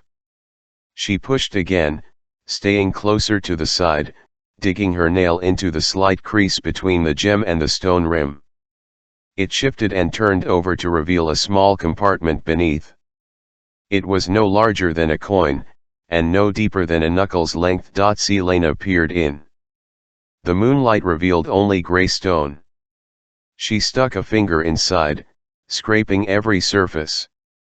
There was nothing there. Not even a shard. A shot of cold ran down her spine. So he truly has it, she whispered. He found the key before me. And he's been using its power for his own agenda. He was barely 20 when he did, Mort said softly. Strange, bellicose youth. Always poking about in forgotten places where he wasn't wanted, reading books no one his age or any age should read. Though, Mon added, that does sound awfully like someone I know. And you somehow forgot to tell me until now. I didn't know what it was then, I thought he merely took something. It wasn't until you read the riddle that I suspected it was a good thing he was made of bronze. Otherwise she'd have smashed his face in. Do you have any suspicions about what he might have done with it? She turned the gem back over as she fought her rising terror. How should I know? He never said anything to me, though I'll admit I didn't condescend to speak with him. He came back here once he was king, but he only poked around for a few minutes and then left. I suspect he was looking for the other two keys. How did he discover it was here? She asked, stepping away from the marble figure. The same way you did, though far faster. I suppose that makes him cleverer than you. Do you think he has the other two? She said, eyeing the treasure along the far wall, the stand where Damaris was displayed. Why hadn't he taken Damaris, one of the greatest heirlooms of his house? If he had the others, don't you think that our doom would have come upon us already? You think he doesn't have all of the keys? She asked, beginning to sweat despite the cold. Well, Brannan once told me that if you have all 3 keys, then you have control over the word gate. I think it's fair to assume the current king would have tried his hand at conquering another realm, or enslaved creatures to conquer the rest of ours, if he had all 3. WYRD save us if that happens. WYRD. Mon laughed. You're pleading with the wrong force. If he controls the WYRD, you're going to have to find another means of saving yourself. And don't you think it's too much of a coincidence that magic stopped as soon as he began his conquest? How magic stopped?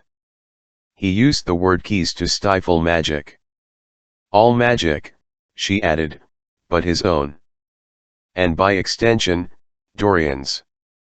She swore, then asked, so you think he might also have the second word key? I don't think a person could eliminate magic with only one, though I might be wrong. No one really knows what they're capable of. Selena pressed the heels of her palms to her eyes. Oh, gods. This was what Elena wanted me to learn. And now what am I supposed to do? Go hunt the third one down? Steal the other 2 from him? Nehemiah, you had to have known. You must have had a plan. But what were you going to do? That now familiar abyss inside of her stretched wider. There was no end to it, that hollow ache. No end at all. If the gods had bothered to listen, she would have traded her life for Nehemiah's. It would have been such an easy choice to make. Because the world didn't need an assassin with a coward's heart. It needed someone like Nehemiah. But there were no gods left to bargain with, no one to offer her soul to in exchange for just another moment with Nehemiah, just one more chance to talk to her. Just to hear her voice. Yet. Maybe she didn't need the gods to talk to Nehemiah. Cain had summoned the Ridderak, and he certainly hadn't possessed a word key. No, Nehemiah had said that there were spells to open a temporary portal, just long enough for something to slip through. If Cain could do it, and if Selena could use the marks to freeze the catacombs creature in place and permanently seal a door, then couldn't the marks open a portal to yet another realm? Her chest tightened. If there were other realms. Realms where the dead dwelled, in torment or peace, who was to say that she couldn't speak to Nehemiah? She could do it. No matter the cost, it'd only be for a moment, just long enough to ask Nehemiah where the king was keeping the keys, or how to find the third, and to find out what else Nehemiah might have known. She could do it. There were other things she needed to tell Nehemiah, too. Words she needed to say, truths she needed to confess. And that goodbye, that final goodbye that she hadn't been allowed to make. Selena took Damaris off its stand again. Mord, how long do you think a portal can stay open?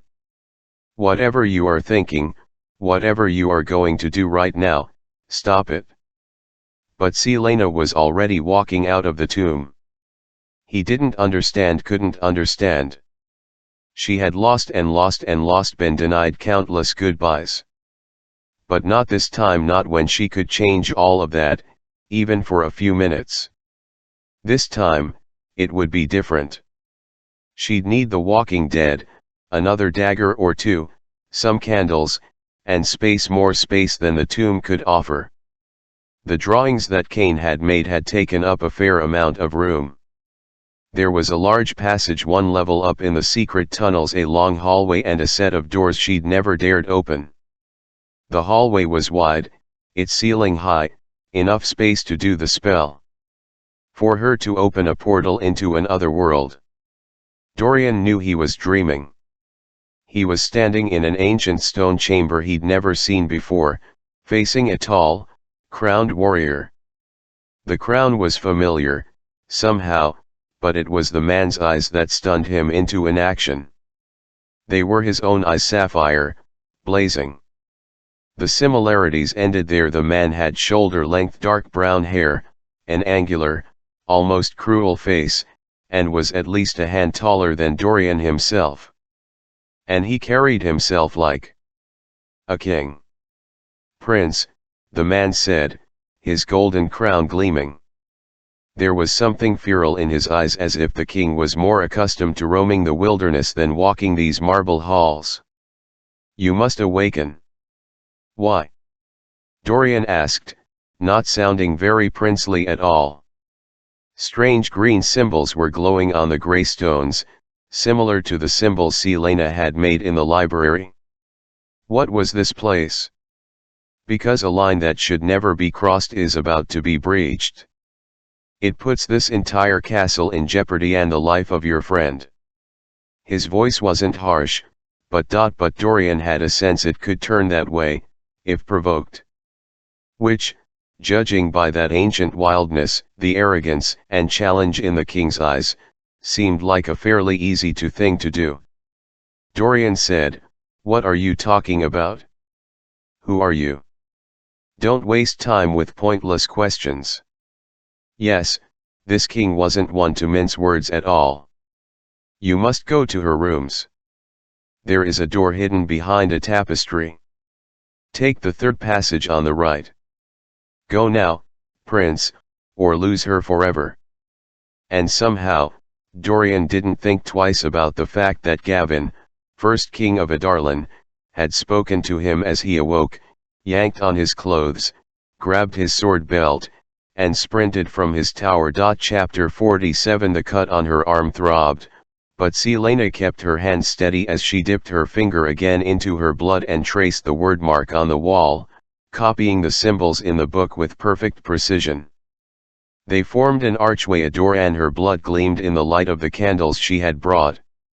It had to be perfect, each symbol had to be flawless, or else it wouldn't work. She kept pressing on the wound to keep it from clotting. Not everyone could harness the marks. No, the Walking Dead said there had to power in the blood to do it. Cain had clearly had some trace of power. That must be why the king had rounded up Calton and Roland, too. He'd used the word keys to suppress magic, but he must have some way of harnessing the innate power in someone's blood, and the word marks must be able to access that power. She drew another symbol, almost finished with the archway. Their power can warp things. It had warped Cain. But it had also allowed him to summon the Ridderak and gain even more power for himself. Thank the Wyrd, Cain was dead. There was one mark left to draw, the one that would bring her the person she so desperately needed to see, if only for a moment. It was complex, a weave of loops and angles. She took out her chalk and practiced on the floor until she got it right, then etched it in blood on the wall. Nehemiah's name in wordmark form. She examined the door she'd drawn and got to her feet, the book held in her clean hand. She cleared her throat, and began to read the words on the page. She didn't know the language.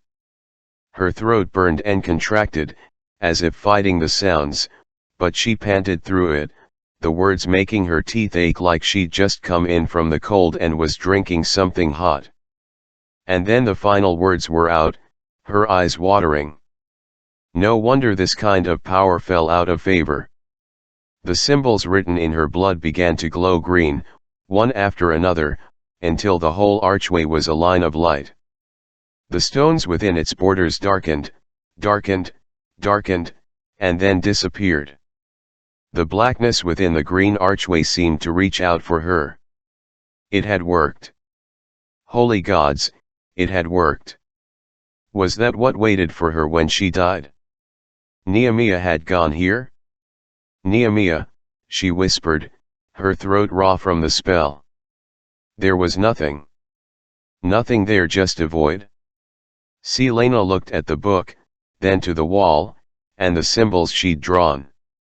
She'd written it correctly. The spell was right. "Nehemiah," she whispered toward that endless dark. There was no response. Perhaps it needed time. The book hadn't specified how long it would take. Maybe Nehemiah had to travel through whatever this realm was. So Selena waited. The longer she stared into that endless void, the more it seemed to stare back. It was just like that dream, the one where she was standing on the edge of that ravine. You are nothing more than a coward. Please, Selena whispered into the dark. There was a sudden yelp from far, far above, and Selena whirled toward the stairs at the far end of the hall. Moments later, faster than should be possible, Fleetfoot bounded down the steps, racing for her. Not for her, Selena realized as she beheld the wagging tail, the panting, the yip of what could only be joy. Not for her, because Selena looked toward the portal at the same moment Fleetfoot skidded to and then everything stopped as she beheld the shimmering figure standing just on the other side of the portal. Fleetfoot lay on the ground, tail still wagging, whining softly. The edges of Nehemiah's body rippled and blurred, fracturing with some sort of inner light. But her face was clear, her face was. It was her face. Selena sank to her knees.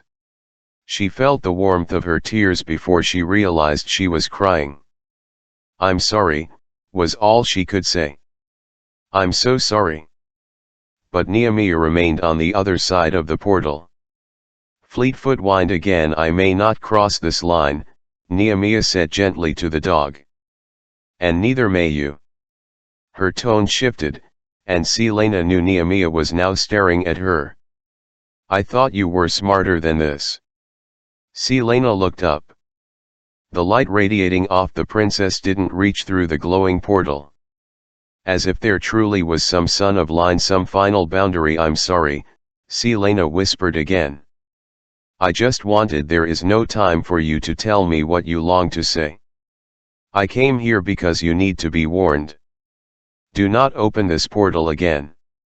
The next time you do, I will not the one who answers your call.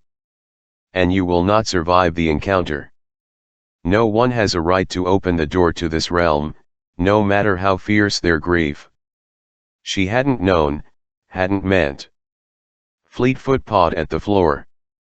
"Goodbye, my dear friend," Nehemiah said to the dog and began walking into the blackness. Selena just stood there, unable to move or think. Her throat burned with those pent-up words, the words that now choked the life out of her. "Elentia." Nehemiah paused to look back at her. The void seemed to be swirling, swallowing her up bit by bit.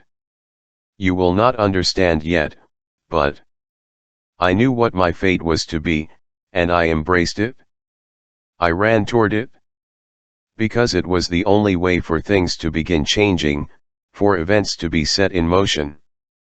But no matter what I did, Elentia, I want you to know that in the darkness of the past 10 years, you were one of the bright lights for me. Do not let that light go out."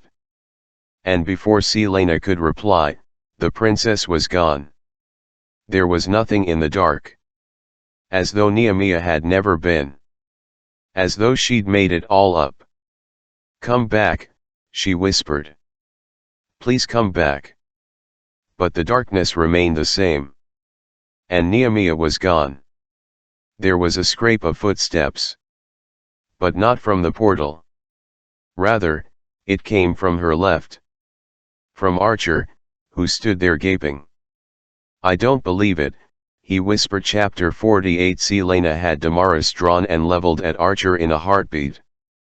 Fleetfoot growled at him, but kept back, a step behind Selena. "What are you doing here?"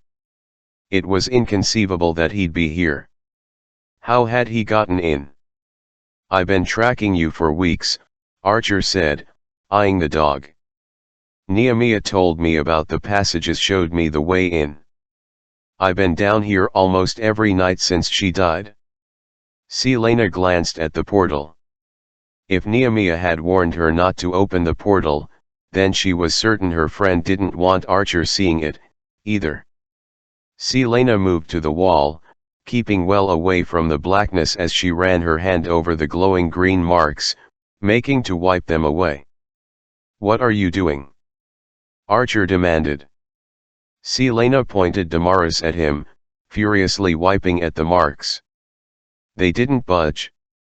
Whatever this spell was, it was far more complex than the one that had sealed the library door. Merely swiping away the marks wouldn't undo it. But Archer now stood between her and the BCH-K where she had the closing spell flagged. Celaena rubbed harder. It was all terribly wrong. Stop. Archer lunged, getting past her guard with unnatural ease as he grasped her wrist. Fleetfoot barked a ferocious warning, but a sharp whistle from Celaena had the dog staying well away. She whirled to Archer, already making to dislocate the arm that held her, but the green light of the portal illuminated the plane of his wrist, where the sleeve of his tunic had fallen back. A black tattoo of some snake-like creature appeared there. She'd seen that before. Seen it? Celaena raised her eyes to his face. Do not trust. She had thought Nehemiah's drawing had been of the royal seal, a slightly warped version of the wyvern. But it had actually been of this tattoo. Of Archer's tattoo. Do not trust Archer, she'd been trying to tell her. Celaena shoved back from him, drawing a dagger. She pointed both Damaris and the knife at him. How much had Nehemiah hidden from Archer and his contacts? If she didn't trust them, then why had she told them all that she did? Tell me how you learned this, Archer whispered, his eyes going back to the portal and the darkness beyond. Please. Did you find the word keys? Is that how you did it? What do you know of the word keys? She got out. Where are they? Ivy here. Did you find them? I don't have the keys. You found the riddle, though, Archer panted. I let you find that riddle I hid in Davis' office. It took us 5 years to find that riddle and you must have solved it.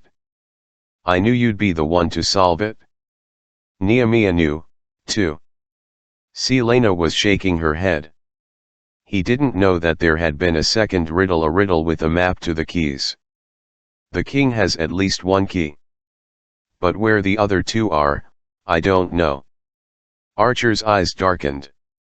We suspected as much. That was why she came here in the first place.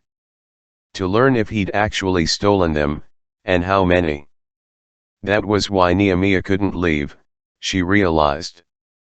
Why she'd opted to stay here instead of returning to Ilwi. To fight for the one thing that was more important than the fate of her country, the fate of the world. Of other worlds, too. I don't have to get on a ship tomorrow.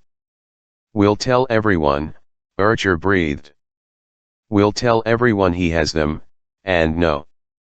If we reveal the truth, then the king will use the keys to do more damage than you can possibly imagine. We'll lose any chance of stealth we have to find the others. He took a step closer to her. Fleetfoot let out another warning growl, but kept her distance.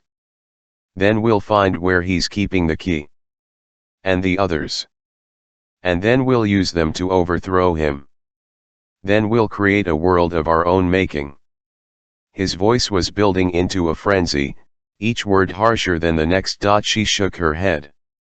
I would sooner destroy them than use their power. Archer chuckled. She said the same thing. She said they should be destroyed, put back in the gate, if we could discover a way. But what is the point of finding them if we don't use them against him? Make him suffer. Her stomach turned. There was more he wasn't saying, more that he knew. So she sighed and shook her head, beginning to pace. Archer was silent as she walked, silent until she halted, as if suddenly understanding. She raised her voice. He should suffer for as long as possible. And so should the people who destroyed us, who made us into what we are, Arobin, Clarice. She chewed on her lip. Nehemiah could never understand that. She never tried to. You're right. They should be used. He studied her warily enough that she came closer and tilted her head to the side, contemplating his words, contemplating him. And Archer bought it? That was why she left the movement. She left a week before she died. We knew it was a matter of time before she went to the king to expose us all, to use what she'd learned to grant clemency to Ilwi, and to annihilate us with the same stroke. She said she'd rather have one all-powerful tyrant than a dozen of them. Selena said with deadly calm, she would have ruined everything for you. She almost ruined everything for me, too. She told me to stay away from the word keys. She tried to steer me from solving the riddle. Because she wanted to keep the knowledge to herself for her own gain. She smiled even as she felt the world shifting beneath her. And she couldn't explain why, or how. She began to wonder, but if it was true, she had to get him to admit it. She found herself saying, "You and I worked for everything we have. We had everything taken away and used against us, too. Other people can't even begin to fathom the things we were forced to do. I think that's why I was so infatuated with you when I was a girl. I knew, even then, that you understood. That you knew what it was like to be raised by people like Robin and Clarice and then sold. You understood me then." She willed her eyes to gleam, her mouth to tighten as if she were keeping it from wobbling. Blinking furiously, she murmured, "But I think I finally understand you now, too." She reached out a hand as if to grab his, but lowered it, making her face tender and soft and bittersweet. "Why didn't you tell me sooner? We could have been working toward this for weeks. We could have tried to solve the riddle together. If I'd known what Nehemiah was going to do, how she'd lie to me again and again. She betrayed me. In every possible way, Archer. She lied to my face, made me believe." Her shoulders slumped. After a long moment, she took a step toward him. Nehemiah was no better than a Robin or Clarice in the end. "Archer, you should have told me. About everything. I knew it wasn't Mullison, he wasn't smart enough. If you'd told me, I could have taken care of it. A risk, a leap of faith.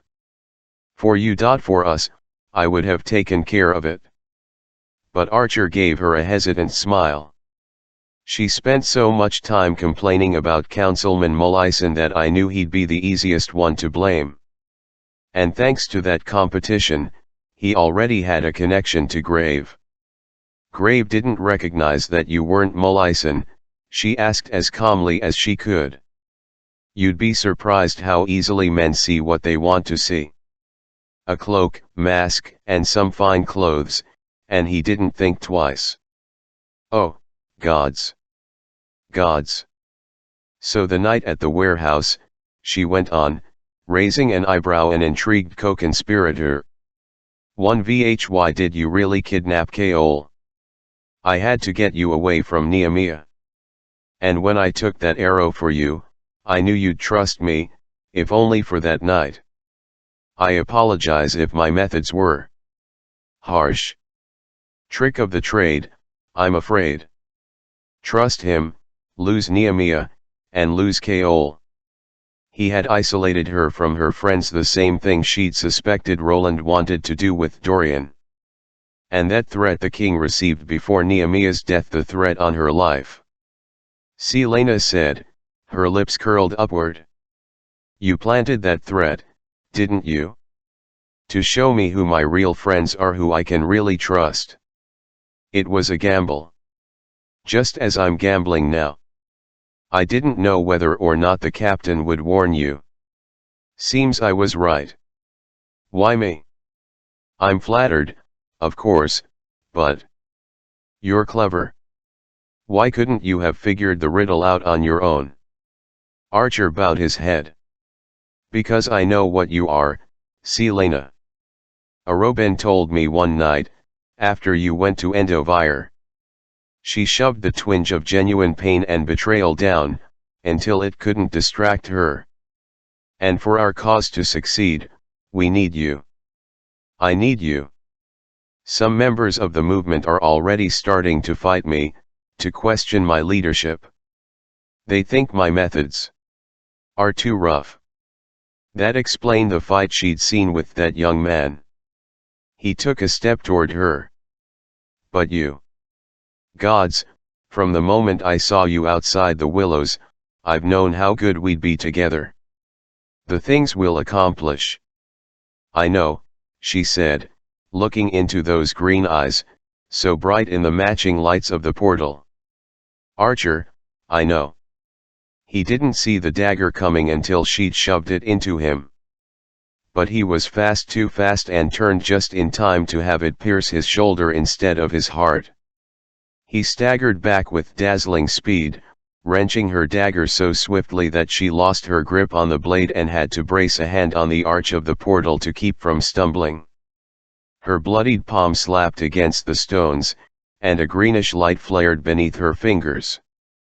A word mark burned, then faded. Not giving herself time to look at what she'd done, she leapt for him with a roar, dropping Damaris to grab 2 more daggers. He had his own blade up in a moment, dancing away lightly as she sliced for him. I'm going to tear you apart piece by piece, she hissed, circling him. But then a shudder ran through the floor, and something in the void made a sound. A guttural growl. Fleetfoot let out a low, warning whine. She rushed toward Selena, pushing against her shins, hurting her toward the stairs. The void shifted, mist now swirling inside, parting long enough to reveal rocky, ashen ground. And then a figure emerged through the mist. Nehemiah, she whispered. She'd come back to help, to explain everything. But it was not Nehemiah who stepped through the portal. Kaol couldn't sleep. He stared up at the canopy of his bed, the will he'd seen on Selena's desk glared in his mind. He couldn't stop thinking about it. He'd just let her kick him out of her rooms without telling her what the will meant to him. And maybe he deserved her hate, but she had to know that he didn't want her money, he had to see her. Just long enough to explain. He ran a finger along the scab down his cheek. Rushing footsteps sounded down the hall, and Kaol was already out of bed and half-dressed by the time someone began pounding on his door. The person on the other side got all of one knock in before Kaol flung open the door, a dagger concealed behind his back. He lowered the blade the second he beheld Dorian's face, shining with sweat, but he didn't sheath it. Not when he saw the raw panic in Dorian's eyes, the sword belt and scabbard dangling from the prince's clenched fingers. Kaol believed in trusting his instinct. He didn't think humans had survived for so long without developing some ability to tell when things were wrong. It wasn't magic, it was just gut feeling. And it was Kaol's instinct that told him who this was about before Dorian opened his mouth. Where was all? Kaol asked. Her bedroom, Dorian said. Tell me everything, Kaol ordered, hurrying back into his room. I don't know. I think she's in trouble. He was already shrugging on a shirt and tunic, then he stomped his feet into his boots before grabbing his sword. 1v hat kind of trouble. The kind that had me coming to get you, instead of the other guards. That could mean anything, but Kaol knew Dorian was too smart, too aware of how easily words could be overheard in this castle. He sensed the tightening in Dorian's body a heartbeat before the prince launched into a run, and grabbed the prince by the back of his tunic. Running, Kaol said under his breath, will attract attention. I already wasted too much time coming to get you, Dorian retorted, but he matched Kaol's brisk but calm pace.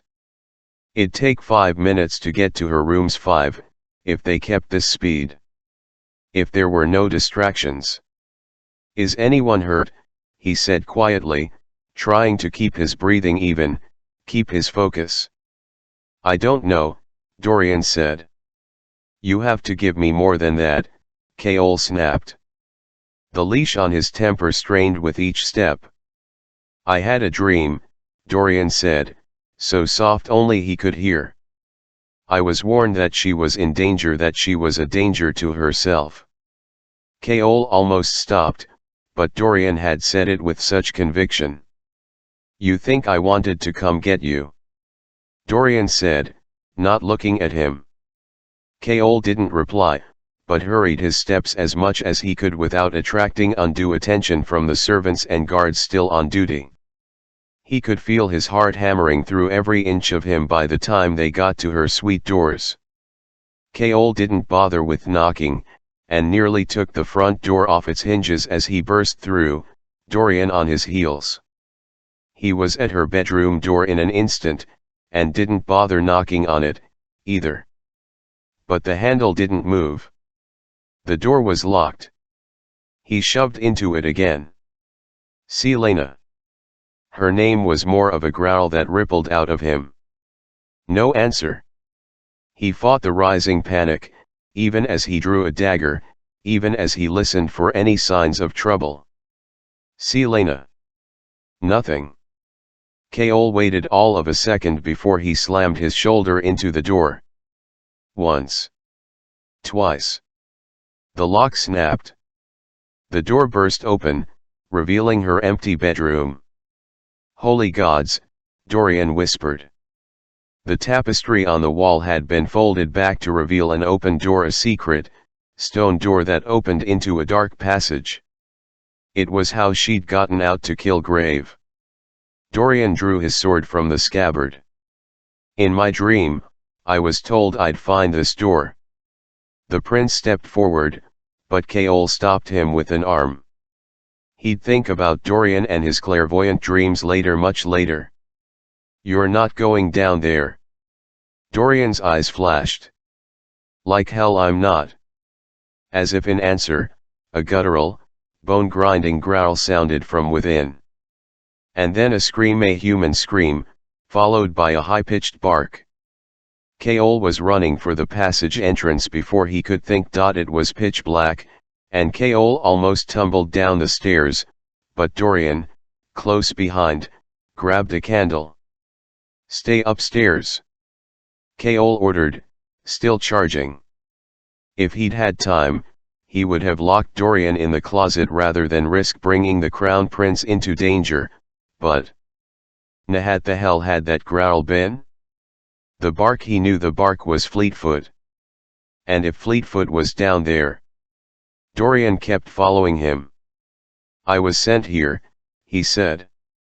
Keol took the stairs by twos and threes, hardly hearing the prince's words. Had that scream been hers? It had sounded male. But who else could be down here with her? Blue light flashed from the bottom of the stairs. What was that? A roar shook the ancient stones. That was not human, nor was it Fleetfoot. But what they had never found, the creature that had been killing the champions. The murders had just stopped. But the damage he'd seen to those corpses. No, Selena had to be alive. Please, he begged any gods who would listen. Keol leapt onto the landing and found 3 doorways. The blue light had flashed from the right. They ran. How had such a massive cavern of chambers been forgotten? And how long had she known about them? He flew down a spiral staircase. And then a new, greenish light began shining steadily, and he turned onto a landing to see. He didn't know where to look first. At the long hallway, where one wall glowed with an arch of green symbols. At the world that showed through the arch, depicting a land of mist and rock. At Archer, cowering against the opposite wall, chanting strange words from a book held in his hands. At Selena, prostrate on the floor.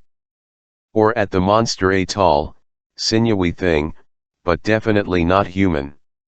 Not with those unnaturally long fingers tipped with claws, the white skin that looked like crumpled paper, the distended jaw that revealed fish-like teeth, and those eyes milky and tinged with blue. And there was Fleetfoot, hackles raised and fangs bared, refusing to let the demon anywhere near Selena, even as the half-grown pup limped, even as the blood pooled from the wound in her right hind leg. Kaol had all of 2 heartbeats to size up the monster, to take in every detail, to mark his surroundings. "Go," he snarled at Dorian before launching himself at the creature. Chapter 49. She didn't remember anything after the first 2 swings of her sword, only that she'd suddenly seen Fleetfoot come flying at the creature. The sight had distracted her enough for the demon to get past her guard, its long, white fingers grabbing her by the hair and slamming her head into the wall. Then darkness. She wondered whether she'd died and awoken in hell as she opened her eyes to a pulsing headache and the sight of Kaol circling the pale demon, blood dripping from both of them. And then there were cool hands on her head, on her neck, and Dorian crouching in front of her as he said, "Selena." She struggled to her feet, her head aching even more. She had to help Kaol. Had to. She heard a rip of clothing and a yelp of pain, and she looked at Kaol in time to see him grasp the cut on his shoulder, inflicted by those filthy, jagged nails. The creature roared, its overlong jaw gleaming with saliva, and it lunged again for the captain. Selena tried to move, but she wasn't fast enough. But Dorian was. Something invisible slammed into the creature, sending it flying into the wall with a crunch. Gods! Dorian didn't just have magic, he had raw magic. The rarest, and deadliest kind. Sheer undiluted power, capable of being shaped into whatever form the wielder desired. The creature crumpled but instantly got up, whirling toward her and Dorian. The prince just stood there, hand outstretched. The milky blue eyes were ravenous now. Through the portal Selena heard the rocky earth crunching beneath more pairs of bare, pale feet. Archer's chanting grew louder. Kaol attacked the thing again. It surged toward him just before his sword struck, swiping with those long fingers, forcing the captain to dart back. She grabbed Dorian. "We have to close it. The portal should close on its own eventually, but the longer it's open, the greater the threat of more coming through before it does." "How?" I don't know, Her head spun so badly her knees wobbled. But she turned to Archer, who stood across the hall, separated from them by the pacing creature. "Give me the book." Kaol wounded the demon across its abdomen with a sure, deft stroke, but it didn't even slow down. Even from a few feet away, the tang of the dark blood reached her nose. Selena watched Archer take it all in, his eyes wide, panicked beyond reason. And then he sprinted down the hall, taking with him the book and any hope of shutting the portal. Dorian couldn't move fast enough to stop the handsome man from fleeing with the book in his hands, didn't dare, with that demon between them. Selena, her forehead bleeding, made a lunge for him, but the man was too fast. Her eyes kept darting to Kaol, who was keeping the thing distracted. Dorian knew without being told that she didn't want to leave the captain. "I'll go," Dorian began. "No. He's dangerous and these tunnels are a labyrinth," she panted. Kaol and the creature circled each other, the thing slowly backing toward the portal entrance. "I can't close it without that book," she moaned. "There are more books upstairs, but then we flee," Dorian breathed, grabbing her by the elbow. "We flee and try to get to those books." He dragged her with him, not daring to take his eyes off Kaol or the creature. She swayed in his grasp. The wound to her head must be as bad as it looked. Something was glowing at her throat. The amulet she'd told him was just a cheap replica, shining like a tiny blue star. "Go," Kaol told them, staring down the thing in front of him. "Now." She stumbled, tugging toward Kaol, but Dorian pulled her back. "No," she got out, but the wound to her head made her sag in Dorian's grip. As if realizing that she'd be a hindrance to Kaol, she stopped fighting Dorian. Ash hauled her toward the stairs. Kaol knew he couldn't win this fight. His best option was to flee with them, to guard the way until they could get to that stoned Gner far above and lock the creature down here. But he wasn't sure he'd even make it to the stairs. The creature thwarted his attacks so easily it seemed to have an uncanny intelligence. At least Selena and Dorian had reached the stairs. He could accept this end if it meant they could escape. He could embrace the darkness when it came. The creature paused just long enough for Kaol to gain a few more feet of distance. He backed toward the bottom step. But then she started shouting the same word again and again as Dorian tried to keep dragging her up the stairs. Fleetfoot. Kaol looked. In a dark shadow by the wall, Fleetfoot had been left behind, her leg too injured to run.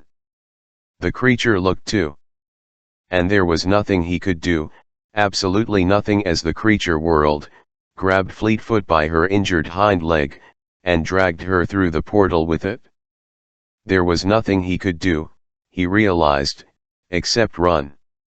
Selena's scream was still echoing through the passageway as Kaol leapt off the stairs and hurtled through the misty portal after Fleetfoot. If she had thought she'd known fear and pain before, it was nothing compared to what went through her when she saw Kaol running through the portal after Fleetfoot. Dorian didn't see her coming as she whirled, slamming his head into the stone wall hard enough that he crumpled to the steps, freeing her from his grip.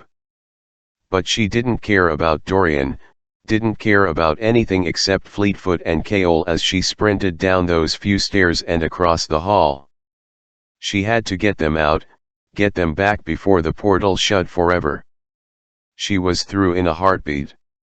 And when she saw Kaol shielding Fleetfoot with nothing but his bare hands, his discarded sword snapped in two by the demon who hovered over them, she didn't think twice before she unleashed the monster inside herself.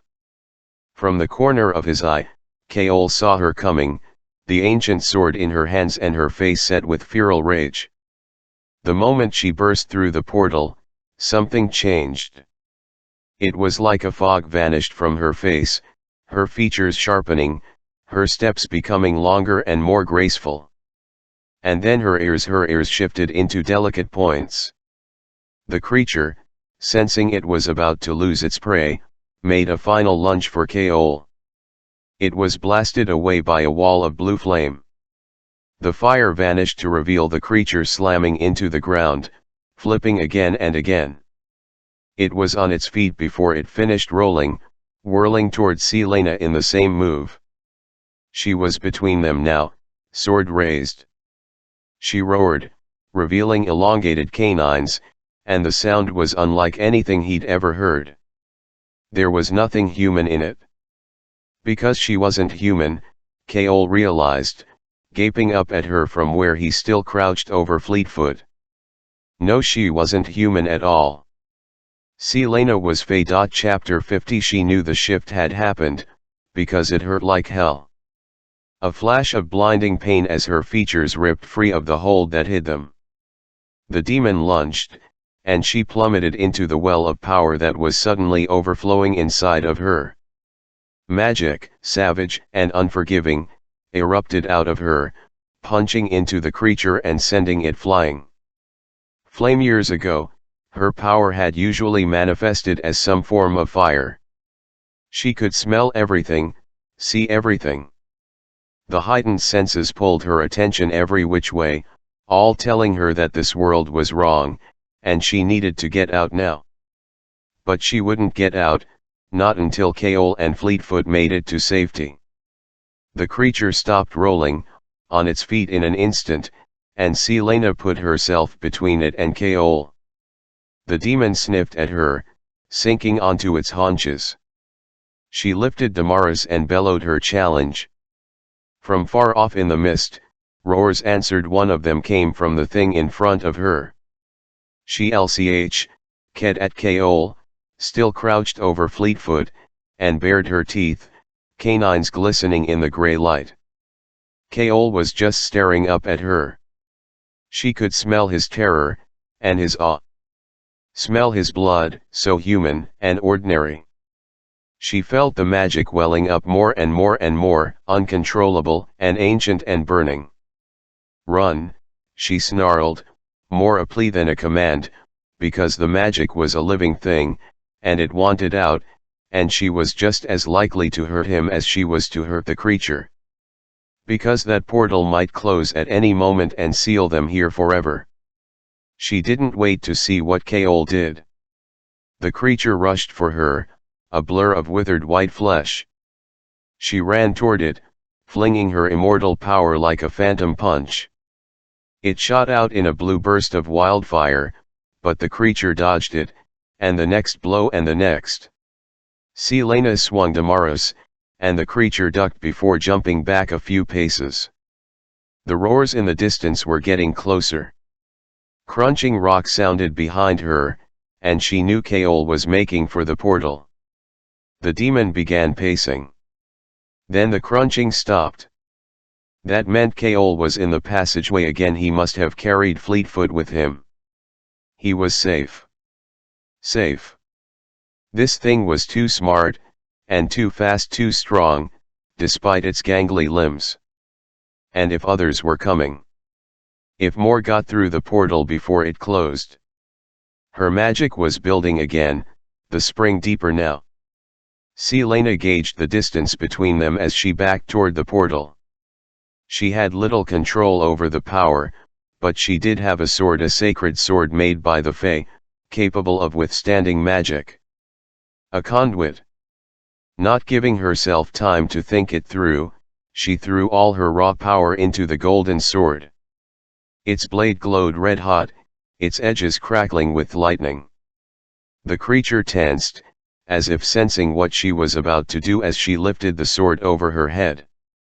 With a battle cry that shattered through the mists, Selena plunged Damaris into the earth. The ground cracked toward the demon, a burning web of lines and fissures. And then the ground between them began to collapse, foot by foot, until the creature was sprinting away. Soon there was just a small lip of land surrounding Selena, backed by the open portal, and an ever-growing chasm before her. She wrenched Damaris from the broken earth. She knew she had to get out now.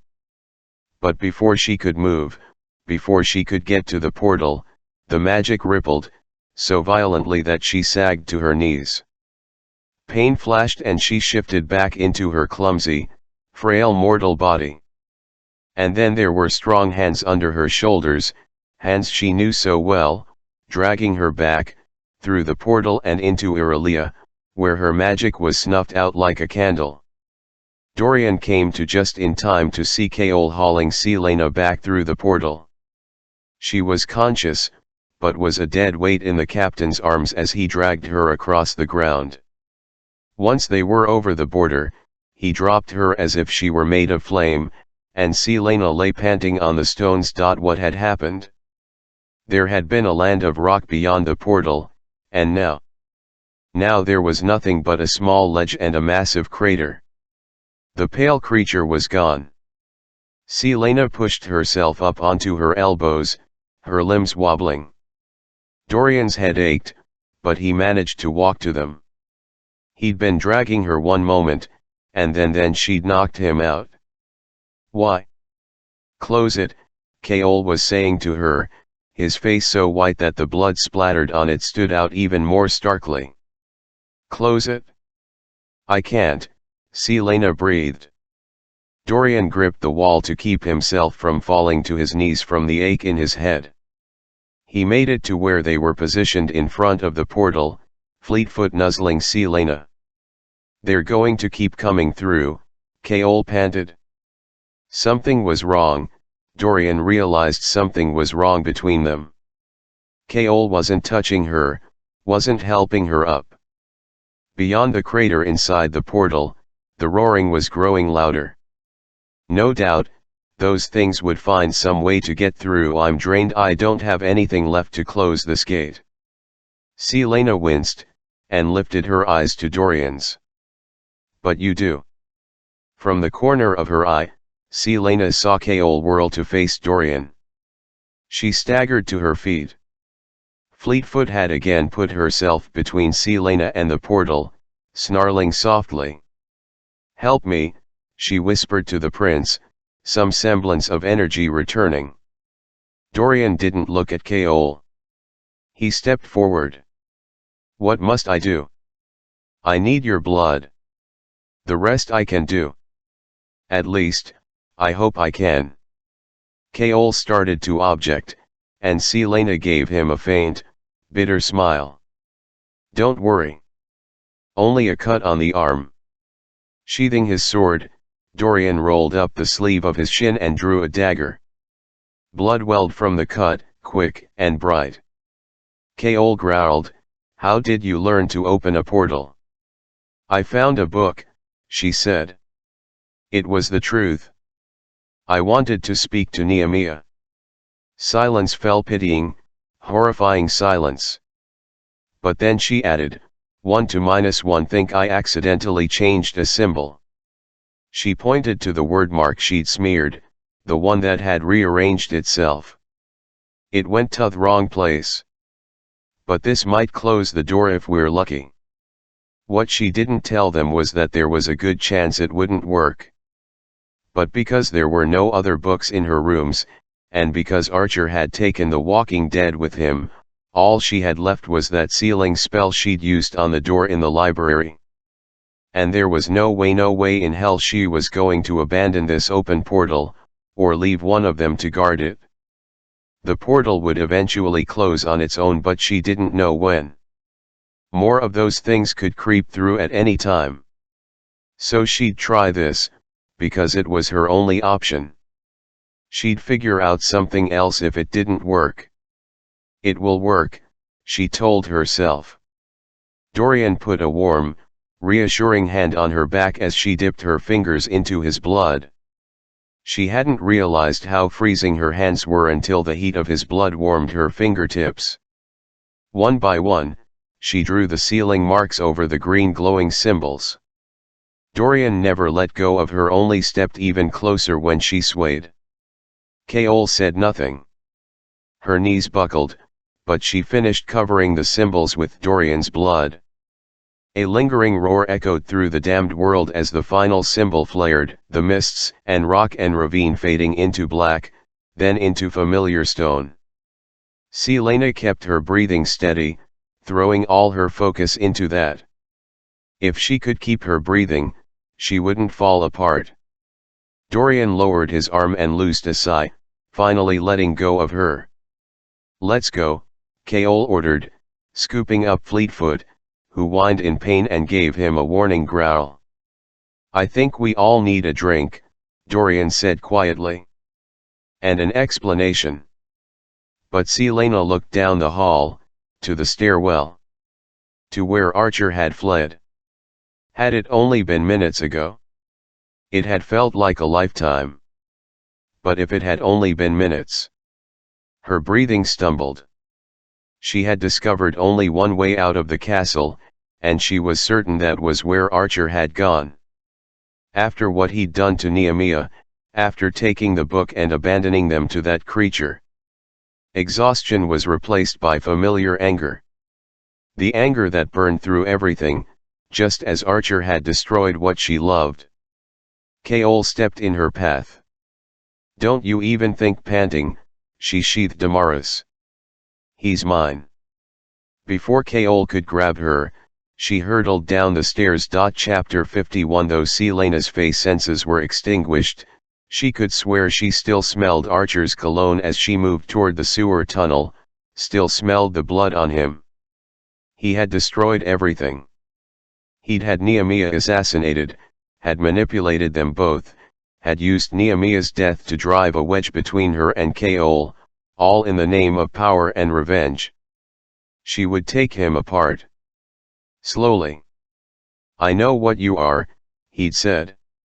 She didn't know what Arobin had told him about her heritage, but Archer had no idea what sort of darkness lurked inside her, or what sort of monster she was willing to become, in order to make things right.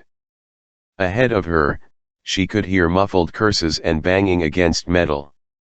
By the time she reached the sewer tunnel, she knew what had happened. The grate had slid shut, and none of Archer's attempts to open it had worked. Perhaps the gods did listen sometimes. Selena smiled, drawing both of her daggers.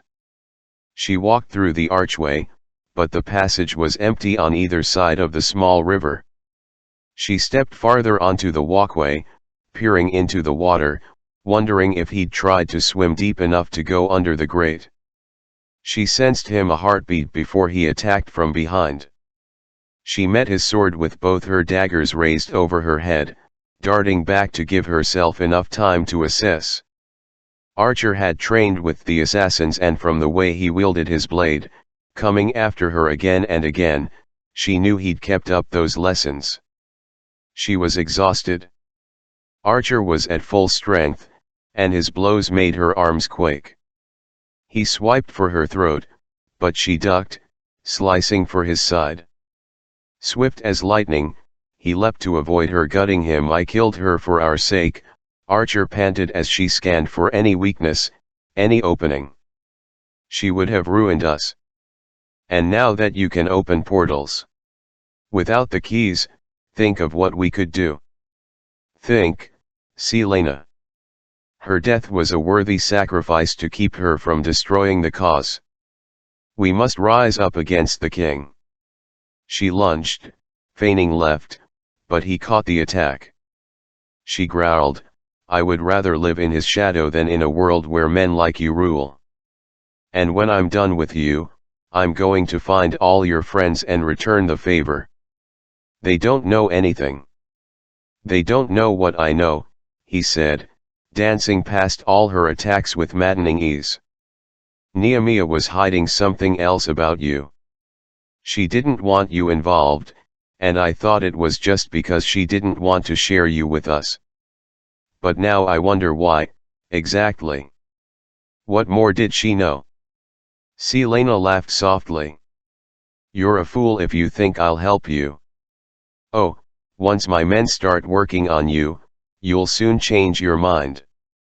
Rourke Ferran was a customer of mine before he was killed, that is. You remember Ferran, don't you? He had a special love for pain. He told me that torturing Sam Cortland was the most fun he ever had." She could hardly see through the bloodlust that seized her in that moment, hardly remember her own name. Archer feinted toward the river to get her back to the wall, where she'd impale herself on his blade. But Selena knew that move, knew it because she herself had taught it to him all those years ago. So as he struck, she ducked past his guard and rammed the pommel of her dagger up into his jaw. He dropped like a stone, sword clattering, and she was upon him before he'd finished falling, her dagger at his throat. "Please," he whispered hoarsely. She pushed the edge of the blade into his skin, wondering how she could make this last without killing him too quickly. "Please," he begged, chest heaving. "I'm just doing it for our freedom. Our freedom. We're on the same side in the end." One flick of the wrist, and she could slit his throat. Or she could disable him the way she'd disabled Grave. She could give him the injuries Grave had given Nehemiah. She smiled. "You're not a murderer," he whispered. "Oh, I am," she purred, torchlight dancing on the dagger as she considered what to do with him. "Nehemiah wouldn't want this. She wouldn't want you to do this." And though she knew she shouldn't listen, the words struck home. "Don't let that light go out." The darkness that thrived in her soul had no light left. No light, save for a kernel, a faint flicker that grew smaller by the day. Wherever she was now, Nehemiah knew how small the flame had become. "Don't let that light go out." Selena felt the tension go out of her body, but she kept her dagger on Archer's throat until she was on her feet. "You're leaving Rifthold tonight," she told him. You and all of your friends. Thank you, Archer breathed, standing. If I find out you're still in the city at dawn, she said, putting her back to him as she stalked toward the tunnel stairs, I'll kill you. Enough. It was enough. Thank you, Archer said again. She kept walking, listening for any sign of him moving to attack her back. I knew you were a good woman, he said. Selena halted. Turned. There was a hint of triumph in his eyes. He thought he'd won. Manipulated her again. One foot after another, she walked back toward him with predatory calmness. She stopped, close enough to kiss him. He gave her a wary smile.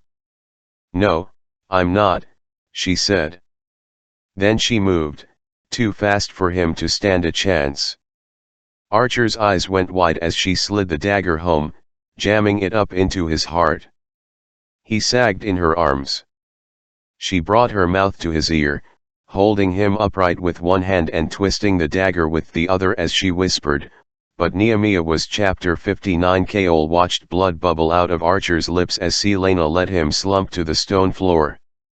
She stared down at the body, her final words to him hovering in the air, running claws over Kaol's already chilled skin. She closed her eyes, tilting her head back as she took a long breath as if she were embracing the death before her, and the stain it left as payment for her vengeance. He had arrived in time to hear Archer beg for his life and utter the words that had been his last mistake. Kaol shifted his boot against the step to warn her that he was there. How much of her face senses did she retain when she looked like a human? Archer's blood spread across the dark stones, and Selena opened her eyes as she slowly turned to Kaol. The blood had soaked the ends of her hair, turning them a brilliant red. And her eyes.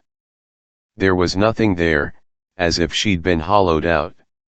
For a heartbeat, he wondered if she'd kill him, too, just for being there, or for seeing the dark truth of her. She blinked, and the killing calm in her eyes vanished, replaced only by bone-deep weariness and sorrow. An invisible burden that he couldn't begin to imagine made her shoulders slump. She picked up the black book that Archer had dropped on the damp stones, but let it dangle from her fingers as if it were a piece of dirty clothing. I owe you an explanation, was all she said. Selena refused to let the healer look at her until Fleetfoot's leg had been fixed. It was only a long scratch, but it was deep. Selena had held Fleetfoot's head in her arms as the thrashing dog was forced to swallow water laced with a sedative. Dorian helped as best he could while the healer worked on the dog lying unconscious on Selena's dining room table. Kaol leaned against the wall of the room, arms crossed over his chest. He'd said nothing to Dorian since they'd gone down into the passageway. The young, brown-haired healer didn't ask any questions, either. Once Fleetfoot was patched up and moved to Selena's bed, Dorian insisted Selena get her head looked at. But Selena waved him off, and told the healer that if she didn't inspect the crown prince first, she'd report her to the king. Scowling, Dorian let the young woman clean the small wound on his temple received when Selena had knocked him out cold. Considering how bloody Selena and Kaol were, he felt utterly ridiculous, even if his head still pounded. The healer finished with him, giving him a timid, slightly concerned smile. And when it was time to decide who should be looked at next, the glaring contest between Kaol and Selena was one for the ages. At last, Kaol just shook his head and slumped into the seat that Dorian had recently vacated. He had blood everywhere, and ended up peeling off his tunic and shirt so the healer could cleanse his minor wounds. Despite the scratches and cuts, the abrasions on his hands and knees, the healer still asked no questions, her pretty face an unreadable, professional mask. Selena turned to Dorian, her voice quiet. I'll come to your noms when I'm done here. From the corner of his eye, he sensed Kaol stiffening, and Dorian bit down on his surge of jealousy as he realized he was being dismissed. The captain was making a good show of not looking at them. What had happened during the time he'd blacked out? And what had happened when she'd gone to kill Archer? "Fine," Dorian said, and thanked the healer for her help. At least he had time now to piece himself together, to sort through all that had happened in the last few hours. And to plan how to explain his magic to Kaol. But even as he walked out of the dining room, Pen of him realized that his magic that he was the least of their concerns. Because even from that first day in Endovire, this had always been about them. Selena didn't need a healer to look at her head. Nehen, the magic had taken her over, it had healed everything. All that was left of her wounds now was bloodstains and torn clothing. And exhaustion, utter exhaustion. "I'm taking a bath," she told Kaol, who still sat shirtless under the healer's ministrations. She needed to wash Archer's blood off of her. She shucked off her clothing and bathed, scrubbing herself until her skin hurt, washing her hair twice. When she emerged, she slipped into a clean tunic and pants, and just as she finished combing out her dripping hair, Kaol walked into her bedroom and sat at the chair before her desk. The healer gone, he'd put his shin back on, and she could see the white bandages peeking through the rips in the dark cloth. Selena checked on Fleetfoot, who was still unconscious on the bed, and then walked to the sealed balcony doors. She studied the night sky for a long moment, seeking out a familiar constellation, the Stag, the Lord of the North. She took a long breath. "My great-grandmother was Fae," she said. "And even though my mother couldn't switch into an animal form the way the Fae can, I somehow inherited the ability to shift between my Fae form and my human form. And you can't shift anymore." She looked over her shoulder at him. "When magic stopped 10 years ago, I lost my ability. It's what saved my life, I think. As a child, when I was scared or upset or had tantrums, I couldn't control the shift. I was learning to master it, but I would have given myself away at some point. But in that other world, you could." She turned to face him, seeing the haunted gleam in his eyes. "Yes. In that world, magic, or something like it, still exists. And it is just as awful and overwhelming as I remembered." She eased onto the edge of her bed, the distance between them feeling like leagues. "I had no control over it, over the shift, or the magic, or myself. I was as likely to hurt you as I was to hurt that creature." She closed her eyes, her hands shaking a bit. "So you did open a portal to another world. How?" "All those books I've been reading on the word marks. They had spells to open temporary portals." And then she explained about finding the passage on Samhuan, and the tomb, and Elena's command to become the champion, and what Cain had been doing and how she had killed him, and how tonight she had wanted to open a portal to see Nehemiah. She left out the word keys, the king, and what she suspected he might be doing with Calton and Roland. When she finished, Kaol said, "I would say you're insane, except I have the blood of that creature on me, and went into that world myself. If anyone knew not just about the spells to open portals, but about what I am," she said wearily, "you understand that I would be executed." His eyes flashed. "I'm not going to tell anyone. I swear it." She bit her lip, nodding, and walked back to the window. "Archer told me that he was the one who had Nehemiah assassinated, because she was a threat to his control over the group. He posed as Counselor Mulison and hired Grave. He kidnapped you to lure me away. He planted that anonymous threat against her life, too. Because he wanted me to blame you for her death." Kaol swore, but she kept gazing out the window, kept looking at that constellation.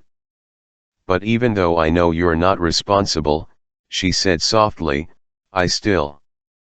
She found his face full of anguish. You still can't trust me, he finished. She nodded. In this, she knew Archer had won, and hated him for it. When I look at you, she whispered, all I want to do is touch you. But what happened that night? I don't know if I can ever forget it. The deepest cut on his cheek had scabbed, and she knew it would scar. For my part, I am sorry for what I did to you. He stood, wincing at his wounds, and walked over to her. We both made mistakes, he said in that voice that made her heart stumble. She found the nerve to turn to him, gazing up into his face. How can you still look at me like that when you know what I truly am? His fingers grazed her cheeks, warming her chilled skin. Faye, assassin. No matter what you are, I don't. She stepped back. Don't say it. She couldn't give him everything again, not now. It wouldn't be fair to either of them. Even if she ever learned to forgive him for picking the king over Nehemiah, her journey to find the word keys would require her to go too far away, to a place where she would never ask him to follow. I need to prepare Archer's body to present to the king, she got out. Before he could say anything else, she picked up Damaris from where she'd dropped it by the door, and vanished into the passage. She waited until she was deep inside before she let the tears start flowing. Kaol stared at where she had gone, and wondered if he should follow her into that ancient darkness. But he thought of all that she'd told him, all the secrets she'd revealed, and knew he needed time to comprehend it all. He could tell that she had left out information. She'd told him only the vaguest details, and then there was the matter of her Fae heritage. He'd never heard of anyone inheriting their powers in such a throwback way, but then again, no one spoke of the Fae nowadays. It explained how she knew the ancient dirges. With a gentle pat on Fleetfoot's head, he left the room. The halls were empty and silent. And Dorian, she had acted like Dorian had some power, too. There had been the moment when the creature was blasted away by an invisible wall. But it was impossible for Dorian to have power. How could he, when Selena's own magic had disappeared as soon as she returned to this world? Selena was Fae, and heir to a power she couldn't control. Even if she couldn't shift, if anyone ever discovered what she was. It explained why she was so terrified of the king, why she never said anything about where she'd come from, or what she'd been through. And living here. This was the most dangerous place for her or any Fae to be. If someone found out what she was, they could use that information against her, or have her killed. And there would be nothing he could do to save her. No lie he could tell, no strings he could pull. How long before someone else went digging into her past? How long before someone decided to go right to Arobin Hamel and torture him for the truth? Kaol's feet knew where he was going long before he'd made the choice, formed the plan. Minutes later, he found himself knocking on a wooden door. His father's eyes were bleary with sleep, and they narrowed as they saw him. Do you know what time it is? He didn't, and he didn't care. Kaol shouldered his way into the room and shut the door, scanning the dimness for any other people. I have a favor to ask you, but before I do, promise you won't ask any questions. His father gave him a slightly bemused look, then crossed his arms. No questions. Make your request. Beyond the window, the sky was beginning to lighten into a softer shade of black. I think that we should send the king's champion to Wendland to dispatch the royal family. His father's brows rose. Kaol went on, we've been at war with them for 2 years, and have yet to break past their naval defenses. But if the king and Hisson are eliminated, we might stand a chance of getting through in the ensuing chaos. especially if the king's champion also gets her hands on their naval defense plans. He took a breath, keeping his voice disinterested. I want to present the idea to the king this morning. And I want you to support me. Because Dorian would never agree to it, not without knowing what Celaena was. And Chaol would never tell anyone, Dorian included. But with an idea this drastic, he'd need as much political muscle as he could get. An ambitious, ruthless plan. His father smiled.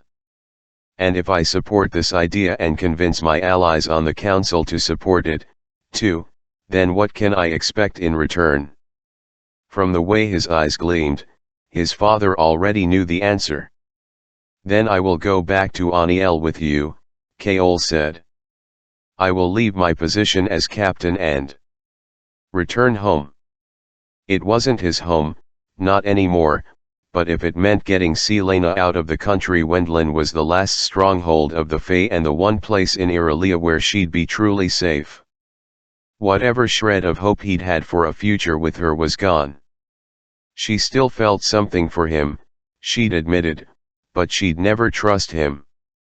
She'd always hate him for what he'd done. But he could do this for her.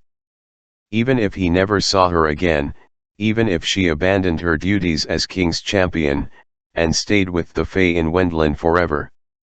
As long as he knew that she was safe, that no one could harm her. He'd sell his soul again and again for that. His father's eyes gleamed with triumph. Consider it done. Chapter 53. When Celaena finished telling Dorian the story she'd told Chaol, albeit a much more limited version, he let out a long sigh and fell back onto his bed. It sounds like something out of a book, he said, staring at the ceiling. She sat down on the other side of the bed. Believe me, I thought I was going mad for a while. So you actually opened a portal to another world? Using these word marks. She nodded. You also knocked that creature aside like it was a leaf caught in a wind. Oh, she hadn't forgotten about that. Not for one moment had she forgotten what it meant for him to have such raw power. That was dumb luck. She watched him, this kind, clever prince of hers. I still can't control it. In the tomb, she said, there is someone who might offer you some advice on how to control it. Who might have some information about the kind of power you've inherited. Right then, though, she didn't exactly know how to explain more to him, so she just said, someday soon, you and I could go down there and meet him. Is he? You'll see when we get there. If he deigns to speak to you. It might take a while for him to decide he likes you. After a moment, Dorian reached over and took her hand, bringing it to his lips for a swift kiss. Nothing romantic, a gesture of thanks. Even though things are different between us now, I meant what I said after the duel with Cain. I will always be grateful that you came into my life. Her throat tightened, and she squeezed his hand. Nehemiah had dreamed of a court that could change the world, a court where loyalty and honor were more valued than blind obedience and power. The day Nehemiah had died, Celaena had thought the dream of that court forever vanished. But looking at Dorian as he smiled at her, this prince who was smart and thoughtful and kind, who inspired good men like Chaol to serve him, Celaena wondered if Nehemiah's impossible, desperate dream of that court might yet come to pass. The real question now was if his father knew what a threat his son posed. The king of Adarlan had to give the captain credit. The plan was ruthless and bold, and would send a message not just to Wendlin, but to all their enemies. With the embargo between their countries, Wendlin refused to let Adarlanian men into their borders. But women and children seeking refuge could still enter. It made sending anyone else impossible, but his champion. The king looked down his council table, where the captain was waiting for his decision. Westfall's father and 4 others had immediately supported the idea. Another bit of unexpected cunning from the captain. He'd brought allies to this meeting. Dorian, however, was watching the captain with barely concealed surprise. Clearly, Westfall hadn't thought Dorian would support his decision. If only Westfall had been his heir instead. His warrior's mind was sharp, and he didn't balk from doing what needed to be done. The prince had yet to learn that kind of ruthlessness. Getting the assassin away from his son would be an unexpected benefit. He trusted the girl to do his dirty work, but he didn't want her around Dorian. She'd brought Archer Finn's head to him this morning, not a day later than she'd promised him, and explained what she'd discovered, that Archer had been responsible for Nehemiah's assassination due to their mutual involvement in that traitorous society. He wasn't surprised that Nehemiah was involved. But what would the assassin have to say about this journey? "Summon my champion," he said. In the ensuing silence, the council members murmured to each other, and his son tried to catch Westfall's eye. But the captain avoided looking at the prince. The king smiled slightly, twisting the black ring on his finger. A pity Parrington wasn't here to see this. He was off dealing with the slave uprising in Calacaля, news of which had been kept so secret that even the messengers had forfeited their lives. The Duke would have been greatly amused by today's turn of events. But he wished Parrington here for more important reasons, to help him find out who had opened a portal last night. He'd sensed it in his sleep, a sudden shift in the world. It was open for only a few minutes before someone closed it again. Kane was gone. Who else in this castle possessed that kind of knowledge, or that power in the blood? Was it the same person who had killed Baba Yellowlegs? He put a hand on Nothan, his sword. There had been no body, but he didn't think for one moment that Yellowlegs had just disappeared. The morning after she'd vanished, he'd gone to the carnival himself to look at the ruined wagon. He'd seen the flecks of dark blood staining the wooden floor. Yellowlegs had been a queen among her people, one of the 3 brutal factions that had destroyed the Croken family 500 years ago.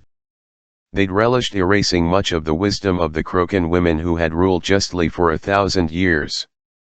He'd invited the carnival here to meet with her to purchase a few of her mirrors, and learn what remained of the Iron Teeth alliance that had once been strong enough to rip apart the Witch Kingdom. But before she had yielded any decent information, she had died. And it frustrated him not to know why. Her blood had been spilled at his castle. Others might come to demand answers and retribution. If they came, he would be ready. Because in the shadows of the Firian Gap, he'd been breeding new mounts for his gathering armies. And his wyverns still needed riders. The doors to the council room opened. The assassin walked in, shoulders thrown back in that insufferable way of hers. She coolly knocked in the details of the room before stopping a few feet away from the table and bowing low. "Your Majesty summoned me." She kept her eyes averted, as she usually did. Except for that delightful day when she'd come in and practically flayed Mollison alive. Pan of him wished he didn't now have to free the sniveling councilman from the dungeons. "Your companion, Captain Westfall, has come up with a rather unusual idea," the king said, and waved a hand at Keol. "Why don't you explain, Captain?" The captain twisted in his chair, then rose to his feet to face her. "I have suggested that we send you to Wendland to dispatch the king and his heir. While you are there, you will also seize their naval and military defense plans so that once the country is in chaos, we will be able to navigate their impenetrable barrier reefs and take the country for ourselves." The assassin looked at him for a long moment, and the king noticed that his son had gone very, very still. Then she smiled, a cruel, twisted thing. It would be an honor to serve the crown in such a way. He had never learned anything about the mark that had glowed on her head during the duel. The word mark was impossible to decipher. It either meant nameless or unnamed or something akin to anonymous. But God's blessed or not, from the wicked grin on her face, the king knew she'd enjoy this task. Perhaps we'll have some fun with it, the king mused. Wendlin is having their solstice ball in a few months.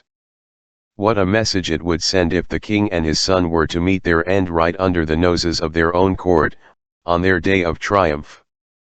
Though the captain shifted on his feet at the sudden change of plans, the assassin smiled at him again, dark glee written all over her. What hellhole had she come from, to find delight in such things? A brilliant idea, Your Majesty. It's done then, the king said, and they all looked at him. You'll leave tomorrow. But, his son interrupted, surely she needs some time to study Wendlin, to learn its ways, and it's a 2-week journey by sea, he said. And then she'll need time to infiltrate the castle in time for the ball. She can take whatever materials she needs and study them on board. Her brows had lifted slightly, but she just bowed her head. The captain was still standing, stiffer than usual. And his son was glaring at him, at the captain, so angry that he wondered if he'd snap. But the king wasn't particularly interested in their petty dramas, not when this brilliant plan had arisen. He'd have to send riders immediately to the Firian Gap and the Dead Islands, and have General Narek ready his legion. He didn't mean to make mistakes with this one chance in Wendlin. And it would be the perfect opportunity to test a few of the weapons he'd been forging in secret all these years. Tomorrow. She was leaving tomorrow. And Kaol had come up with the idea. But why? She wanted to demand answers, wanted to know what he was thinking when he'd come up with this plan. She'd never told him the truth about the king's threats that he would execute Kaol if she didn't return from a mission, if she failed. And she could fake the deaths of petty lords and merchants, but not the king and crown prince of Wendlin. Not in 1,000 lifetimes could she find a way out of it. She paced and paced, knowing Kaol wouldn't be back in his rooms yet, and wound up going down to the tomb, if only to give herself something to do. She expected Mort to lecture her about the portal, which he did thoroughly, but she didn't expect to find Elena waiting for her inside the tomb. You have enough power to appear to me now, but you couldn't help close the portal last night. She took one look at the queen's frown and began pacing again. I could not, Elena said. Even now, this visit is draining me faster than it should. Selena scowled at her. I can't go to Wendlin. 1 to -1 can't go. Kaol knows what I'm doing for you, so why would he make me go there? Take a breath, Elena said softly. Selena glared at her. This ruins your plans, too. If I'm in Wendlin, then I can't deal with the word keys and the king. And even if I pretended to go and instead went questing across this continent, it wouldn't take long for the king to realize I'm not where I'm supposed to be. Elena crossed her arms. If you are in Wendlin, then you will be near Doranelli. I think that's why the captain wants you to go. Selena barked a laugh. Oh, what a tangled mess he'd gotten her into. He wants me to go hide with the Fae and never come back to Adarlan? That's not going to happen. Not only will he be killed, but the word keys you will sail to Wendlin tomorrow. Elena's eyes glowed bright. Leave the word keys and the king for now. Go to Wendlin, and do what needs to be done. Did you plant this idea in his head somehow? No. The captain is trying to save you the only way he knows how. Selena shook her head, looking at the sunlight pouring into the tomb from the shaft above. Will you ever stop giving me commands? Elena let out a soft laugh. Enran, you stop running from your past, I will. Selena rolled her eyes, then let her shoulders droop. A shard of memory sliced through her. When I spoke to Nehemiah, she mentioned that she knew her own fate. That she had embraced it. That it set things in motion. Do you think she somehow manipulated Archer into? But she couldn't finish saying it. Couldn't let herself voice what the horrible truth might be, that Nehemiah had engineered her own death, knowing that she might change the world, change Celaena more through dying than living. A cold, slender hand grasped hers. Cast that thought into the far reaches of your mind. Knowing the truth, whatever it may be, will not change what you must do tomorrow, where you must go. And even though Celaena knew the truth in that moment, knew it just from Elena's refusal to answer at all, she did as the queen commanded. There would be other moments, other times to take out that truth, to examine every dark and unforgiving facet. But right now, Celaena studied the light pouring into the tomb. Such a little light, holding the darkness at bay. Wendlyn, then. Elena smiled grimly and squeezed her hand. Wendlyn, then. Chapter. When the council meeting was over, Chaol did his best not to look at his father, who had been watching him so carefully while he denounced his plans to the king, or at Dorian, whose sense of betrayal rippled off him as the meeting went on. He tried to hurry back to the barracks, but he wasn't all that surprised when a hand clapped on his shoulder and turned him around. Wendlery. Dorian snarled. Chaol kept his face blank. If she's capable of opening a portal like she did last night, then I think she needs to get out of the castle for a while. For all of our sakes. Dorian couldn't know the truth. She'll never forgive you for having her shipped off like that, to take down a whole country. And in such a public way, making a spectacle out of it. Are you mad? I don't need her forgiveness. And I don't want to worry about her letting in a horde of otherworldly creatures just because she's missing her friend. He hated each lie that came out of his mouth, but Dorian drank them up, his eyes seeming to glow with rage. This was the other sacrifice he'd have to make, because if Dorian didn't hate him, if he didn't want Chaol gone, then leaving for Aniel would be that much more difficult. If anything happens to her in Wendlyn, Dorian growled, refusing to back down, I'll make you regret the day you were born. If anything happened to her, Chaol was fairly certain he'd forever regret that day, too. But he just said, one of us has to start leading, Dorian, and stalked off. Dorian didn't follow him. Dawn was just breaking as Celaena arrived at Nehemiah's grave.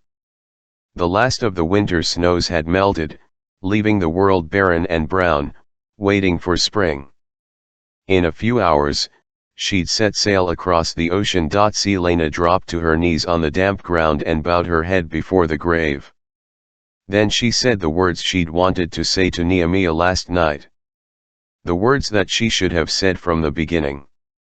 Words that wouldn't change, no matter what she learned about Nehemiah's death. I want you to know, she whispered to the wind, to the earth, to the body far beneath her, that you were right. You were right. I am a coward. And I have been running for so long that I've forgotten what it is to stand and fight. She bowed deeper, putting her forehead against the dirt. But I promise, she breathed into the soil, I promise that I will stop him. I promise that I will never forgive, never forget what they did to you. I promise that I will free Ylwi. I promise that I will see your father's crown restored to his head. She raised herself, drawing a dagger from her pocket, and sliced a line across her left palm. Blood welled, ruby bright against the golden dawn, sliding down the side of her hand before she pressed her palm to the earth. I promise, she whispered again. On my name, on my life, even if it takes until my last breath, I promise I will see Ylwi freed. She let her blood soak into the ground, willing it to carry the words of her oath to the other world where Nehemiah was safe at last. From now on, there would be no other oaths but this, no other contracts, no other obligations. Never forgive, never forget. And she didn't know how she would do it, or how long it would take, but she would see it through. Because Nehemiah couldn't. Because it was time. Chapter 55. The shattered lock on Celane's bedroom door still wasn't fixed by the time Dorian appeared after breakfast, a stack of books in his arms. She stood before her bed, stuffing clothing into a large leather satchel. Fleetfoot was the first to acknowledge him, though he had no doubt Celane heard him coming from the hallway. The dog limped to him, tail wagging, and Dorian set the books on the desk before kneeling on the plush rug. He ran his hands over Fleetfoot's head, letting her lick him a few times. "The healer said her leg is going to be fine," Celane said, still focused on her satchel. Her left hand was bandaged, a wound he hadn't noticed last night. "She just left a few minutes ago." "Good," Dorian said, rising to his feet. She was wearing a heavy tunic and pants and a thick cloak. Her brown boots were sturdy and sensible, far more subdued than her usual attire. "Traveling clothes. Were you going to leave without saying goodbye?" "I thought it'd be easier this way," she said. In 2 hours, she'd sail to Wendlin, that land of myths and monsters, a kingdom of dreams and nightmares made flesh. Dorian approached her. "This plan is madness. You don't have to go. We can convince my father to do something else. If they catch you in Wendlin, they won't catch me." "There will be no help for you," Dorian said, putting a hand on the satchel. "If you are captured, if you are hurt, you are beyond our reach. You will be entirely on your own." "I'll be fine." "But I won't be. Every day that you're there, I will wonder what has become of you." "I won't.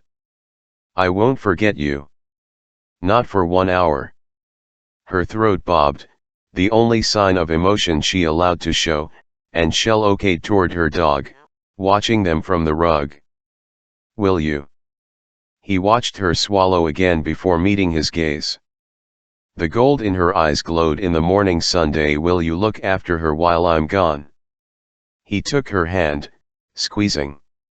"As if she's one of my own. I'll even let her sleep in the bed." She gave him a small smile, and he had a feeling that any greater sign of emotion would shatter her self-control. He waved a hand to the books he'd brought. "I hope you don't mind, but I need a place to store these, and your rooms might be safer than mine." She glanced at the desk but, to his relief, didn't go to it. The books he'd brought would only lead to more questions. Genealogies, royal chronicles, anything on how and why he might have magic. "Of course," was all she said. "I think The Walking Dead is still floating around in here anyway. Maybe it'll be glad to have company." He might have smiled had it not been eerily true. "I'll leave you to your packing. I have a council meeting at the same time your ship departs," he said, fighting the ache in his chest. It was a lie and a bad one. But he didn't want to be at the docks, not when he knew someone else would be there to see her off. "So, I suppose this is goodbye." He didn't know whether he was allowed to embrace her anymore, so he stuffed his hands into his pockets and gave her a smile. "Take care of yourself." A faint nod. They were friends now, and he knew that the physical boundaries between them had been altered, but he turned away rather than let her see the disappointment he knew was all clear on his face. He took all of 2 steps toward the door before she spoke, the words soft and strained. "Thank you for all that you have done for me, Dorian. Thank you for being my friend. For not being like the others." He paused, turning to face her. She kept her chin high, but her eyes were gleaming. "I'll come back," she said quietly. "I'll come back for you.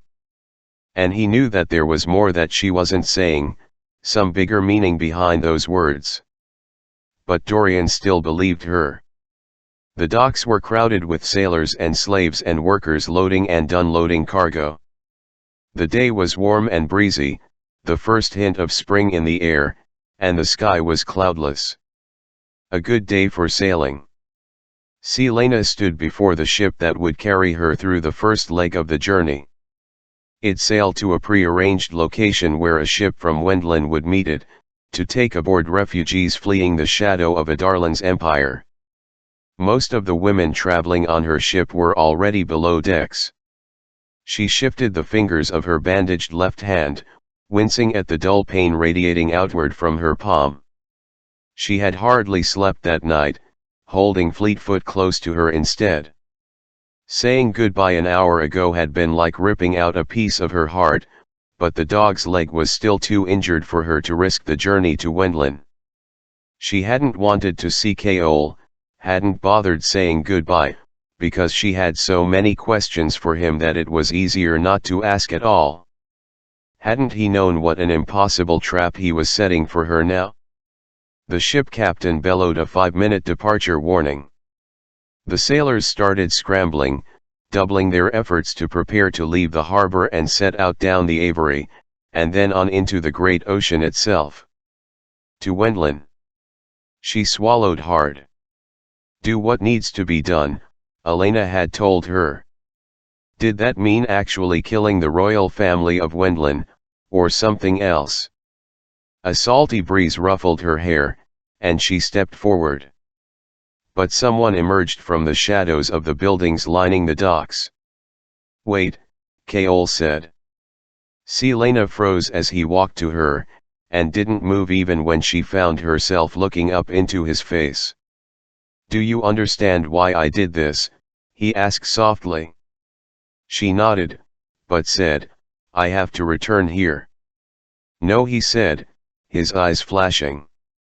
You listened. She had 5 minutes. She couldn't explain it to him. Couldn't he explain that the king would kill him if she didn't return? That knowledge could be fatal to him. And even if he ran away, the king had threatened Nehemiah's family, too. But she knew that Kaol was trying to protect her. And she couldn't leave him wholly ignorant. Because if she did die in Wendlin, if something happened to her. Listen carefully to what I am about to tell you. His brows rose. But she didn't give herself a moment to reconsider, to second-guess her decision. As succinctly as she could, she told him about the word keys. She told him about the word gates, and about Baba Yellowlegs. She told him about the papers she'd stashed down in the tomb, the riddle with the locations of the 3 word keys. And then she told him that she knew the king had at least one. And that there was a dead creature sealed beneath the library. And that he should never open the door to the catacombs, never. And that Roland and Calton might be part of some bigger, deadlier plan. And when that horrible truth had been revealed, she unfastened the eye of Elena from her neck and folded it into his palm. Never take it off. It will protect you from harm. He was shaking his head, his face deathly pale. Selena, I can't. I don't care if you go looking for the keys, but someone has to know about them. Someone other than me. All the proof is in the tomb. Kaol grabbed her hand with his free one. Selena, listen, she repeated. If you hadn't convinced the king to send me away, we could have figured them out together. But now. 2 minutes, the sea captain shouted. Kaol was just staring at her, such grief and fear in his eyes that words failed her. And then she did the most reckless thing she'd ever done in her life. She stood on her toes and whispered the words into his ear. The words that would make him understand why it was so important to her, and what it meant when she said she'd return. And he would hate her forever for it, once he understood. What does that mean? He demanded. She smiled sadly. You'll figure it out. And when you do. She shook her head, knowing she shouldn't say it, but doing it anyway. When you do, I want you to remember that it wouldn't have made any difference to me. It's never made any difference to me when it came to you. I'd still pick you. I'll always pick you. Please, please, just tell me what that means. But there was no time, so she shook her head and stepped back. Keol took one step toward her, though. One step, then he said, I love you. She strangled the sob that built in her throat. I'm sorry, she said, hoping he'd remember those words later, when he knew everything. Her legs found the strength to move. She took a breath. And with a final look at Keol, she strode up the gangplank. Taking no notice of those on board, she set down her sack down and took up a place by the railing. She looked down at the dock to find Keol still standing by the walkway as it was lifted. The ship's captain called for them to cast off. Sailors scurried, ropes were untied, tossed, and tied again, and the ship lurched. Her hands clasped the railing so hard they hurt. The ship began moving. And Keol, the man she hated and loved so much that she could hardly think around him, just stood there, watching her go. The current grabbed the ship, and the city began to diminish with distance. The ocean breeze soon caressed her neck, but she never stopped staring at Keol. She stared toward him until the glass castle was a sparkling speck in the distance. She stared toward him until there was only gleaming ocean around her. She stared toward him until the sun dropped beyond the horizon and a smattering of stars hung overhead. It was only when her eyelids drooped and she swayed on her feet that Selena stopped staring toward Keol. The smell of salt filled her nostrils, so different from the salt of Endovire, and a spirited wind whipped through her hair. With a hiss through her teeth, Selena Sardotian turned her back on Adarlan and sailed toward Wendland. Chapter 56. Keol didn't understand what she'd told him, the words she'd whispered in his ear. It was a date. Not even a year attached to it. A month and a day, a date that had passed weeks and weeks ago. It was the day that Selena had left the city. The day she had snapped at Endovire a year before. The day her parents had died. He stayed on the docks long after the ship was out of the harbor, watching its sails become smaller and smaller as he mulled over the date again and again. Why had she told him everything about those word keys, but made this hint so obscure? Nahat could possibly be more important than the horrible truth about the king he sowed?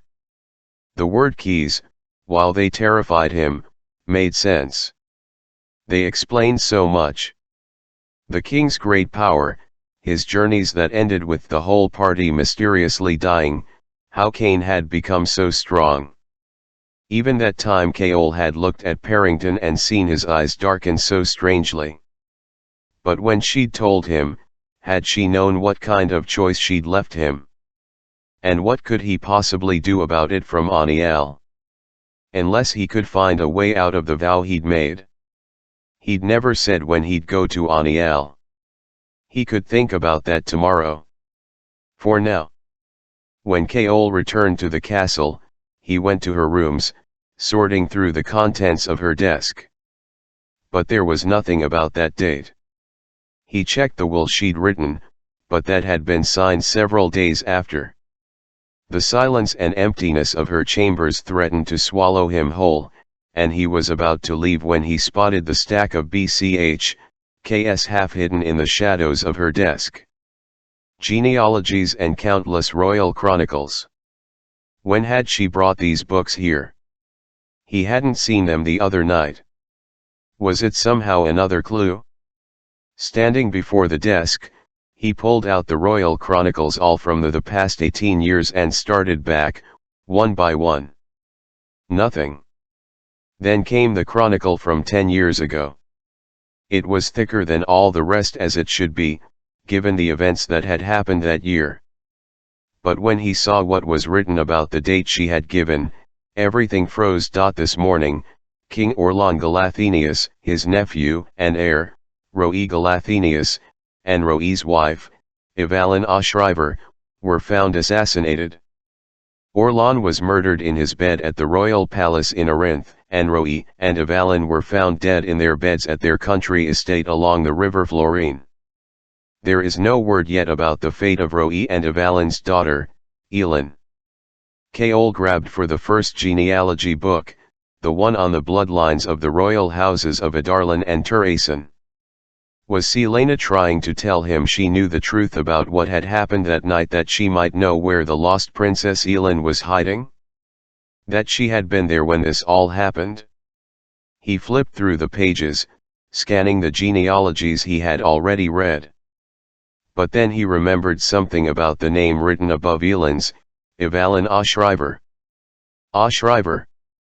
Evalin had come from Wendlin, had been a princess of the king's court. Hands shaking, he yanked out a book containing Wendlin's royal family tree. On the last page, Elin Ashriver Galathinius's name was written at the bottom, and above it, Evalin's. But the family tree traced only the female line. The female, not the male, because 2 spots above Evalin's name was written Mab. Elin's great-grandmother. She was one of the 3 Fae sister queens, Maeve, Mora, and Mab. Mab, the youngest, the fairest, who, when she died, had been made into a known to them now as Diana, goddess of the hunt. The memory hit him like a brick to the face. That Eulamaz morning, when Selena had looked so uncomfortable to be receiving the golden arrow of Diana, the arrow of Mab. And Keol counted down the family tree, one after one, until my great-grandmother was Fae. Keol had to brace a hand against the desk. No, it couldn't be.